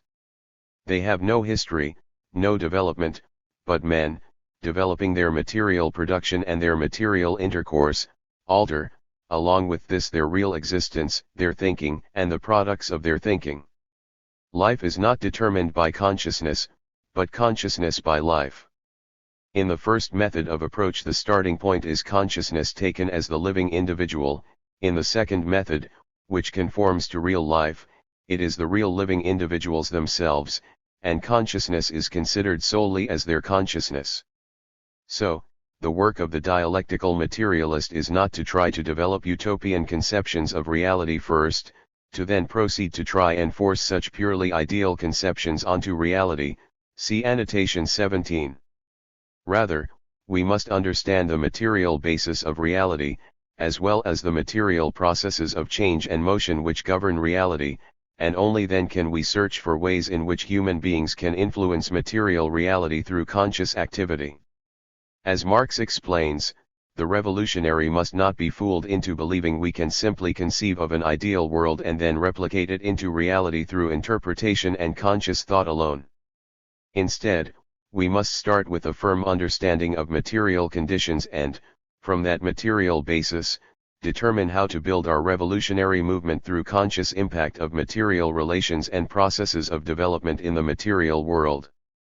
As Marx wrote in the German Ideology, communism is for us not a state of affairs which is to be established, an ideal to which reality will have to adjust itself. We call communism the real movement which abolishes the present state of things. The conditions of this movement result from the premises now in existence. This distinction may seem subtle at first, but it has massive implications for how Marx suggests we go about participating in revolutionary activity. For Marx, purely idealist debates and criticisms are an unproductive waste of time. The young Hegelian ideologists, in spite of their allegedly world-shattering statements, are the staunchest conservatives. The most recent of them have found the correct expression for their activity when they declare they are only fighting against phrases. They forget, however, that to these phrases they themselves are only opposing other phrases, and that they are in no way combating the real existing world when they are merely combating the phrases of this world. The only results which this philosophic criticism could achieve were a few, and at that thoroughly one-sided, elucidations of Christianity from the point of view of religious history. All the rest of their assertions are only further embellishments of their claim to have furnished, in these unimportant elucidations, discoveries of universal importance. Marx also discusses the uselessness of idealist conjecture. Moreover, it is quite immaterial what consciousness starts to do on its own. Out of all such muck we get only the one inference that these three moments, the forces of production, the state of society and consciousness, can and must come into contradiction with one another, because the division of labor implies the possibility, nay the fact that intellectual and material activity, enjoyment and labor, production and consumption, devolve on different individuals, and that the only possibility of their not coming into contradiction lies in the negation in its turn of the division of labor. It is self-evident, moreover, that specters, bonds, the higher being, concept, scruple, terms for idealist conceptions are merely the idealistic, spiritual expression, the conception apparently of the isolated individual, the image of very empirical fetters and limitations, within which the mode of production of life and the form of intercourse coupled with it move. What Marx means by this is that we should focus on the material processes and conditions of society if we intend to change society, because idealist speculation, conjecture, critique, and thought alone, at the individual level, will never be capable of effecting revolutionary change in our material world. Instead, we must focus on the material basis of reality, the material conditions of society, and seek revolutionary measures which are built upon materialist foundations. Only by understanding material processes of development, as well as the dialectical relationship between consciousness and matter, can we reliably and effectively begin to impact reality through conscious activity. This begins with the recognition that conscious thought itself is a reflection of material reality which developed and results from life processes of material motion and processes of change within the human brain. This concept of reflection, pioneered by Marx and Engels, was significantly developed by V. I. Lenin in his response to Machian positivists who posited that what we perceive is not truly reality. See annotation 32. In his philosophical notebooks, Lenin wrote, "Life gives rise to the brain. Nature is reflected in the human brain." In Materialism and Empirio-criticism, Lenin further defined the relationship between matter and consciousness through reflection. Lenin's proof of the theory of reflection. In Materialism and Empirio-criticism, Lenin offered the following arguments to back up the theory of reflection. 1. Things exist independently of our consciousness, independently of our perceptions, outside of us, for it is beyond doubt that alizarin, a chemical substance which was newly discovered at time of writing, existed in coal tar yesterday, and it is equally beyond doubt that yesterday we knew nothing of the existence of this alizarin and received no sensations from it. Lenin is saying that the material world must exist outside of and independent from our consciousness. He cites as evidence the discovery of a chemical substance which until recently we had no sensory perception of, noting that this substance must have existed long before we became aware of it through sensory observation. 2. There is definitely no difference in principle between the phenomenon and the thing in itself, and there can be no such difference. The only difference is between what is known and what is not yet known. And philosophical inventions of specific boundaries between the one and the other, inventions to the effect that the thing in itself is beyond phenomena, can't, or that we can or must fence ourselves off by some philosophical partition from the problem of a world which in one part or another is still unknown but which exists outside us, Hume, all this is the sheerest nonsense, unfounded belief, trick, invention. Lenin is referencing a centuries-old debate about whether or not human beings are capable of having real knowledge of a thing in itself, or if we can only perceive phenomena of things, characteristics observable to our senses. The thing in itself refers to the actual material object which exists outside of our consciousness. So the question being posed is, can we really have knowledge of material objects outside of our consciousness, or does consciousness itself act as a barrier to ever really knowing anything about material objects and the material world outside of our consciousness? Immanuel Kant argued that we can never know the true nature of the material world, writing, "We indeed, rightly considering objects of sense as mere appearances, confess thereby that they are based upon a thing in itself, though we know not this thing as it is in itself, but only know its appearances, viz., the way in which our senses are affected by this unknown something." This idea that the senses could not be trusted to deliver accurate knowledge, and thus, the thing in itself is essentially unknowable, was carried forward by later empiricists such as Bacon and Hume. See Annotation 10. In Ludwig Feuerbach and the End of Classical German Philosophy, Marx and Engels refute this notion, arguing that practice allows us to discover truth about things in themselves. The most telling refutation of this, as of all other philosophical crotchets, is practice, namely, experiment and industry. If we are able to prove the correctness of our conception of a natural process by making it ourselves, bringing it into being out of its conditions and making it serve our own purposes into the bargain, then there is an end to the Kantian ungraspable thing in itself. Lenin expanded on this argument, explaining that the phenomena of objects which we observe with our senses do accurately reflect material objects, even though we might not know everything about these objects at once. Over time, as we learn more and more about material objects and the material world through practice and repeated observation, we more fully and accurately come to understand things in themselves, as he writes in Empirio-Criticism and Materialism, 3, in the theory of knowledge, as in every other branch of science, we must think dialectically, that is, we must not regard our knowledge as ready-made and unalterable, but must determine how knowledge emerges from ignorance, how incomplete, inexact. Knowledge becomes more complete and more exact. Here, Lenin further elaborates on the dialectical nature of knowledge. We must simultaneously accept that our knowledge is never perfect and unchanging, but we must also recognize that we are capable of making our knowledge more exact and complete over time. To further defend his ideas about reflection, Lenin cited Czech philosopher Karl Koskai's argument against Kant, that I see green, red, and white is grounded in my faculty of sight. But that green is something different from red testifies to something that lies outside of me, to real differences between the things. The relations and differences between the things themselves revealed to me by the individual space and time concepts are real relations and differences of the external world, not conditioned by the nature of my perceptive faculty. If this were really so, i.e., if Kant's doctrine of the ideality of time and space were true, we could know nothing about the world outside us, not even that it exists.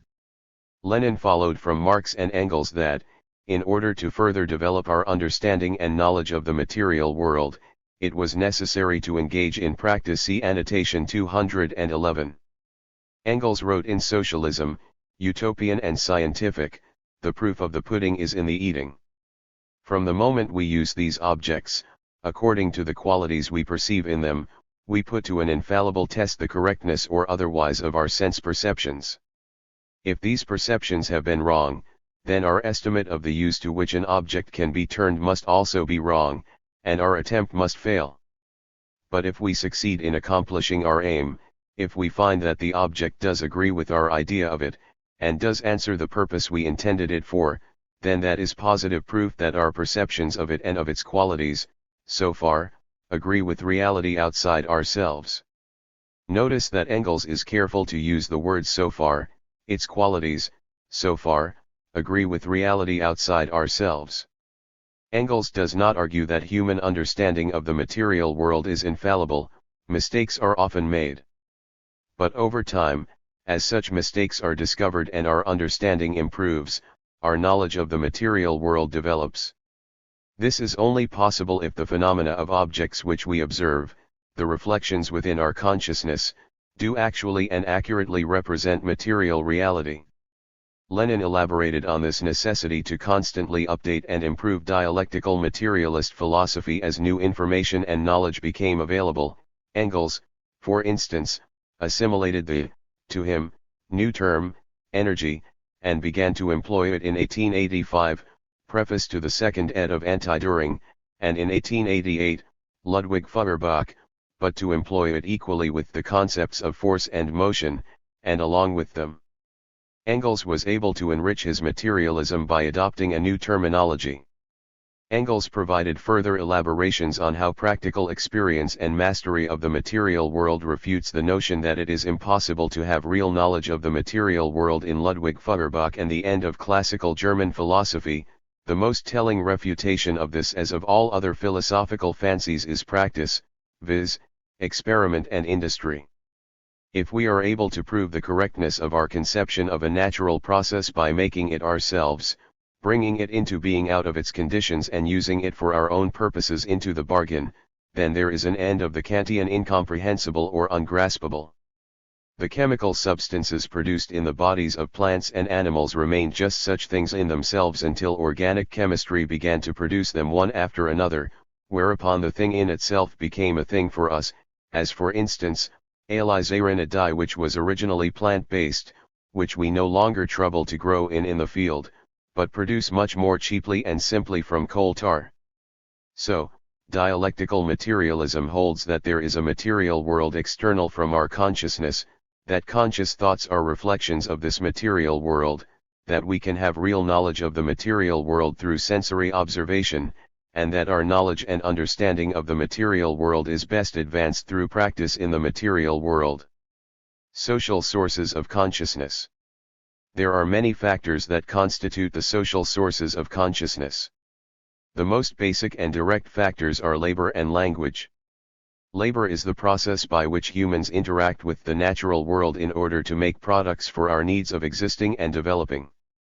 Labor is also the process that changes the human body's structure, i.e., muscles developing through exercise. Annotation 73. In Dialectics of Nature, Engels describes the dialectical relationship between labor and human development. Labor is the source of all wealth, the political economists assert. And it really is the source, next to nature, which supplies it with the material that it converts into wealth. But it is even infinitely more than this. It is the prime basic condition for all human existence, and this to such an extent that, in a sense, we have to say that labor created man himself. Before the first flint could be fashioned into a knife by human hands, a period of time probably elapsed in comparison with which the historical period known to us appears insignificant. But the decisive step had been taken, the hand had become free and could henceforth attain ever greater dexterity. The greater flexibility thus acquired was inherited and increased from generation to generation. Thus the hand is not only the organ of labor, it is also the product of labor. Only by labor, by adaptation to ever new operations, through the inheritance of muscles, ligaments, and, over longer periods of time, bones that had undergone special development and the ever-renewed employment of this inherited finesse in new, more and more complicated operations, have given the human hand the high degree of perfection required to conjure into being the pictures of a Raphael, the statues of a Thorwaldsen, the music of a Paganini. But the hand did not exist alone, it was only one member of an integral, highly complex organism. And what benefited the hand, benefited also the whole body it served. Labor also allows us to discover the attributes, structures, motion laws, etc., of the natural world, via observable phenomena. Annotation 74. We discover truth about the natural world through labor, through physical practice in the material world. See the discussion of practice in Annotation 211. All of these phenomena, through our human senses, impact our human brains. And through brain activity, knowledge and consciousness of the objective world are formed and developed. Language is a system of material signals that carries information with cognitive content.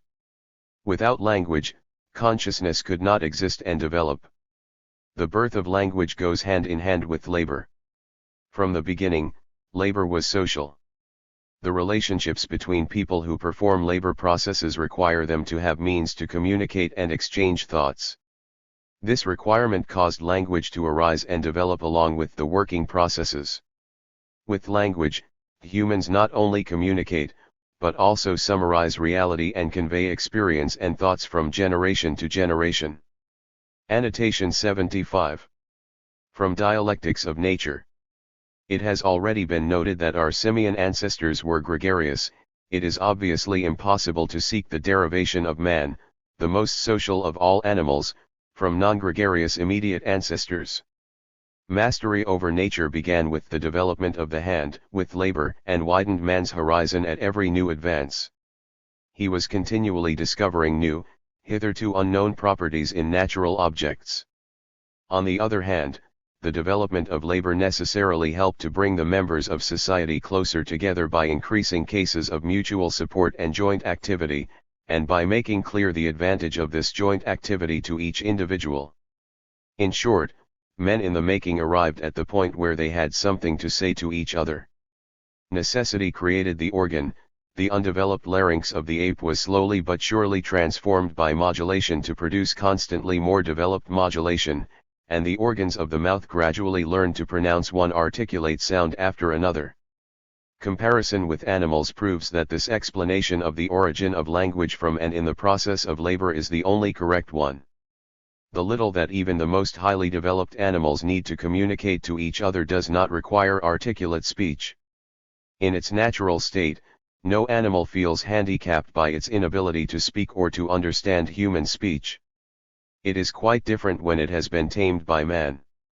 The dog and the horse, by association with man, have developed such a good ear for articulate speech that they easily learn to understand any language within their range of concept. Moreover, they have acquired the capacity for feelings such as affection for man, gratitude, etc., which were previously foreign to them.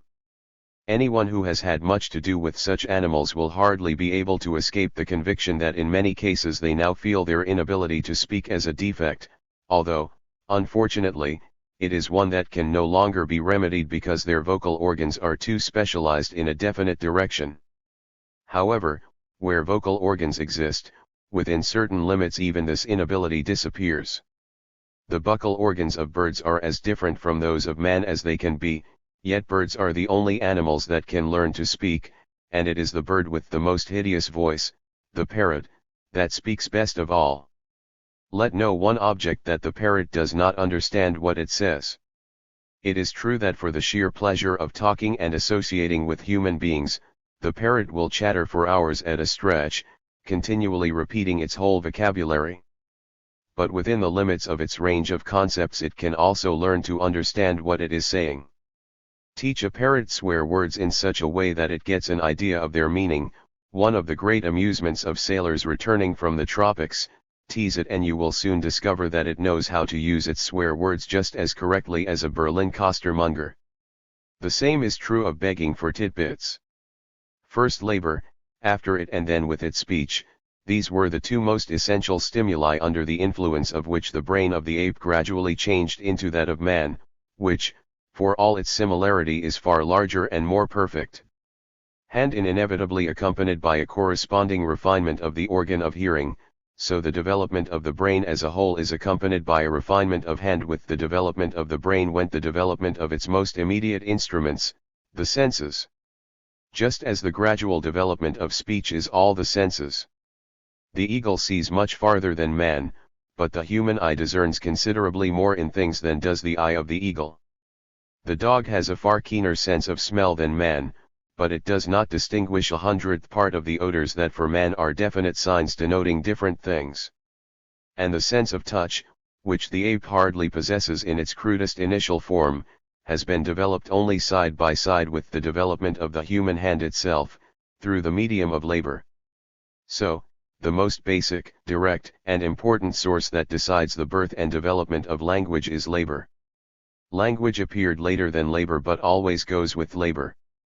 Language and labor were the two main stimulations affecting the brains of the primates which evolved into humans, slowly changing their brains into human brains and transforming animal psychology into human consciousness.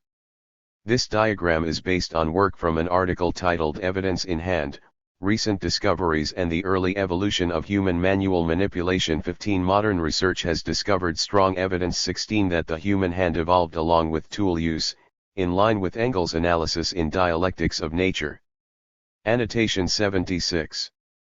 It is also worth noting that, just as human consciousness derived from labor and language and social activity, so too did society itself arise from language and labor, as Engels explained in Dialectics of Nature. The reaction on labor and speech of the development of the brain and its attendant senses, of the increasing clarity of consciousness, power of abstraction and of conclusion, gave both labor and speech an ever-renewed impulse to further development. This development did not reach its conclusion when man finally became distinct from the ape, but on the whole made further powerful progress, its degree and direction varying among different peoples and at different times, and here and there even being interrupted by local or temporary regression. This further development has been strongly urged forward, on the one hand, and guided along more definite directions, on the other, by a new element which came into play with the appearance of fully fledged man, namely, society. In other words, these factors of human's physical nature and human society have a dialectical relationship with one another. Elements of human nature, in particular labor and language, led to the development of human society, which in turn played a key role in the development of human language and labor. Human language and human labor mutually develop one another through a dialectical process to develop human nature. Simultaneously, human nature and human society mutually develop one another through a dialectical process. Elements of human nature, in particular labor and language, led to the development of human society, which in turn played a key role in the development of human language and labor. B. Nature and structure of consciousness. Nature of consciousness. Consciousness is the dynamic and creative reflection of the objective world in human brains. It is the subjective image of the objective world. See discussion of dynamic and creative reflection.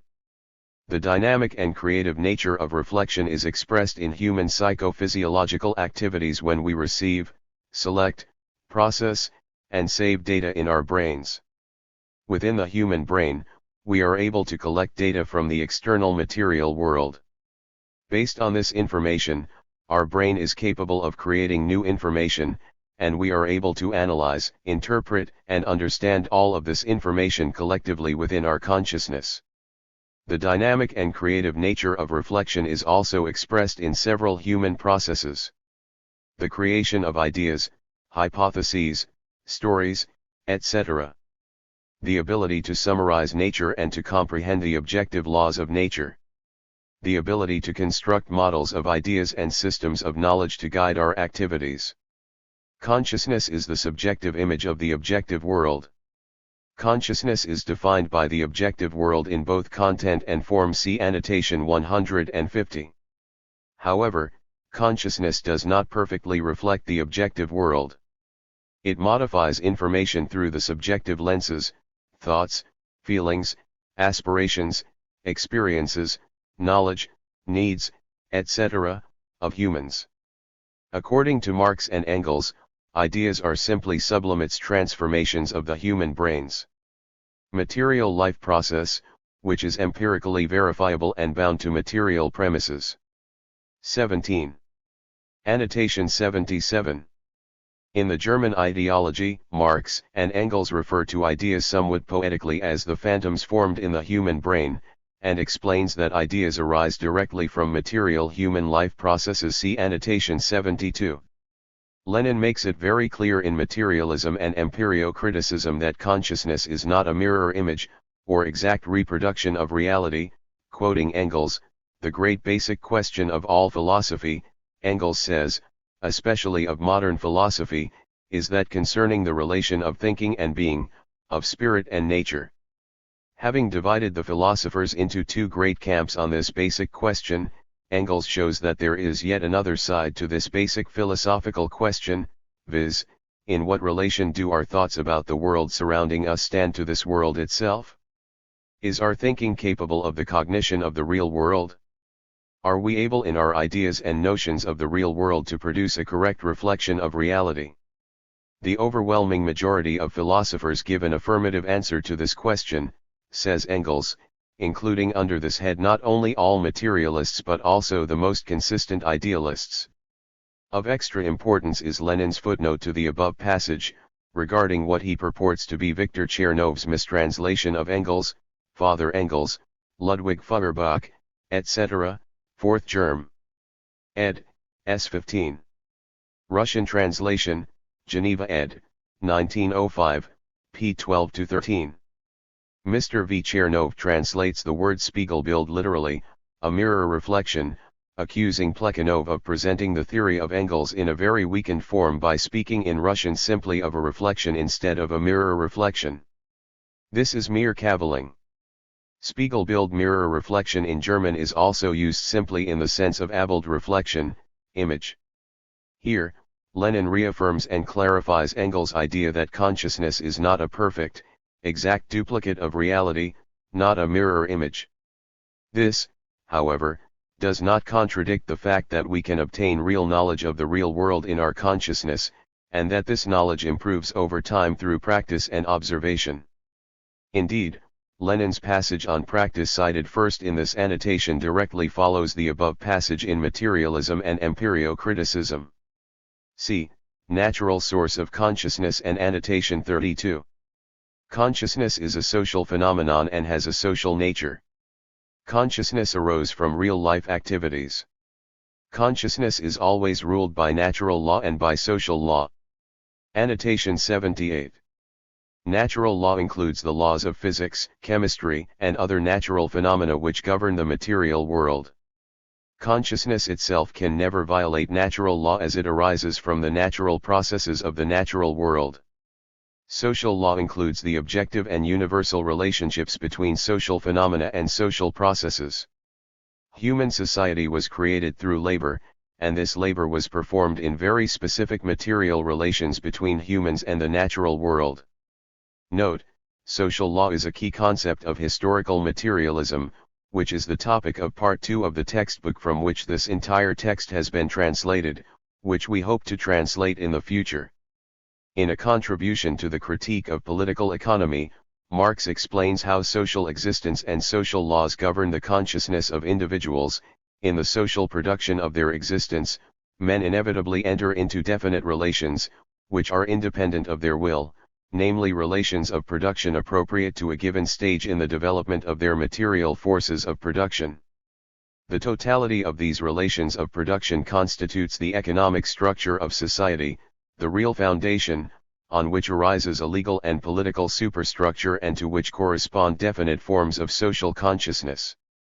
The mode of production of material life conditions the general process of social, political, and intellectual life. It is not the consciousness of men that determines their existence, but their social existence that determines their consciousness. Consciousness is determined by the social communication needs of human beings as well as the material conditions of reality. Annotation 79. The term material conditions refers to the external environment which humans inhabit. Material conditions include the natural environment, the means of production, and the economic base of human society, and other objective externalities and systems which affect human life and society.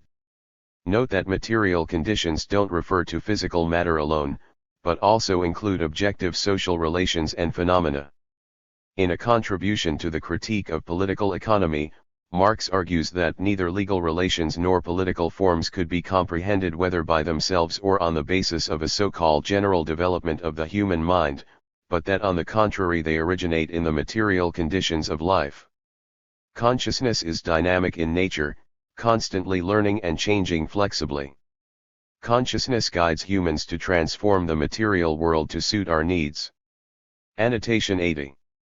Consciousness and material conditions have a dialectical relationship with one another, just as the base of society and the superstructure have a dialectical relationship with one another. See Annotation 29. Consciousness arises from material conditions, though conscious activity can affect material conditions. As Marx explains in Capital Volume I, at the end of every labor process, we get a result that already existed in the imagination of the laborer at its commencement. He not only effects a change of form in the material on which he works, but he also realizes a purpose of his own that gives the law to his modus operandi, and to which he must subordinate his will. And this subordination is no mere momentary act. Besides the exertion of the bodily organs, the process demands that, during the whole operation, the workman's will be steadily in consonance with his purpose.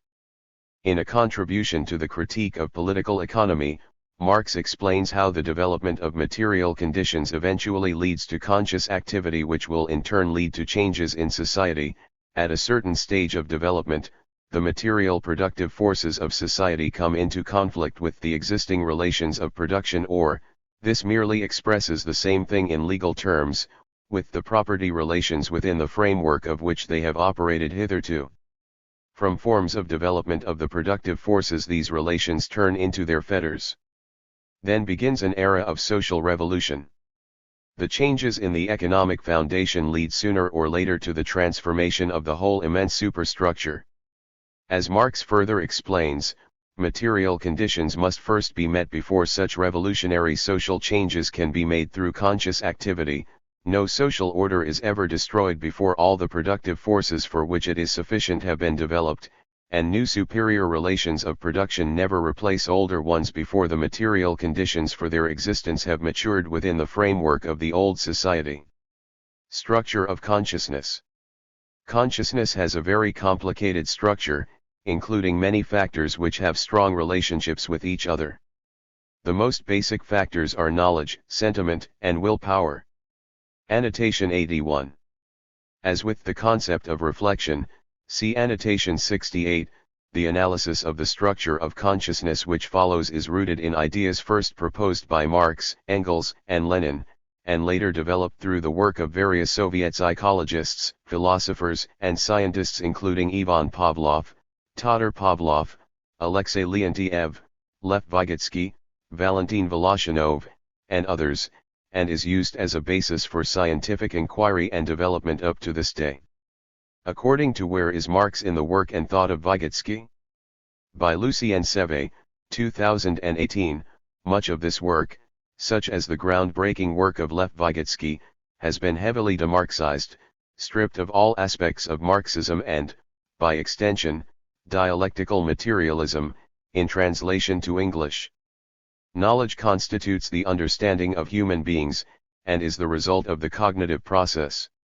Knowledge is the recreated image of perceived objects which takes the form of language. Knowledge is the mode of existence of consciousness and the condition for consciousness to develop. Annotation 82.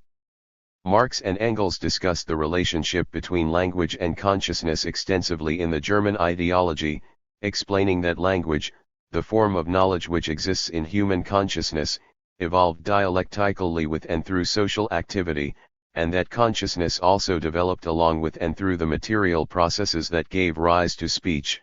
From the start the spirit is afflicted with the curse of being burdened with matter, which here makes its appearance in the form of agitated layers of air, sounds, in short, of language. Language is as old as consciousness. Language is practical consciousness that exists also for other men, and for that reason alone it really exists for me personally as well. Language, like consciousness, only arises from the need, the necessity, of intercourse with other men. So, language, physical speech organs, and human society all developed in dialectic relations with one another. Since language is the form of knowledge in human consciousness, this means that knowledge arose directly from these dialectical processes.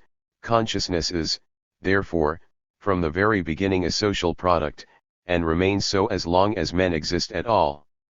Consciousness is at first, of course, merely consciousness concerning the immediate sensuous environment and consciousness of the limited connection with other persons and things outside the individual who is growing self-conscious. The fact that knowledge has a language form in human consciousness is also important to understand because it shows that consciousness arose dialectically as, and through, social activity, and indeed, language and social activity gave rise to consciousness as a replacement for animal instinct in our relations with nature.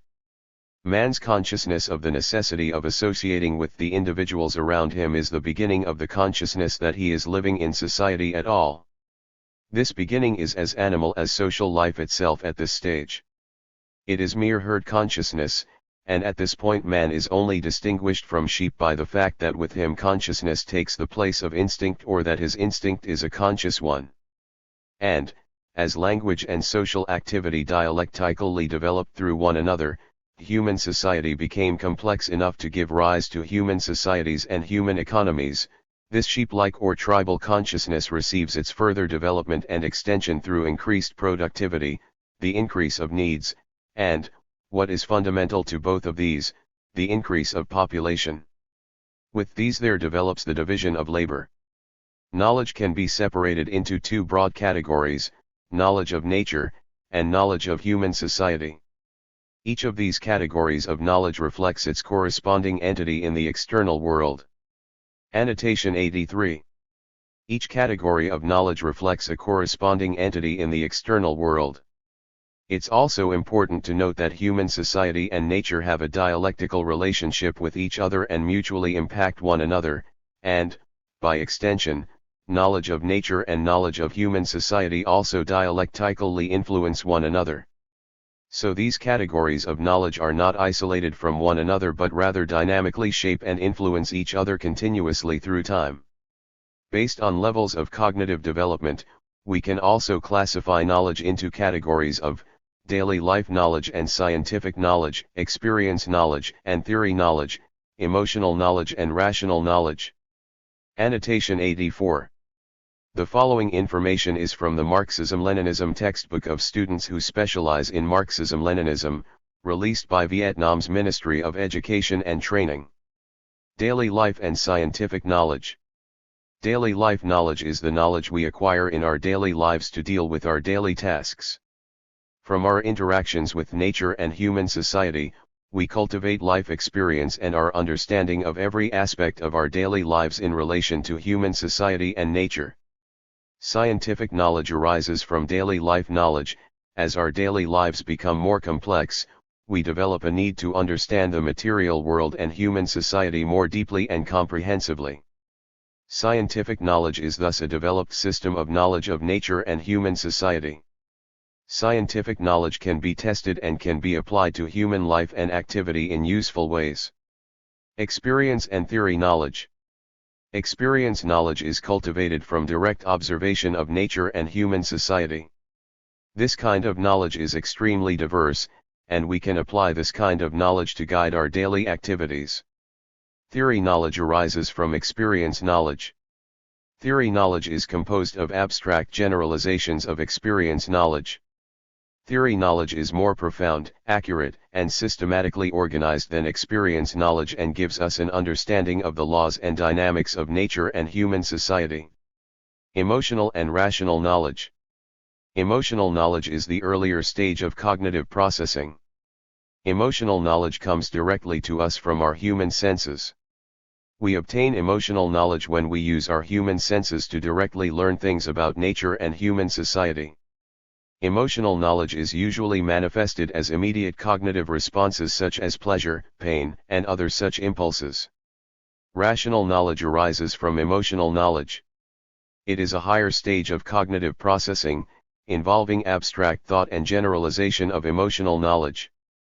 Rational knowledge is usually manifested as definitions, conjectures, judgments, etc. Sentiment is the resonant manifestation of human emotions and feelings in our relationships. Sentiment is a special form of reality reflection. See Annotation 68. Whenever reality impacts human beings, we feel specific sensations and emotional reactions to those impacts. Over time, these specific sensations and emotions combine and dialectically develop into generalized human feelings, and we call these generalized feelings sentiment. Sentiment expresses and develops in every aspect of human life, it is a factor that improves and promotes cognitive and practical activities.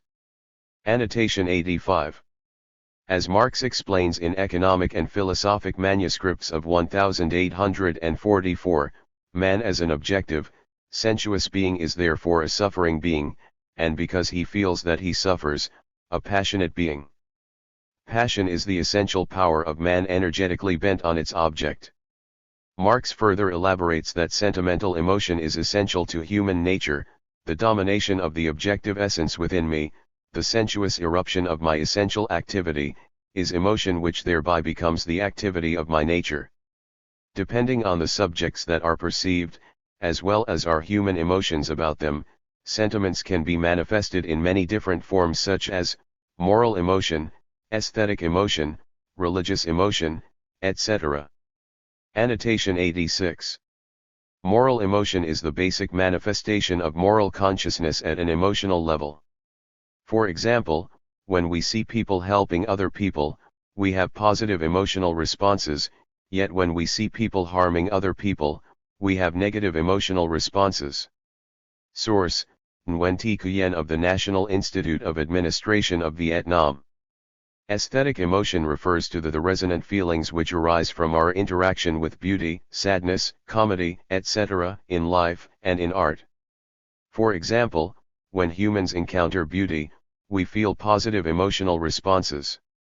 When humans encounter ugliness, we feel negative emotional responses. When we witness pain, we feel sympathetic feelings of pain and a desire to help.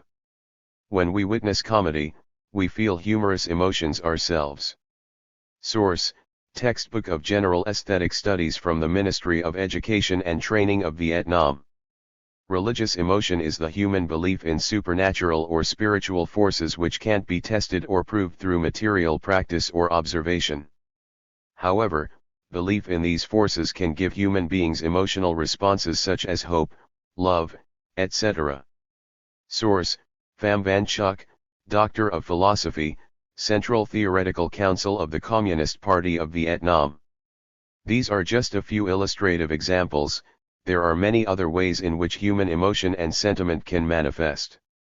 Willpower is the manifestation of one's own strength used to overcome obstacles in the process of achieving goals. Willpower is a dynamic aspect of consciousness, a manifestation of human consciousness in the material world. Annotation 87. An unnamed poem by Ho Chi Minh, written in 1950 for the Revolutionary Youth Pioneers, addresses the phenomenon of willpower.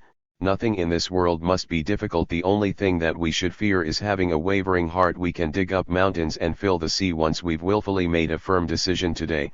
This poem serves as the lyrics for Anthem of the Ho Chi Minh Communist Youth Union, formerly the Revolutionary Youth Pioneers. Willpower arises from human self-awareness and awareness of the purposes of our actions. Through this awareness and through willpower, we are able to struggle against ourselves and externalities to successfully achieve our goals. We can consider willpower to be the power of conscious human activity. Willpower controls and regulates human behaviors in order to allow humans to move towards our goals voluntarily. Willpower also allows humans to exercise self-restraint and self-control, and to be assertive in our actions according to our views and beliefs. Annotation 88. In Dialectics of Nature, Engels explains how willpower developed in human beings as we separated from animals through the development of consciousness. The further removed men are from animals, however, the more their effect on nature assumes the character of premeditated, planned action directed towards definite preconceived ends. In Capital Volume I, Marx explains how willpower uniquely allows humans to consciously change our own material conditions to suit our needs according to preconceived plans. Labor is, in the first place, a process in which both man and nature participate, and in which man of his own accord starts, regulates, and controls the material reactions between himself and nature. He opposes himself to nature as one of her own forces, setting in motion arms and legs, head and hands, the natural forces of his body, in order to appropriate nature's productions in a form adapted to his own wants. By thus acting on the external world and changing it, he at the same time changes his own nature. He develops his slumbering powers and compels them to act in obedience to his sway. We are not now dealing with those primitive instinctive forms of labor that remind us of the mere animal. An immeasurable interval of time separates the state of things in which a man brings his labor power to market for sale as a commodity, from that state in which human labor was still in its first instinctive stage. We presuppose labor in a form that stamps it as exclusively human. A spider conducts operations that resemble those of a weaver, and a bee puts to shame many an architect in the construction of her cells. But what distinguishes the worst architect from the best of bees is this, that the architect raises his structure in imagination before he erects it in reality. At the end of every labor process, we get a result that already existed in the imagination of the laborer at its commencement. He not only effects a change of form in the material on which he works, but he also realizes a purpose of his own that gives the law to his modus operandi, and to which he must subordinate his will. And this subordination is no mere momentary act.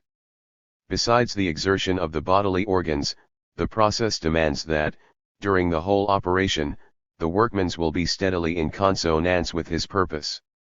This means close attention. The less he is attracted by the nature of the work, and the mode in which it is carried on, and the less, therefore, he enjoys it as something which gives play to his bodily and mental powers, the more close his attention is forced to be. The true value of willpower is not only manifested in strength or weakness, but is also expressed in the content and meaning of the goals that we try to achieve through our willpower. Lenin believed that willpower is one of the factors that will create revolutionary careers for millions of people in the fierce class struggles to liberate ourselves and mankind. Annotation 89. In left-wing communism, an infantile disorder, Lenin explains how revolutions are born from the collective willpower of thousands of people. History as a whole, and the history of revolutions in particular, is always richer in content, more varied, more multiform, more lively and ingenious than is imagined by even the best parties, the most class-conscious vanguards of the most advanced classes. This can readily be understood, because even the finest of vanguards express the class consciousness, will, passion and imagination of tens of thousands, whereas at moments of great upsurge and the exertion of all human capacities, revolutions are made by the class consciousness, will, passion and imagination of tens of millions, spurred on by a most acute struggle of classes. Two very important practical conclusions follow from this. First, that in order to accomplish its task the revolutionary class must be able to master all forms or aspects of social activity without exception, completing after the capture of political power, sometimes at great risk and with very great danger, what it did not complete before the capture of power. Second, that the revolutionary class must be prepared for the most rapid and brusque replacement of one form by another. All of these factors, knowledge, sentiment, and willpower, which, together, create consciousness, have dialectical relationships with each other. Of these factors, knowledge is the most important, because it is the mode of existence of consciousness, and also the factor which guides the development of all the other factors, and it also determines how the other factors manifest. 3. The relationship between matter and consciousness. The relationship between matter and consciousness is dialectical. In this relationship, matter comes first, and matter is the source of consciousness, it decides consciousness. However, consciousness is not totally passive, it can impact back to matter through the practical activities of human beings. Annotation 90. Engels explained in Dialectics of Nature that matter evolves out of itself the thinking human brain, which means that matter must necessarily come prior to consciousness. As Marx explains in Capital Volume I, matter determines conscious activity. The production of ideas, of conceptions, of consciousness, is at first directly interwoven with the material activity and the material intercourse of men, the language of real life. Conceiving, thinking, the mental intercourse of men, appear at this stage as the direct efflux of their material behavior. The same applies to mental production as expressed in the language of politics, laws, morality, religion, metaphysics, etc., of a people.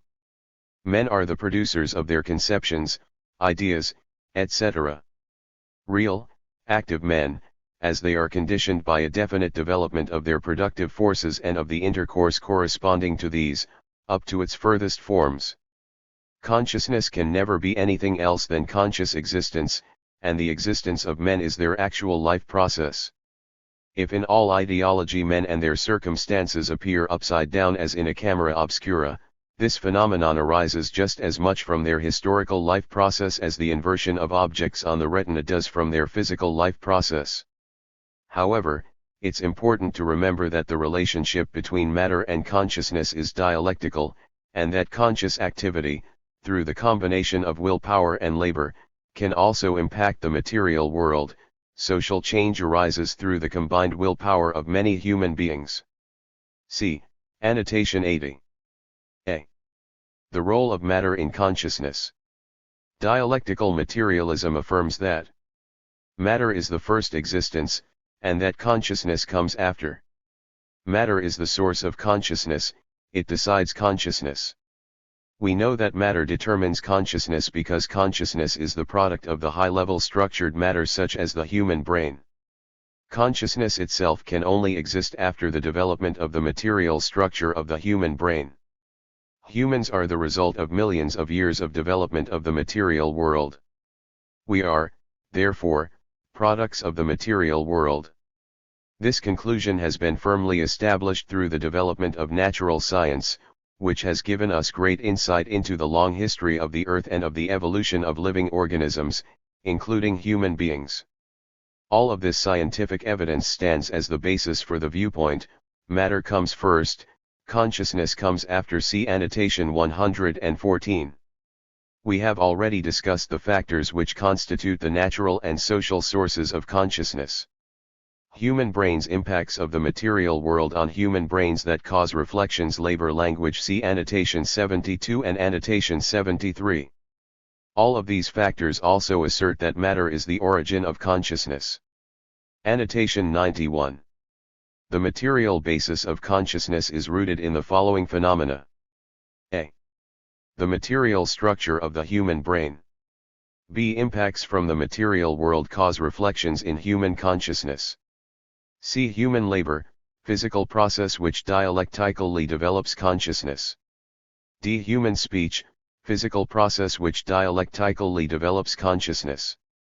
E. Evolution of human brains and consciousness through material processes of the material world. For more information, see Nature and Structure of Consciousness. Consciousness is composed of reflections and subjective images of the material world. Therefore the content of consciousness is decided by matter. See Annotation 68. The development of consciousness is determined by natural laws and by social laws 18 as well as the material environment which we inhabit. All of these factors which determine consciousness are material in nature. Therefore, matter determines not only the content but also the development of consciousness. B. The role of consciousness in matter. In relation to matter, consciousness can impact matter through human activities. When we discuss consciousness, we are discussing human consciousness. So, when we talk about the role of consciousness, we are talking about the role of human beings. Consciousness in and of itself cannot directly change anything in reality. In order to change reality, humans have to implement material activities. However, consciousness controls every human activity, so even though consciousness does not directly create or change the material world, it equips humans with knowledge about objective reality, and based on that foundation of knowledge, humans are able to identify goals, set directions, develop plans, and select methods, solutions, tools, and means to achieve our goals. So, consciousness manifests its ability to impact matter through human activities. The impact of consciousness on matter can have positive or negative results. Annotation 92. Positive and negative, in this context, are subjective and relative terms which simply denote moving towards a goal and moving away from a goal, based on a specific perspective. From the perspective of revolutionary communism, positive can be taken as moving towards the end goal of the liberation of the working class from capitalist oppression and the construction of a stateless, classless society. Likewise, negative can be taken as moving away from that goal. See Annotation 114. Humans have the ability to overcome all challenges in the process of achieving our goals and improving our world, so long as our conscious activities meet the following criteria. We must perceive reality accurately. We must properly apply scientific knowledge, revolutionary sentiments, and directed willpower. We must avoid contradicting objective laws of nature and society. Successfully achieving our goals and improving the world in this manner constitutes the positive outcome of human consciousness. On the contrary, if human consciousness wrongly reflects objective reality, nature, and laws, then, right from the beginning, our actions will have negative results which will do harm to ourselves and our society. Therefore, by directing the activities of humans, consciousness can determine whether the results of human activities are beneficial or harmful. Our consciousness thus determines whether our activities will succeed or fail and whether our efforts will be effective or ineffective. By studying the matter, origin, and nature of consciousness, as well as the relationships between matter and consciousness, we can see that matter is the source of consciousness. 19. Matter determines the content and creative capacity of consciousness. 20. Matter is the prerequisite to form consciousness. 21. Consciousness only has the ability to impact matter, and this impact is indirect, because it has to be done through human material activities within material reality. 22.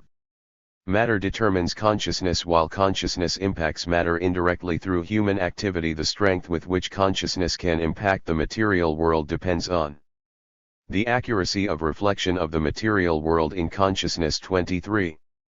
Strength of willpower which transmits consciousness to human activity. 24. The degree of organization of social activity. 25. Material conditions in which human activity occurs. 26. Annotation 93. The importance of organization in determining the outcomes of human social activity is one of the most important concepts of Marxism-Leninism and is discussed frequently by Marx, Engels, Lenin, and nearly every other important communist revolutionary in history. Marx explains the connections between social organization and conscious human activity in Capital Volume I. See Annotation 80. 4. Meaning of the methodology. Dialectical materialism builds the most basic and common methodological 27 principles for human cognitive and practical activities on the following bases. The viewpoint of the material nature of the world. Matter comes first, consciousness comes after. The dynamic and creative nature of consciousness. 28. The dialectical relationship between matter and consciousness. 29. All cognitive and practical activities of humans originate from material reality and must observe objective natural and social laws. However, our activities are capable of impacting the material world through dynamic and creative conscious activity. See the relationship between matter and consciousness. Annotation 94. The above paragraph summarizes an important methodological concept which is critical for understanding the philosophical framework of dialectical materialism. Dialectical materialism, as a philosophy, synthesizes earlier materialist and idealist positions by recognizing the fact that the material determines consciousness, while consciousness can impact the material world through willful activity. From this philosophical basis, the methodology of materialist dialectics has been developed to provide a deeper understanding of dialectical development, which is rooted in contradiction and negation within and between subjects. Materialist dialectics is the subject of Chapter 2. According to this methodological principle, i.e., the principle of the dialectic relationship between matter and consciousness, if we hope to succeed in accomplishing our goals in the material world, then we must simultaneously meet two criteria. We must ensure that our knowledge reflects the objective material world as much as possible, respecting the objective natural and social laws of the material world. We must simultaneously recognize the dynamic and creative nature of our conscious activity. When we say that human activities originate from material reality and must observe objective natural and social laws, we mean that human knowledge must originate from the material world. This means that if we hope to be successful in our activities, we should respect the natural and social laws of the material world. This means that in our human perception and activities, we must determine goals, and set strategies, policies, and plans which are rooted firmly in objective material reality. Humans have to take objective material reality as the foundation of our activities and plans, and all of our activities must be carried out in the material world. Humans have to examine and understand our material conditions and transform them in ways that will help us to accomplish our goals.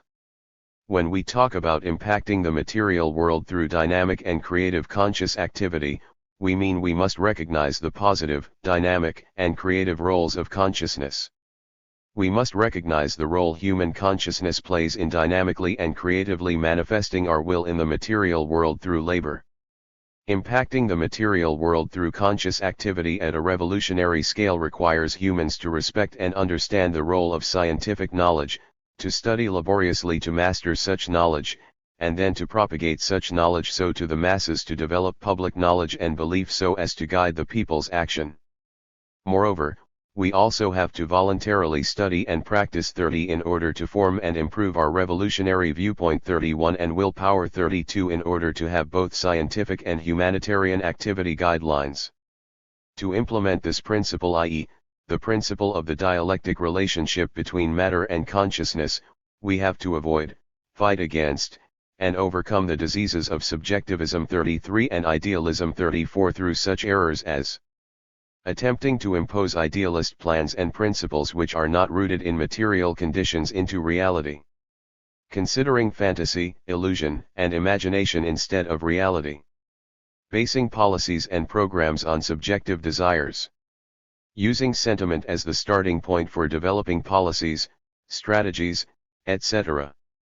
On the other hand, in cognitive and practical activities, we also have to fight against empiricism 35, which disregards scientific knowledge and theories, and which is also very conservative, stagnant, and passive. Annotation 95.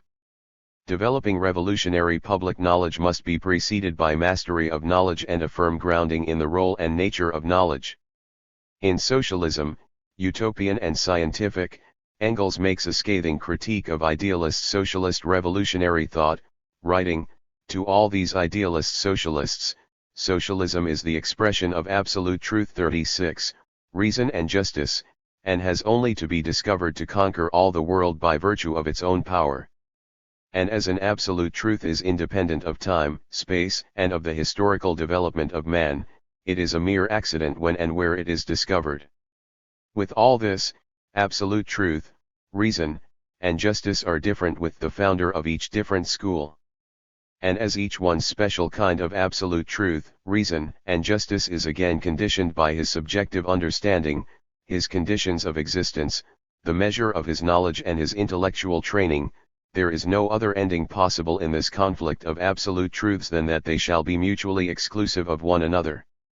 Here, Engels points out the absurdity of the idea that some abstract, purely ideal truth could liberate workers in the material world.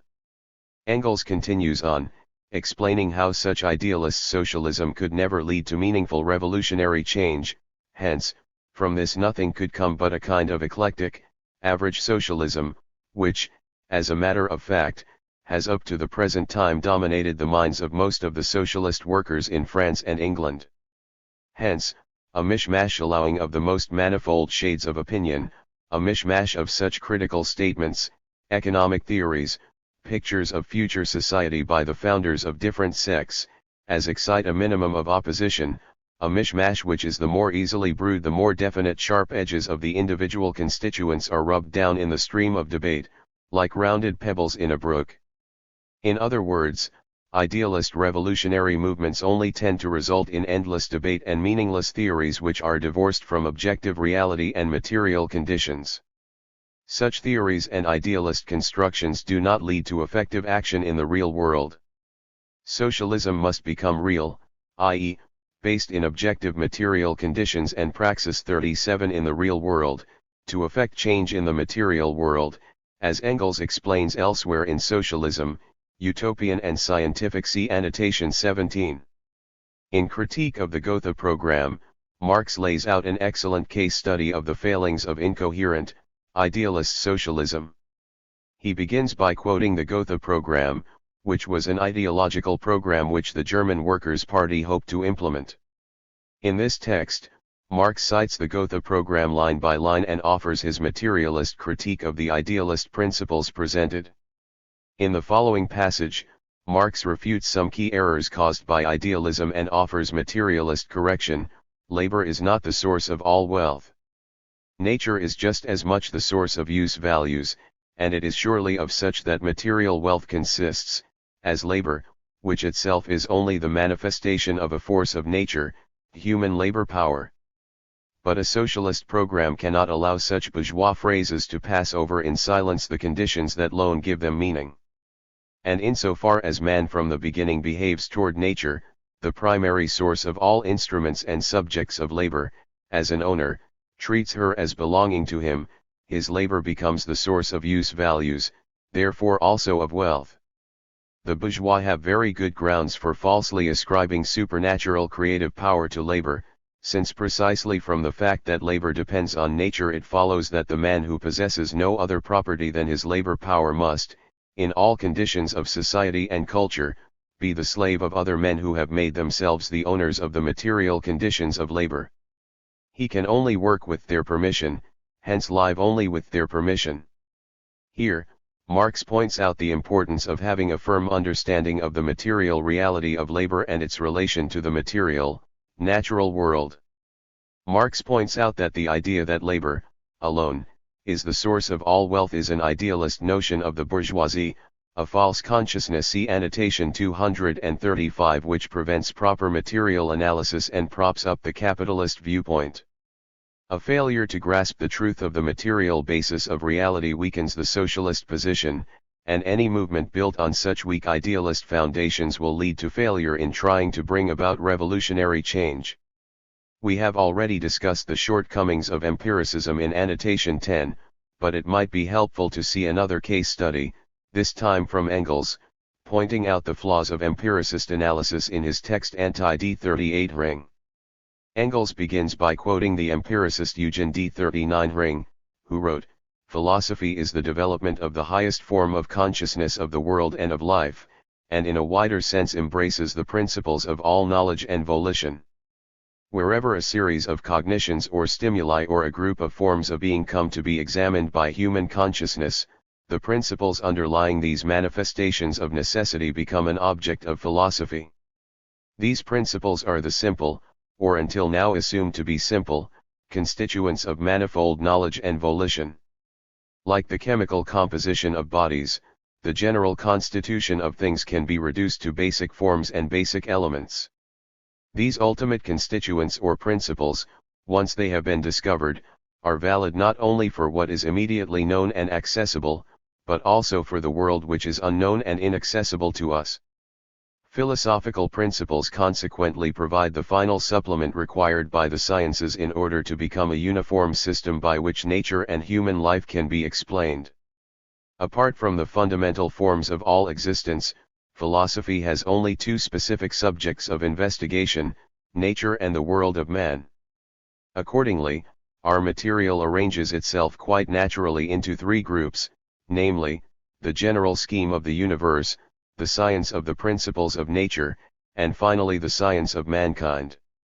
This succession at the same time contains an inner logical sequence, for the formal principles which are valid for all being take precedence, and the realms of the objects to which they are to be applied then follow in the degree of their subordination. Engels then proceeds to critique this empiricist worldview, showing that it does not properly reflect the material world and amounts to idealism in its own right. What Dühring is dealing with are therefore principles, formal tenets derived from thought and not from the external world, which are to be applied to nature and the realm of man, and to which therefore nature and man have to conform. But whence does thought obtain these principles? From itself?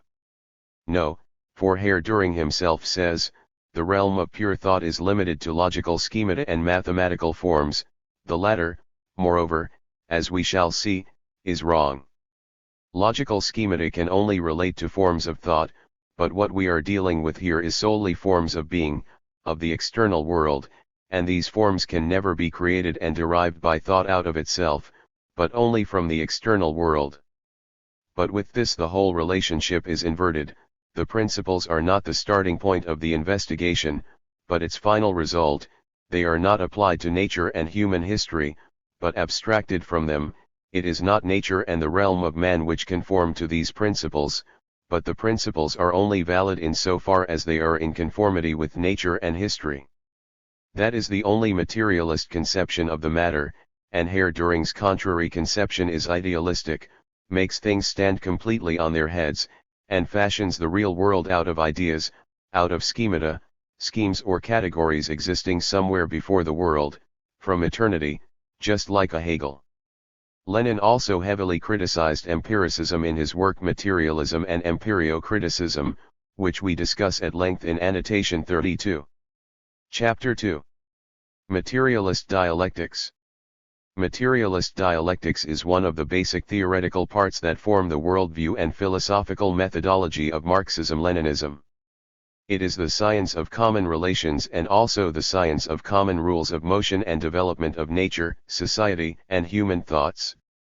Dialectics, as understood by Marx, and also in conformity with Hegel, includes what is now called the theory of knowledge, or epistemology. 1. Note: epistemology is the theoretical study of knowledge. For more information see Cognitive Theory of Dialectical Materialism. Dialectics and Materialist Dialectics. 1. Dialectics and basic forms of dialectics. A. Definitions of dialectics and the subjective dialectic. In Marxism-Leninism, the term dialectic refers to regular relationships, interactions, transformations, motions, and developments of things, phenomena, and processes in nature, society, and human thought. Point 2. There are two forms of dialectic, the objective dialectic and the subjective dialectic. The objective dialectic is the dialectic of the material world, while the subjective dialectic is the reflection of objective dialectic in human consciousness. See Annotation 68. According to Engels, dialectics, so-called objective dialectics, prevail throughout nature, and so-called subjective dialectics, dialectical thought, is only the reflection of the motion through opposites which asserts itself everywhere in nature, and which by the continual conflict of the opposites and their final passage into one another, or into higher forms, determines the life of nature. 3. Annotation 96. Dialectics is an umbrella term which includes both forms of dialectical systems, subjective and objective dialectics. Objective dialectics are the dialectical processes which occur in the material world, including all motion, relationships, and dynamic changes which occur in space and time. Subjective dialectics, or dialectical thought, is a system of analysis and organized thinking which aims to reflect the objective dialectics of the material world within human consciousness. Dialectical thinking has two component forms: dialectical materialism and materialist dialectics. See Annotation 49. Subjective dialectics is the theory that studies and summarizes the objective dialectic of nature into a system with scientific principles and rules, in order to build a system of methodological principles of perception and practice. Dialectics is opposed to metaphysics, a system of thought which conceives of things and phenomena in the world in an isolated and unchanging state. See Annotation 8. B. Basic forms of dialectics. Dialectics has developed into three basic forms and levels: ancient primitive dialectics, German idealist dialectics, and the materialist dialectics of Marxism-Leninism. Ancient primitive dialectics is the earliest form of dialectics. It has developed independently in many philosophical systems in ancient China, India, and Greece. Chinese philosophy has two major forms of ancient primitive dialectics.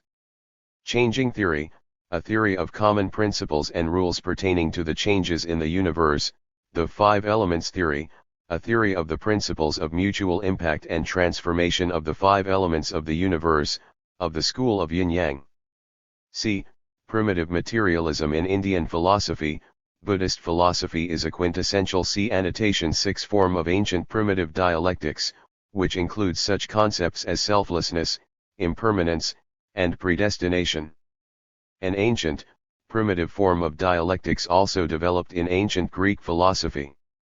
Friedrich Engels wrote, "The old Greek philosophers were all born natural dialecticians, and Aristotle, the most encyclopedic of them, had already analyzed the most essential forms of dialectic thought." This primitive, naive, but intrinsically correct conception of the world is that of ancient Greek philosophy, and was first clearly formulated by Heraclitus: everything is and is not, for everything is fluid, is constantly changing, constantly coming into being and passing away. 4. Engels also wrote of Greek dialectics. Here, dialectical thought still appears in its pristine simplicity, as yet undisturbed by the charming obstacles which the metaphysicists of the 17th and 18th centuries, Bacon and Locke in England, Wolff in Germany, put in its own way. Among the Greeks, just because they were not yet advanced enough to dissect and analyze nature, nature is still viewed as a whole, in general. The universal connection of natural phenomena is not proved in regard to particular. To the Greeks it is the result of direct contemplation. 5. Annotation 97. Engels, here, is explaining how the ancient Greek dialecticians were correct to view nature as a cohesive system, a whole, in general, which they determined through direct observation of the natural world. The major shortcoming of this ancient Greek form of dialectics was a lack of inquiry into the specific processes and principles of nature. Engels laments that 17th and 18th century metaphysicists took us backwards by disregarding this view of nature as a cohesive, general whole. Ancient, primitive dialectics had an accurate awareness of the dialectical characteristic of the world, but with its primitive and naive perspective, it still lacked evidence-based forms of natural scientific achievements. Jumping forward to the late 16th century, natural sciences started developing rapidly in Europe. Scientists began deeply analyzing and studying specific factors and phenomena of nature, which led to the birth of modern European metaphysical analysis. In the 18th century, metaphysics became the dominant methodology in philosophical thought and scientific study. However, when natural scientists moved from studying each subject separately to studying the unification of all those subjects in their relationships, the metaphysical method proved insufficient. Thus, European scientists and philosophers had to transition into a more advanced system of thought, dialectical thought. The classical German idealist dialectics were founded by Kant and completed by Hegel. According to Engels, the second form of dialectics, which is the form that comes closest to the German naturalists, natural scientists, is classical German philosophy, from Kant to Hegel. 6. Annotation 98. Engels discusses this history, and the shortcomings of the metaphysical philosophy of his era, in the old preface to Anti-D38 Ring. First, Engels explains why early modern natural scientists initially did not feel constrained by their adherence to metaphysics, since inquiries in the initial revolution of scientific study were limited to the narrow development of specific fields of inquiry by necessity.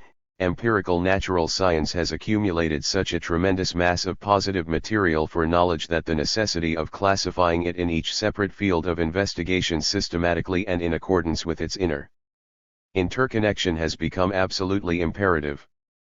Engels goes on to explain that at the time he was writing, enough knowledge had been accumulated within specific, distinct fields that it becomes necessary to begin studying the connections and overlaps between different fields, which called for theoretical and philosophical foundations.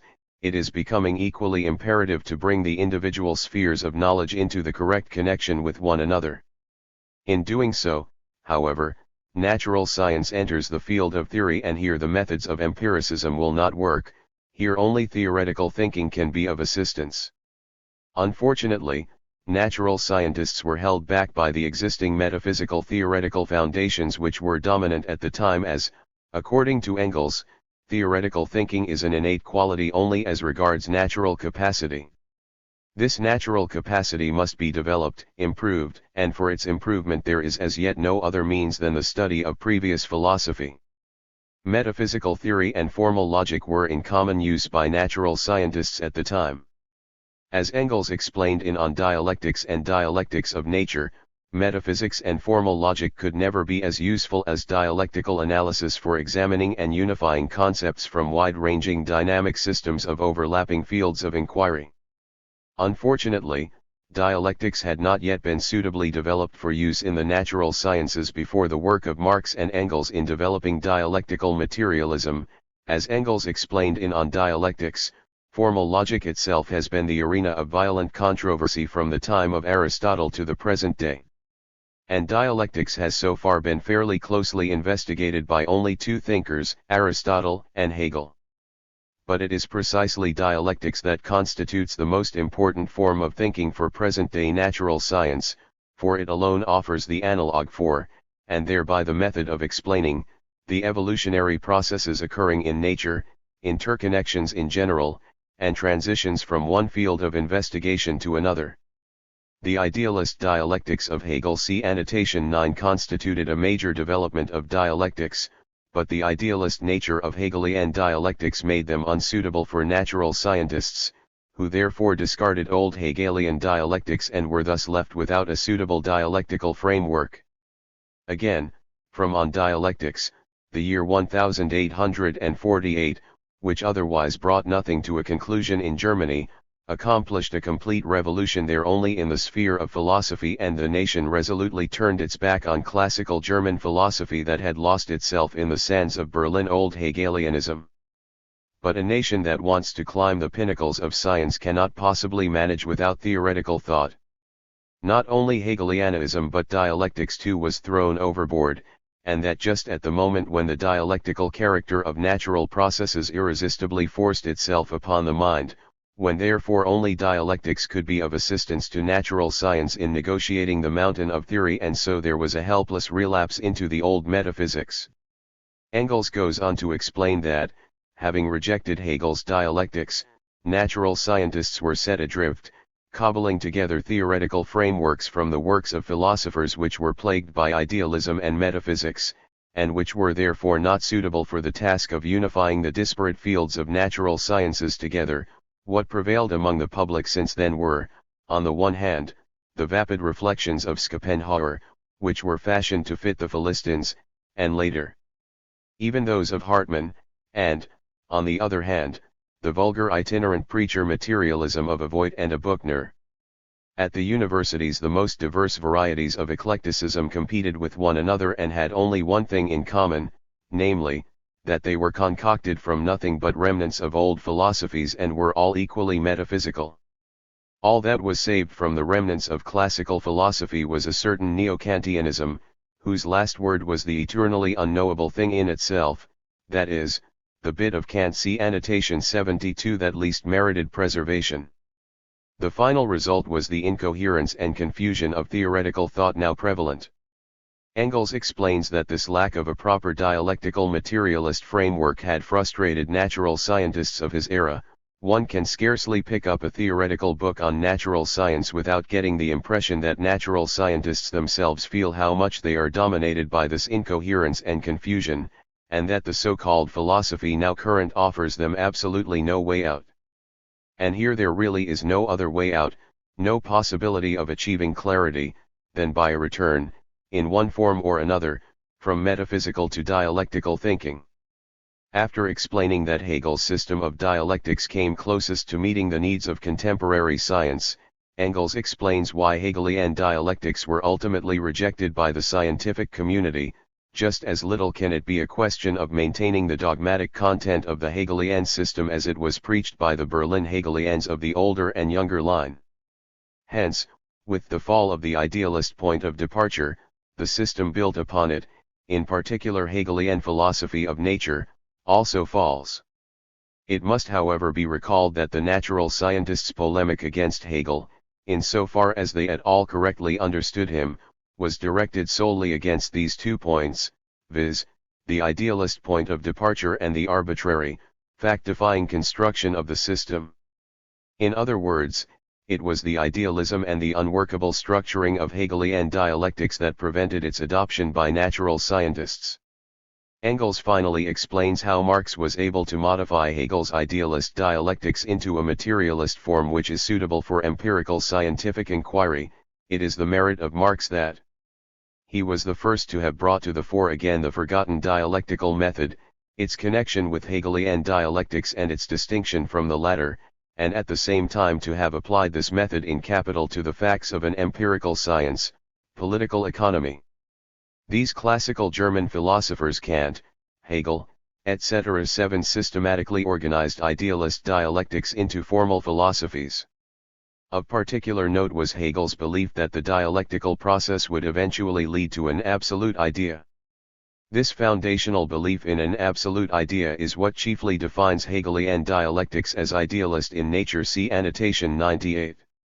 Hegel believed that the subjective dialectic is the basis of the objective dialectic. In other words, Hegel believed that dialectical thought served as the objective dialectics of the material world.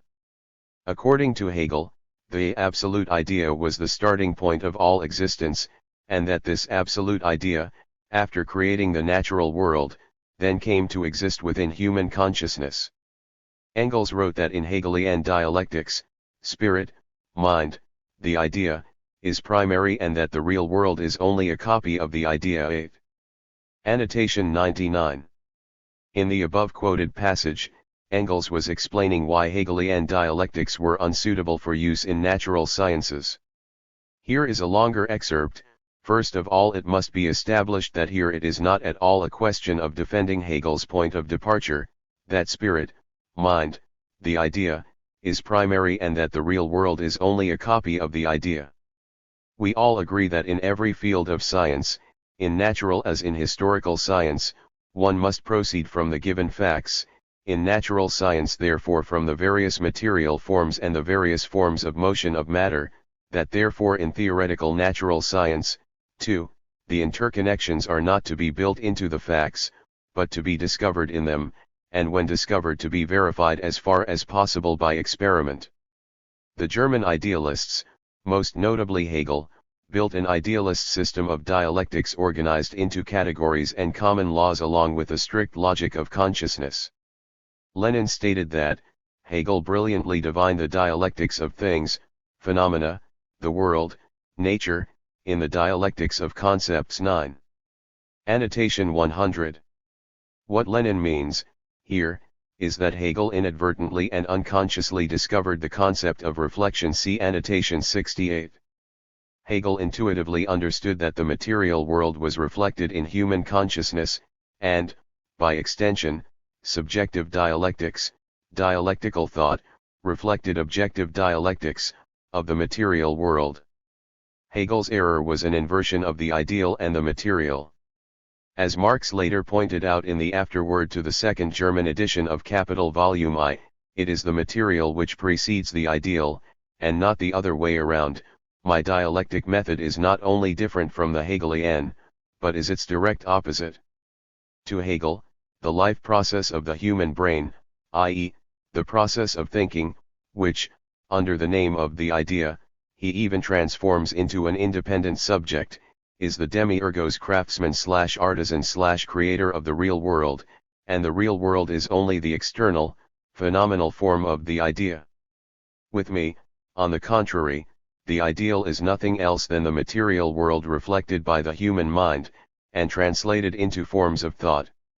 Engels also quoted and emphasized Marx's thoughts in the old preface to Anti-Düring, citing another quote of Marx from the afterword to the second German edition of Capital Volume I, further quoted in annotation 100 above. The mystification which dialectics suffers in Hegel's hands by no means prevents him from being the first to present its general form of working in a comprehensive and conscious manner. With him it is standing on its head. It must be turned right side up again, if you would discover the rational kernel within the mystical shell. 10. Annotation 101. In the old preface to Anti-Düring, Engels explains some of the contemporary currents of science and philosophy of his era. Engels explains that Hegelian philosophy had been dismissed by a newer current of natural scientists who dismissed the idealist point of departure and the arbitrary, fact-defying construction of the system. In other words, the natural scientists rejected Hegelianism because it was both idealist and was not built on a foundation of objective facts. Engels points out, however, that Marx was the first to have brought to the fore again the forgotten dialectical method of Hegel. The dialectical method was forgotten in the sense that the natural scientists ignored and dismissed dialectics along with the rest of Hegel's philosophy. So, Engels is pointing out that one of the great contributions of Marx was salvaging the dialectical method from Hegel while rejecting the idealist and non-fact-based characteristics of Hegelian philosophy. Marx, according to Engels, proved that the dialectical method could be separated from idealism by applying the dialectical method in capital to the facts of an empirical science, political economy.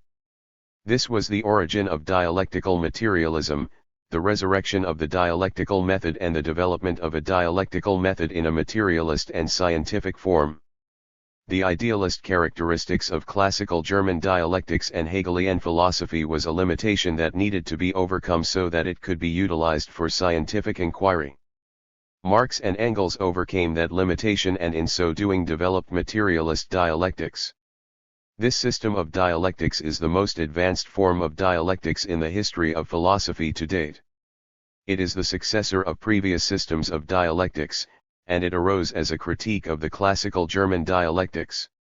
Engels said, "Marx and I were pretty well the only people to rescue conscious dialectics from German idealist philosophy and apply it in the materialist conception of nature and history." 11.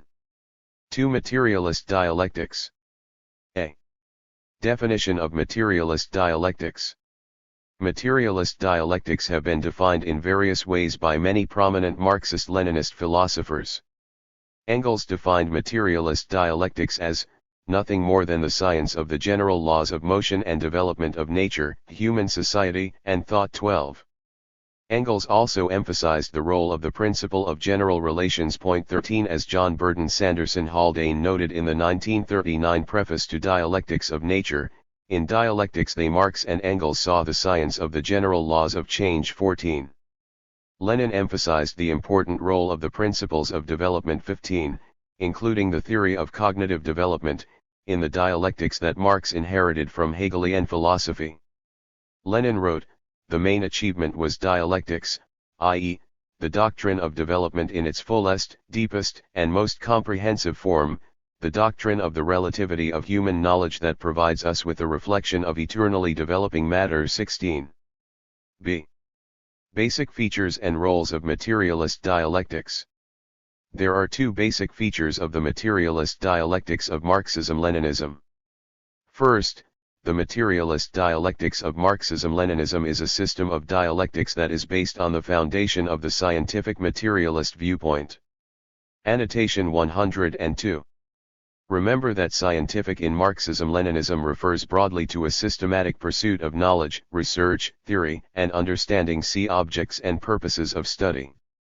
Remember also that materialism in Marxism-Leninism has specific meaning as well, which differentiates it from other forms of materialism. See dialectical materialism, the most advanced form of materialism.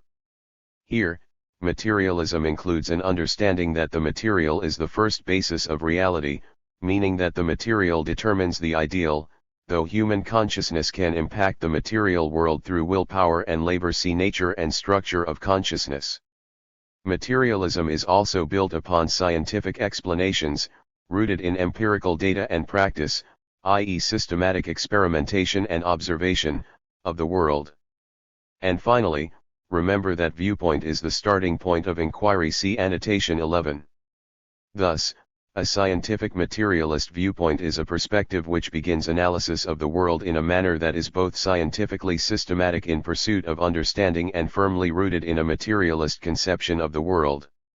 Note, materialist dialectics contains 12 basic pairs of categories, 2 basic principles and 3 universal laws. These are summarized, respectively, in Appendix A, p. 246, Appendix B, p. 247, and Appendix C, p. p. 248, and explained in depth throughout the rest of this chapter. In this way, materialist dialectics fundamentally differs from the classical German idealist dialectics, and especially differs from Hegelian dialectics 17, as these dialectics were founded on idealist viewpoints. Moreover, it also has a higher level of development compared to other dialectical systems of thought found in the history of philosophy going back to ancient times. Such previous forms of dialectics were fundamentally based on materialist stances. However, the materialism of those ancient times was still naive, primitive, and surface level. Second, the materialist dialectics of Marxism-Leninism unifies dialectical materialist viewpoints and materialist dialectical methodology, so it not only explains the world, it is also a tool for humans to perceive and improve the world. Every principle and law of Marxist-Leninist materialist dialectics is both an accurate explanation of the dialectical characteristics of the world, a scientific methodology for perceiving and improving the world. By summarizing the general interconnections and development of all things, every phenomenon in nature, society, and human thought, Marxist-Leninist materialist dialectics provides the most general methodological principles for the process of perceiving and improving the world. They are not just objective methodological principles, they are a comprehensive, constantly developing, and historical methodology. This methodology can be used to analyze contradictions. See annotation 119 in order to find the basic origins and motivations of both motion and developmental processes. Therefore, materialist dialectics is a great scientific tool for the revolutionary class to perceive and improve the world. With these basic features, materialist dialectics plays a very important role in the worldview and philosophical methodology of Marxism-Leninism. Materialist dialectics are the foundation of the scientific and revolutionary characteristics of Marxism-Leninism and also offer the most general worldview and methodology for creative activities in scientific study and practical activities. Two basic principles of materialist dialectics. Annotation 103. The principle of general relationships and the principle of development are the most basic principles of materialist dialectics. These two principles are dialectically related to one another. The following sections will outline the principle of general relationships and the principle of development, which are the most fundamental principles of materialist dialectics. These two concepts are closely, and dialectically, related. 1. The principle of general relationships. A. Definition of relationship and common relationship. Annotation 104. The principle of general relationships describes how all things, phenomena, and ideas are related to one another, and are defined by these internal and external relationships. The principle of development relates to the idea that motion, change, and development are driven by internal and external relationships. These two principles are dialectically linked. Any given subject is defined by its internal relationships, and these same relationships drive the development of every subject. Note, the foundation of the principles of materialist dialectics were laid out by Engels in Dialectics of Nature. Engels began working on Dialectics of Nature in February 1870 and had to stop in 1876 to work on Anti-Düring. He then restarted work on Dialectics of Nature in 1878 and continued working on it until 1883, when Karl Marx died. Engels felt that it was more important to try and put together Marx's great unfinished works, Capital Volumes 2, 3, and 4, and so stopped working on Dialectics of Nature once again. So, unfortunately, Engels died before this seminal work on materialist dialectics could be completed, and what we have instead is an unfinished assemblage of notes. What follows in the rest of this book is a cohesive system of materialist dialectics which was built upon the foundations laid out by Engels in Dialectics of Nature and many other works of political and scholarly writing from various sources. This is the system of materialist dialectics studied by Vietnamese students and applied by Vietnamese communists today. Because this text comes from predominantly Vietnamese scholarship and ideological development, we have had to translate some terms into English which are not derived from the canon of Marx, Engels, and Lenin. In some cases, various terms have been consolidated into one concept. For example, Engels used the term interconnection, German, Innernzusammenhang, literally, inner connections, in dialectics of nature, but Vietnamese political scientists use the term relationship. Where Engels uses the term motion, German, Bewegung, modern Vietnamese communists tend to use the word development. Wherever this is the case, we have chosen to use the words in English which most closely match the language used in the original Vietnamese of this text. In materialist dialectics, the word relationship refers to the regulating principles, mutual interactions, and mutual transformations which exist between things, phenomena, and ideas, as well as those existing between aspects and factors within things, phenomena, and ideas. Annotation 105. Throughout this book, phenomenon/phenomena simply refers to anything that is observable by the human senses. Materialist dialectics examines relationships between things, phenomena, and ideas and within things, phenomena, and ideas. A relationship which occurs between two separate things or phenomena is referred to as an external relationship. A relationship which occurs within a thing or phenomenon is referred to as an internal relationship. These terms are relative. Sometimes a relationship may be internal in one context but external in a different context. For example, consider a solar system. When considering a solar system as a whole, the orbit of a moon around a planet may be considered as an internal relationship of the solar system. But when considering the moon as an isolated subject, its orbit around a planet may be seen as an external relationship which the moon has with the planet. The diagram above illustrates different types of relationships. Object 1 has its own internal relationships, A, and, from its own perspective, it also has external relationships with Object 2, B. From a wider perspective, the relationship between Object 1 and Object 2, B, may be viewed as an internal relationship. This system of relationships, between Object 1 and Object 2, will also have external relationships with other things, phenomena, and ideas, c. Relationships have a quality of generality, which refers to how frequently they occur between and within things, phenomena, and ideas. When we refer to general relationships, we are usually referring to relationships which exist broadly across many things, phenomena, and ideas. General relationships can exist both internally, within things, phenomena, and ideas, and externally, between things, phenomena, and ideas. The most general relationships are universal relationships. These are relationships that exist between and within everything and all phenomena, and they are one of the two primary subjects of study of materialist dialectics. The other primary subject of study is the principle of development, see page 119. Annotation 106.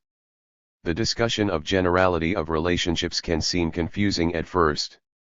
What's important to understand is that generality is a spectrum ranging from the least general relationships, unique relationships, which only occur between two specific things/phenomena/ideas, and the most general relationships, universal relationships, which occur between or within all things/phenomena/ideas. Of particular importance in the study of materialist dialectics are universal relationships which exist within and between all things, phenomena, and ideas. See below. Translation note: in the original Vietnamese, the word universal is not used. Instead, the compound term phổ biến nhat is used, which literally means most general. In Vietnamese, this phrasing is commonly used to describe the concept of universal, and it is thus not confusing to Vietnamese speakers. For this translation, we have opted to use the word universal because we feel it is less confusing and better explains the concept in English. The universal relationships include, but are not limited to, relationships between basic philosophical category pairs, private and common, essence and phenomenon, etc. 1. Relationships between quantity and quality. 2. Relationships between opposites. 3. Together, in all forms of relationships in nature, society, and human thought, special, general, and universal, there is unity in diversity and diversity in unity. Annotation 107. Principle of general relationships. According to curriculum of the philosophy of Marxism-Leninism for university and college students specializing in Marxism-Leninism and Ho Chi Minh thought, materialist dialectics upholds the position that all things, phenomena, and ideas exist in mutual relationships with each other, regulate each other, transform into each other, and that nothing exists in complete isolation. That is the core idea of the principle of general relationships. From this principle, we find the characteristics of diversity in unity and unity in diversity. The basis of diversity in unity is the fact that everything, phenomenon, or idea, contains many different relationships. The basis of unity in diversity is that many different relationships exist, unified, within each and every thing, phenomenon, and idea. Diversity in unity. There exist an infinite number of diverse relationships between things, phenomena, and ideas, but all of these relationships share the same foundation in the material world. An infinite diversity of relationships exist within the unity of the material world. The material world is not a chaotic and random assortment of things, phenomena, and ideas. Rather, it is a system of relationships between things, phenomena, and ideas. Likewise, since the material world exists as the foundation of all things, phenomena, and ideas, the material world is thus the foundation for all relationships within and between things, phenomena, and ideas. Because all relationships share a foundation in the material world, they also exist in unity, even though all relationships are diversified and different from one another. Universal relationships which unite all things, phenomena, and ideas manifest in infinitely diverse ways. Unity in diversity. When we examine the universal relationships that exist within and between all different things, phenomena, and ideas, we will find that each individual manifestation of any universal relationship will have its own different manifestations, aspects, features, etc. Thus even the universal relationships which unite all things, phenomena, and ideas exist in infinite diversity. Paraphrased from Curriculum of the Philosophy of Marxism-Leninism for University and College Students Specializing in Marxism-Leninism and Ho Chi Minh Thought. B. Characteristics of relationships. Objectiveness, generality, and diversity are the three basic characteristics of relationships. The characteristic of objectiveness of relationships. According to the materialist dialectical viewpoint, relationships between things, phenomena, and ideas have objective characteristics. Annotation 108. In materialist dialectics, objectiveness is an abstract concept that refers to the relative externality of all things, phenomena, and ideas. Everything, phenomena, and idea exists externally to every other thing, phenomena, and idea. This means that to each individual subject, i.e., each individual thing/phenomena/idea, all other things, phenomena, and ideas are external objects. All things, phenomena, and ideas have the relative characteristic of objectiveness. Altogether, the collection of all things, phenomena, and ideas in the universe create the external reality of any given subject. So, objectiveness is relative. In the case of human beings, every individual person exists as an individual subject to which all other things, phenomena, and ideas, including other human beings, have objective characteristics. Alice and Bob are external to one another, each is objective from the other's perspective. Of course, objectiveness is always relative. Something might be external from a certain perspective but not from another perspective. For example, say there are two people, Bob and Alice. From Bob's perspective, Alice has objective characteristics. But from Alice's perspective, Bob would have objective characteristics. The relationship between Alice and Bob has objective characteristics to both Alice and Bob. As all relationships are inherently external to any given subject, even subjects which are party to the relationship, relationships also have objective characteristics. Whenever two things, phenomena, or ideas have a relationship with one another, they form a pair. The relationship is inherent to this pair and external to any subject which exists outside of the pair. The mutual interaction and mutual transformation which occurs to the things, phenomena, or objects within the pair as the result of the relationship are inherent and objective properties of the pair. Annotation 109. Translation note. In the original Vietnamese text, the word for objective is Coc Quan. This is a compound word in which Coc means guest, and Quan means point of view. Therefore, Coc Quan literally means the guests, or outsiders, point of view. Thus we translate this to objectiveness/objective, the characteristic of being viewed from the outside. The word inherent in the original Vietnamese is van co. This is another compound word. Van is a shortened form of the word van de, which means by or through nature, naturally, and intrinsically. Co means to have or to exist. 26 thus means already existing naturally or already there, through nature. So we use the word inherent to mean existing intrinsically or naturally within, without external influence. Human beings can't change or impact external things and phenomena, and the relationships between them, through human will alone. Humans are limited to perceiving relationships between things and phenomena and then impacting or changing them through our practical activities. The characteristic of generality of relationships.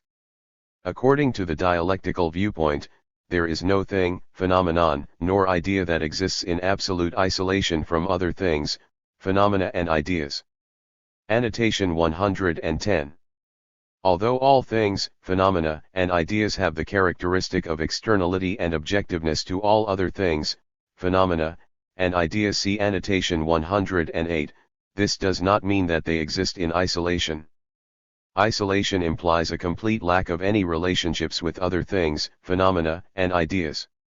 On the contrary, according to the principle of general relationships, see principle of general relationships, all things, phenomena, and ideas have relationships with all other things, phenomena, and ideas. Simultaneously, there is also no known thing, phenomenon, nor idea that does not have a systematic structure, including component parts which in turn have their own internal relationships. This means that every existence is a system, and, more so, is an open system that exists in relation with other systems. All systems interact and mutually transform one another. Annotation 111. As explained above, a systematic structure is a structure which includes within itself a system of component parts and relationships. It has been postulated by some scientific models that there may be some fundamental base particle, quarks, prions, etc., which, if true, would mean that there is a certain basic material component which cannot be further broken down. However, this would not contradict the principle of materialist dialectics of general relationships, which states that all things, phenomena, and ideas interact with and mutually transform one another, see annotation 107. The characteristic of diversity of relationships. In addition to affirming the objectiveness 4 and generality 5 of relationships, the dialectical viewpoint of Marxism-Leninism also emphasizes the diversity of relationships. The characteristic of diversity is defined by the following features. All things, phenomena, and ideas have different relationships. Every relationship plays a distinct role in the existence and development of the things, phenomena, and ideas which are included within. Any given relationship between things, phenomena, and ideas will have different characteristics and manifestations under different conditions and/or during different periods of motion and/or at different stages of development. Annotation 112. One of Marx's most critical observations was that things are defined by their internal and external relationships, including human beings. For example, in Theses on Feuerbach, Marx wrote that the essence of man is no abstraction inherent in each single individual. In reality, it is the ensemble of the social relations. It is only through relationships, through mutual impacts and transformations, that things, phenomena, and ideas, including human beings and human societies, change and develop over time. All of these relationships, which both define and transform all things, phenomena, and ideas in existence, exist in infinite diversity, see annotation 107. Just as things, phenomena, and ideas change and transform through the course of relations with one another, the nature of the relationships themselves also change and develop over time. Characteristics refer to the features and attributes that exist internally within a given thing, phenomena, or idea. Manifestation refers to how a given thing, phenomena, or idea is expressed externally in the material world. For example, a ball may have the characteristics of being made of rubber, having a mass of 100 grams, and having a melting point of 260 degrees C. It may manifest by bouncing on the ground, having a spherical shape, and having a red appearance to human observers. If 10 such balls exist, they will all be slightly different. Even if they have the same mass and material composition, they will have slightly different variations in size, shape, etc. Even if each ball will melt at 260 degrees C, the melting will manifest differently for each ball. They will melt into slightly different shapes, at slightly different speeds, etc. Relationships also have characteristics and manifestations. For example, the Moon's orbit around the Earth is a relationship. It has characteristics such as the masses of each related body, forces of gravity, and other factors which produce and influence the orbit. The same orbital relationship also has manifestations such as the duration of the Moon's orbit around the Earth, the size of its ellipse, the orbit's effects on the tides of the Earth's ocean, etc. Characteristics and manifestation correspond, respectively, to the philosophical category pair of content and form, which is discussed in section page 147. Therefore, no two relationships are exactly the same, even if they exist between very similar things, phenomena, and ideas or in very similar situations. It is also important to note that the characteristic of diversity also applies to things, phenomena, and ideas themselves. In other words, every individual thing, phenomenon, and idea in existence also manifests differently from every other thing, phenomenon, and idea in existence, even if they seem quite similar. See meaning of the methodology. Based on the objective and popular characteristics of relationships, we can see that in our cognitive and practical activities, we have to have a comprehensive viewpoint. Having a comprehensive viewpoint requires that in the process of perceiving and handling real-life situations, humans have to consider the internal dialectical relationships between the component parts, factors, and aspects within a thing or phenomenon. We also need to consider the external mutual interactions they have with other things, phenomena, and ideas. Only on such a comprehensive basis can we properly understand things and phenomena and then effectively handle problems in real life. So, the comprehensive viewpoint is the opposite of a unilateral and/or metaphysical viewpoint. See annotation 51 in both perception and practice. Lenin said, if we are to have true knowledge of an object we must look at and examine all of its facets, its connections, and mediaces indirect relationships. 6. Annotation 113. The comprehensive viewpoint sees the subject in terms of all of its internal and external relationships. Consider a factory.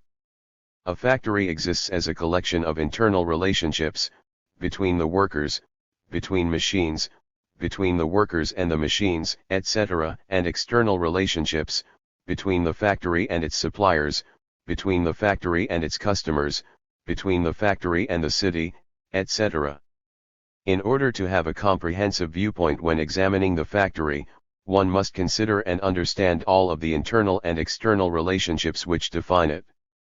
The diversified characteristic of relationships, see annotation 107, shows that in human cognitive and practical activities, we have to simultaneously use a comprehensive viewpoint and a historical viewpoint.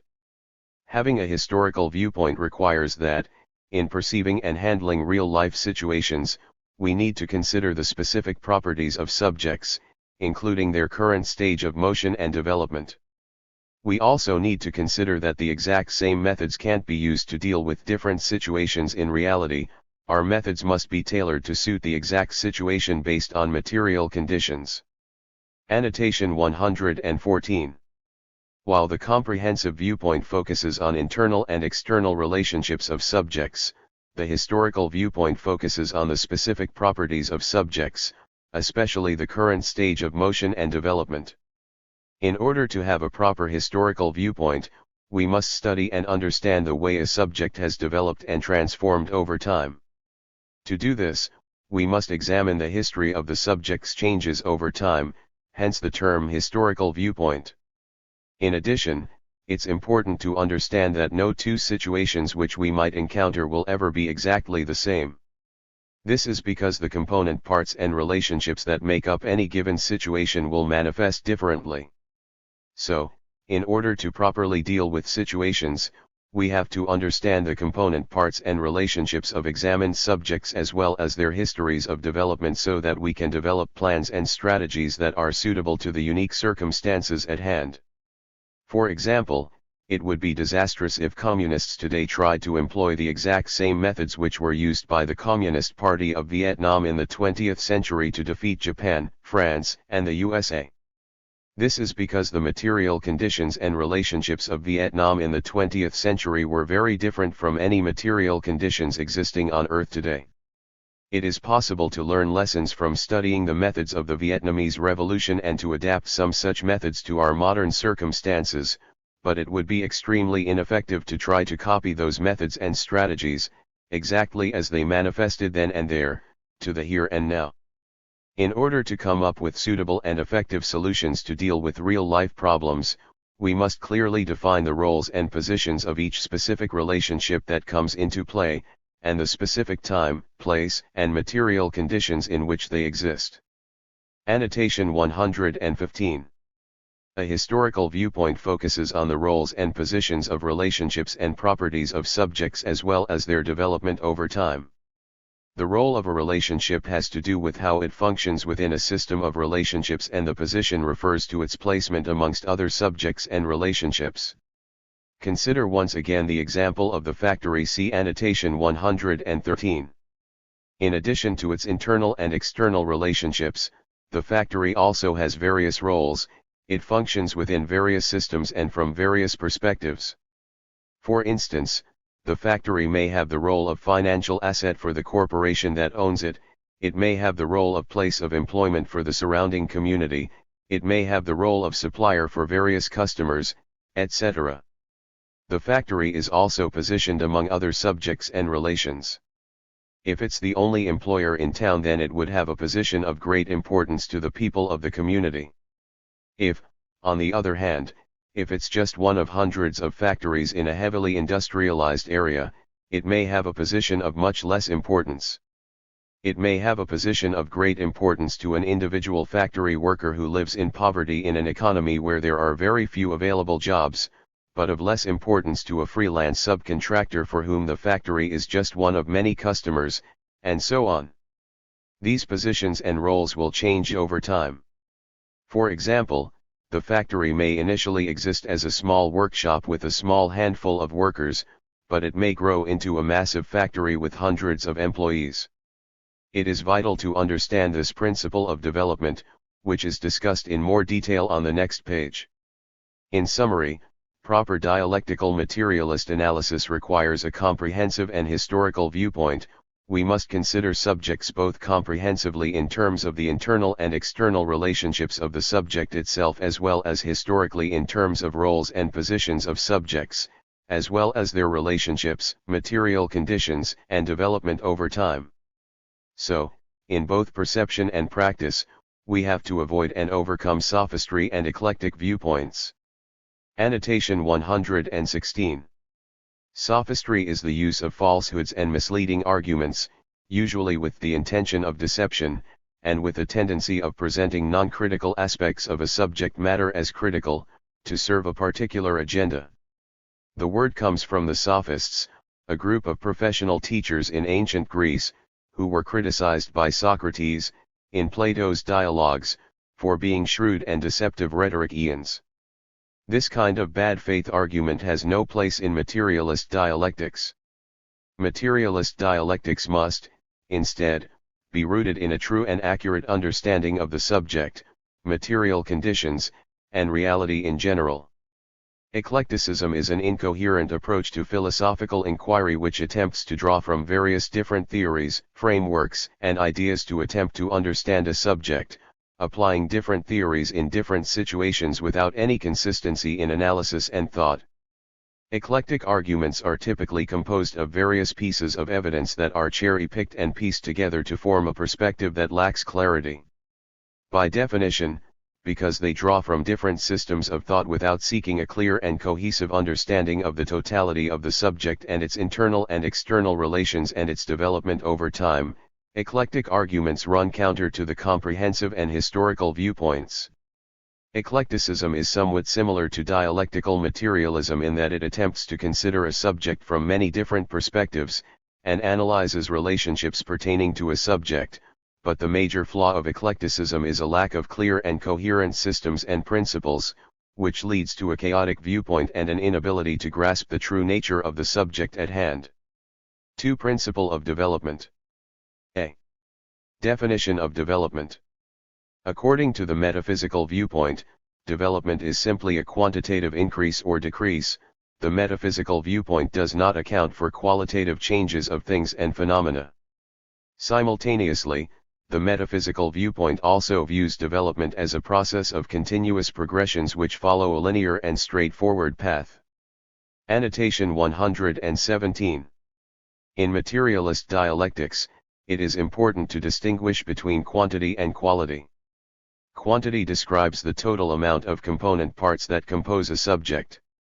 Quality describes the unity of component parts, taken together, which defines the subject and distinguishes it from other subjects. Both quantity and quality are dynamic attributes. Over time, the quantity and quality of all things develop and change over time through the development of internal and external relationships.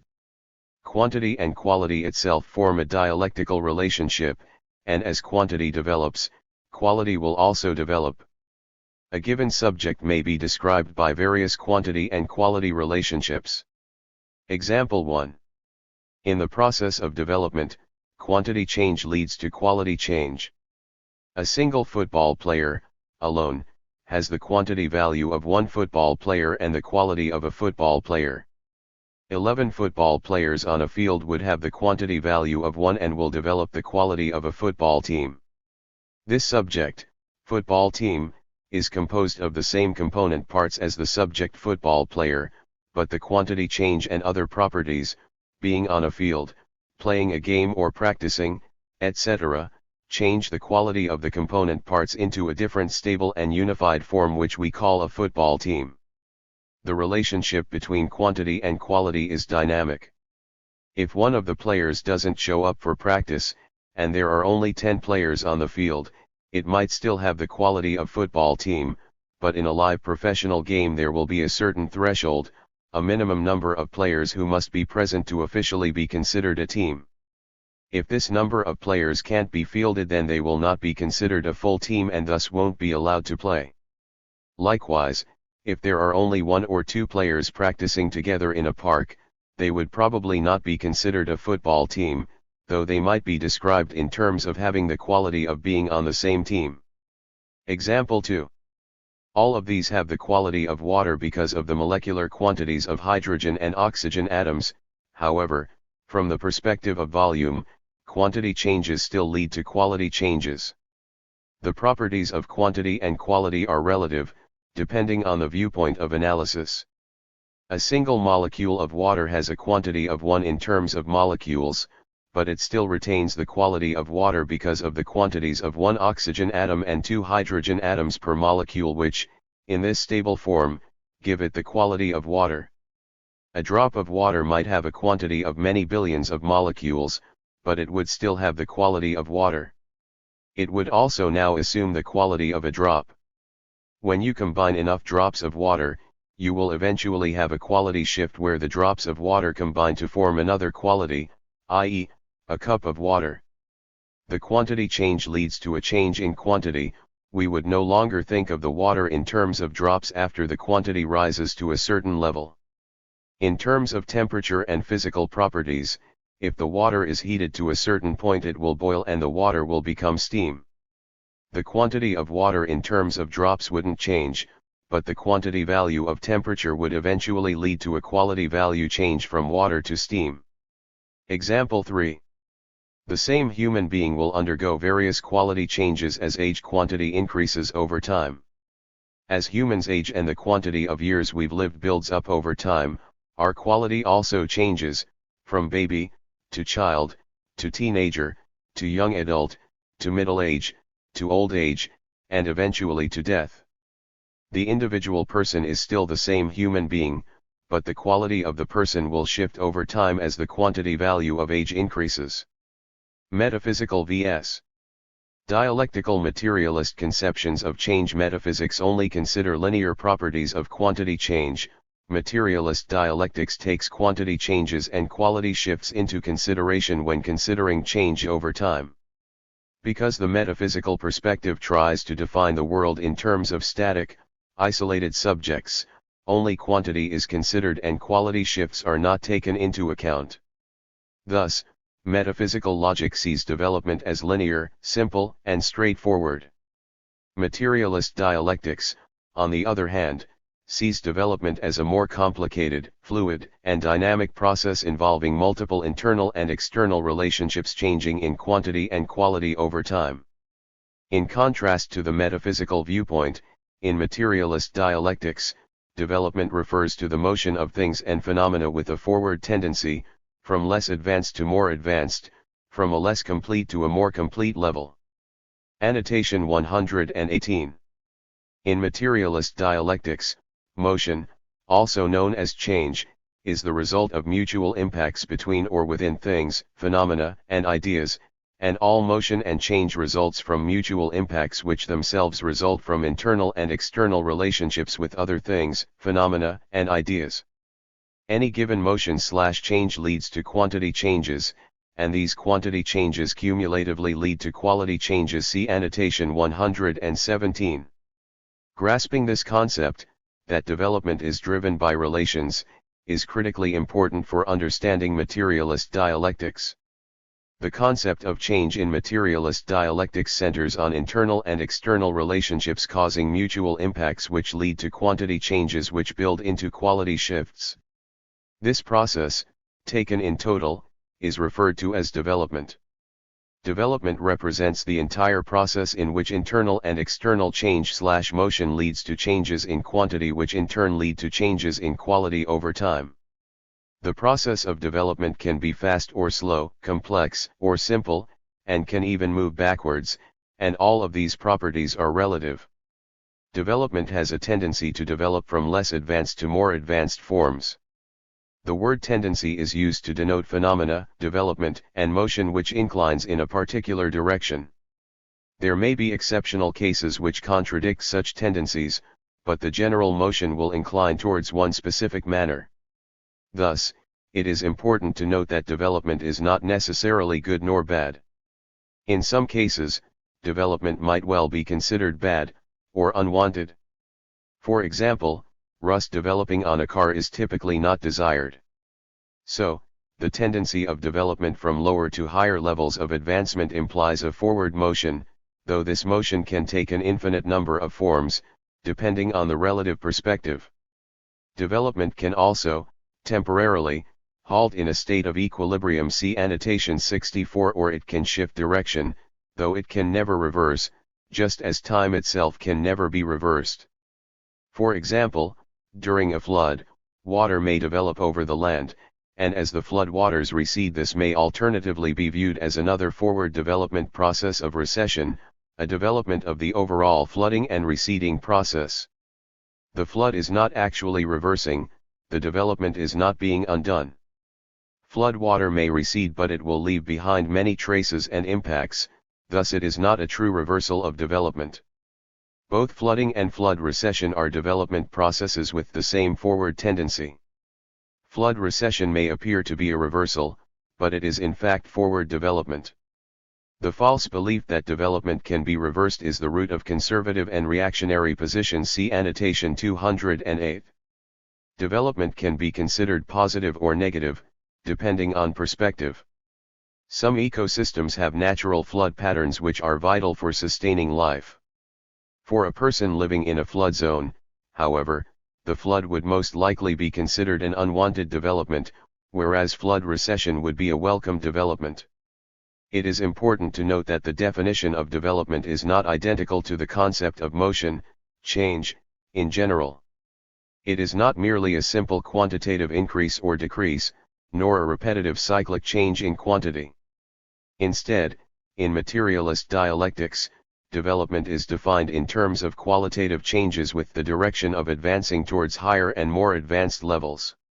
See diagram relationship between motion, quantity/quality shifts, and dialectical development, annotation 119, below. Development is also the process of creating and solving objective contradictions within and between things and phenomena. Development is thus the unified process of negating negative factors while retaining and advancing positive factors from old things and phenomena as they transform into new things and phenomena. Annotation 119. A contradiction is a relationship in which two forces oppose one another. Although a contradiction might exist in equilibrium for some amount of time, see annotation 64, eventually, one force will overcome the other, resulting in a change of quality. This process of overcoming is called negation. In short, development is a process of change in a subject's quantity as well as negation of contradictions within and between subjects, leading to quality shifts over time. B. Characteristics of development. Every development has the characteristics of objectiveness 7, generality 8, and diversity 9. The characteristic of objectiveness of development stems from the origin of motion. Annotation 120. Remember that, in materialist dialectics, objectiveness is the relative characteristic that every subject has of existing and developing externally to all other subjects. See annotation 108. Since motion originates from mutual impacts which occur between external things, objects, and relationships, the motions themselves also occur externally, relative to all other things, phenomena, and objects. This gives motion itself objective characteristics. Dialectical development consists of quantity and quality shifts, which in turn derive from motion. Development is derived from motion as a process of quality shifting which arise from quantity changes which arise from motion. See annotation 117. Since development is essentially an accumulation of motion, and motion is objective, development itself must also be objective. The principle of development states that development is a process that comes from within the thing in itself, the process of solving the contradictions within things and phenomena. Therefore, development is inevitable, objective, and occurs without dependence on human will. Annotation 121. The thing in itself refers to the actual material object which exists outside of our consciousness. See annotation 72. Development arises from motion and self-motion. See annotation 62 with objective characteristics. Although human will can impact motion and development through conscious activity in the material world, see the relationship between matter and consciousness, motion and development can and does occur without being dependent on human will. Human will is neither a requirement nor prerequisite for motion and development to occur. Development has the characteristic of generality because development occurs in every process that exists in every field of nature, society, and human thought, in everything, every phenomenon, and every idea, and at every stage of all things, phenomena, and ideas. Every transformation process contains the possibility that it might lead to the birth of a new thing, phenomenon, or idea through a change in quality, i.e. development. Annotation 122. In materialist dialectics, stage of development refers to the current quantity and quality characteristics which a thing, phenomenon, or object possesses. Every time a quality change occurs, a new stage of development is entered into. Development has the characteristic of diversity because every thing, phenomenon, and idea has its own process of development that is not totally identical to the process of development of any other thing, phenomenon, or idea. Things and phenomena will develop differently in different spaces and times. Simultaneously, within their own processes of development, things, phenomena, and ideas are impacted by other things, phenomena, and ideas, as well as by many other factors and historical conditions.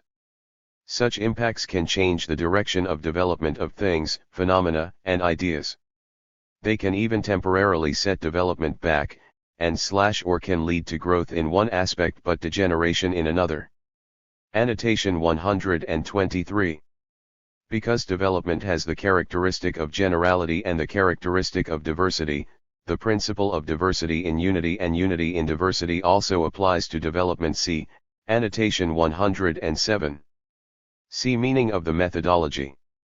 Materialist dialectics upholds that the principle of development is the scientific theoretical basis that we must use to guide our perception of the world and to improve the world. Therefore, in our perception and reality, we have to have a development viewpoint. According to Lenin, dialectical logic requires that an object should be considered in development, in change, in self-movement. 10. This development viewpoint, which holds that all things, phenomena, and ideas are constantly developing, and that development is thus unavoidable, requires us to overcome conservatism, stagnation 11, and prejudice, which are all opposed to development. Annotation 124. Conservatism and prejudice are mindsets which seek to prevent and stifle development and to hold humanity in a static position. Not only is this detrimental to humanity, it is also ultimately a wasted effort, because development is inevitable in human society, as in all things, phenomena, and ideas. Therefore, we must avoid and fight against such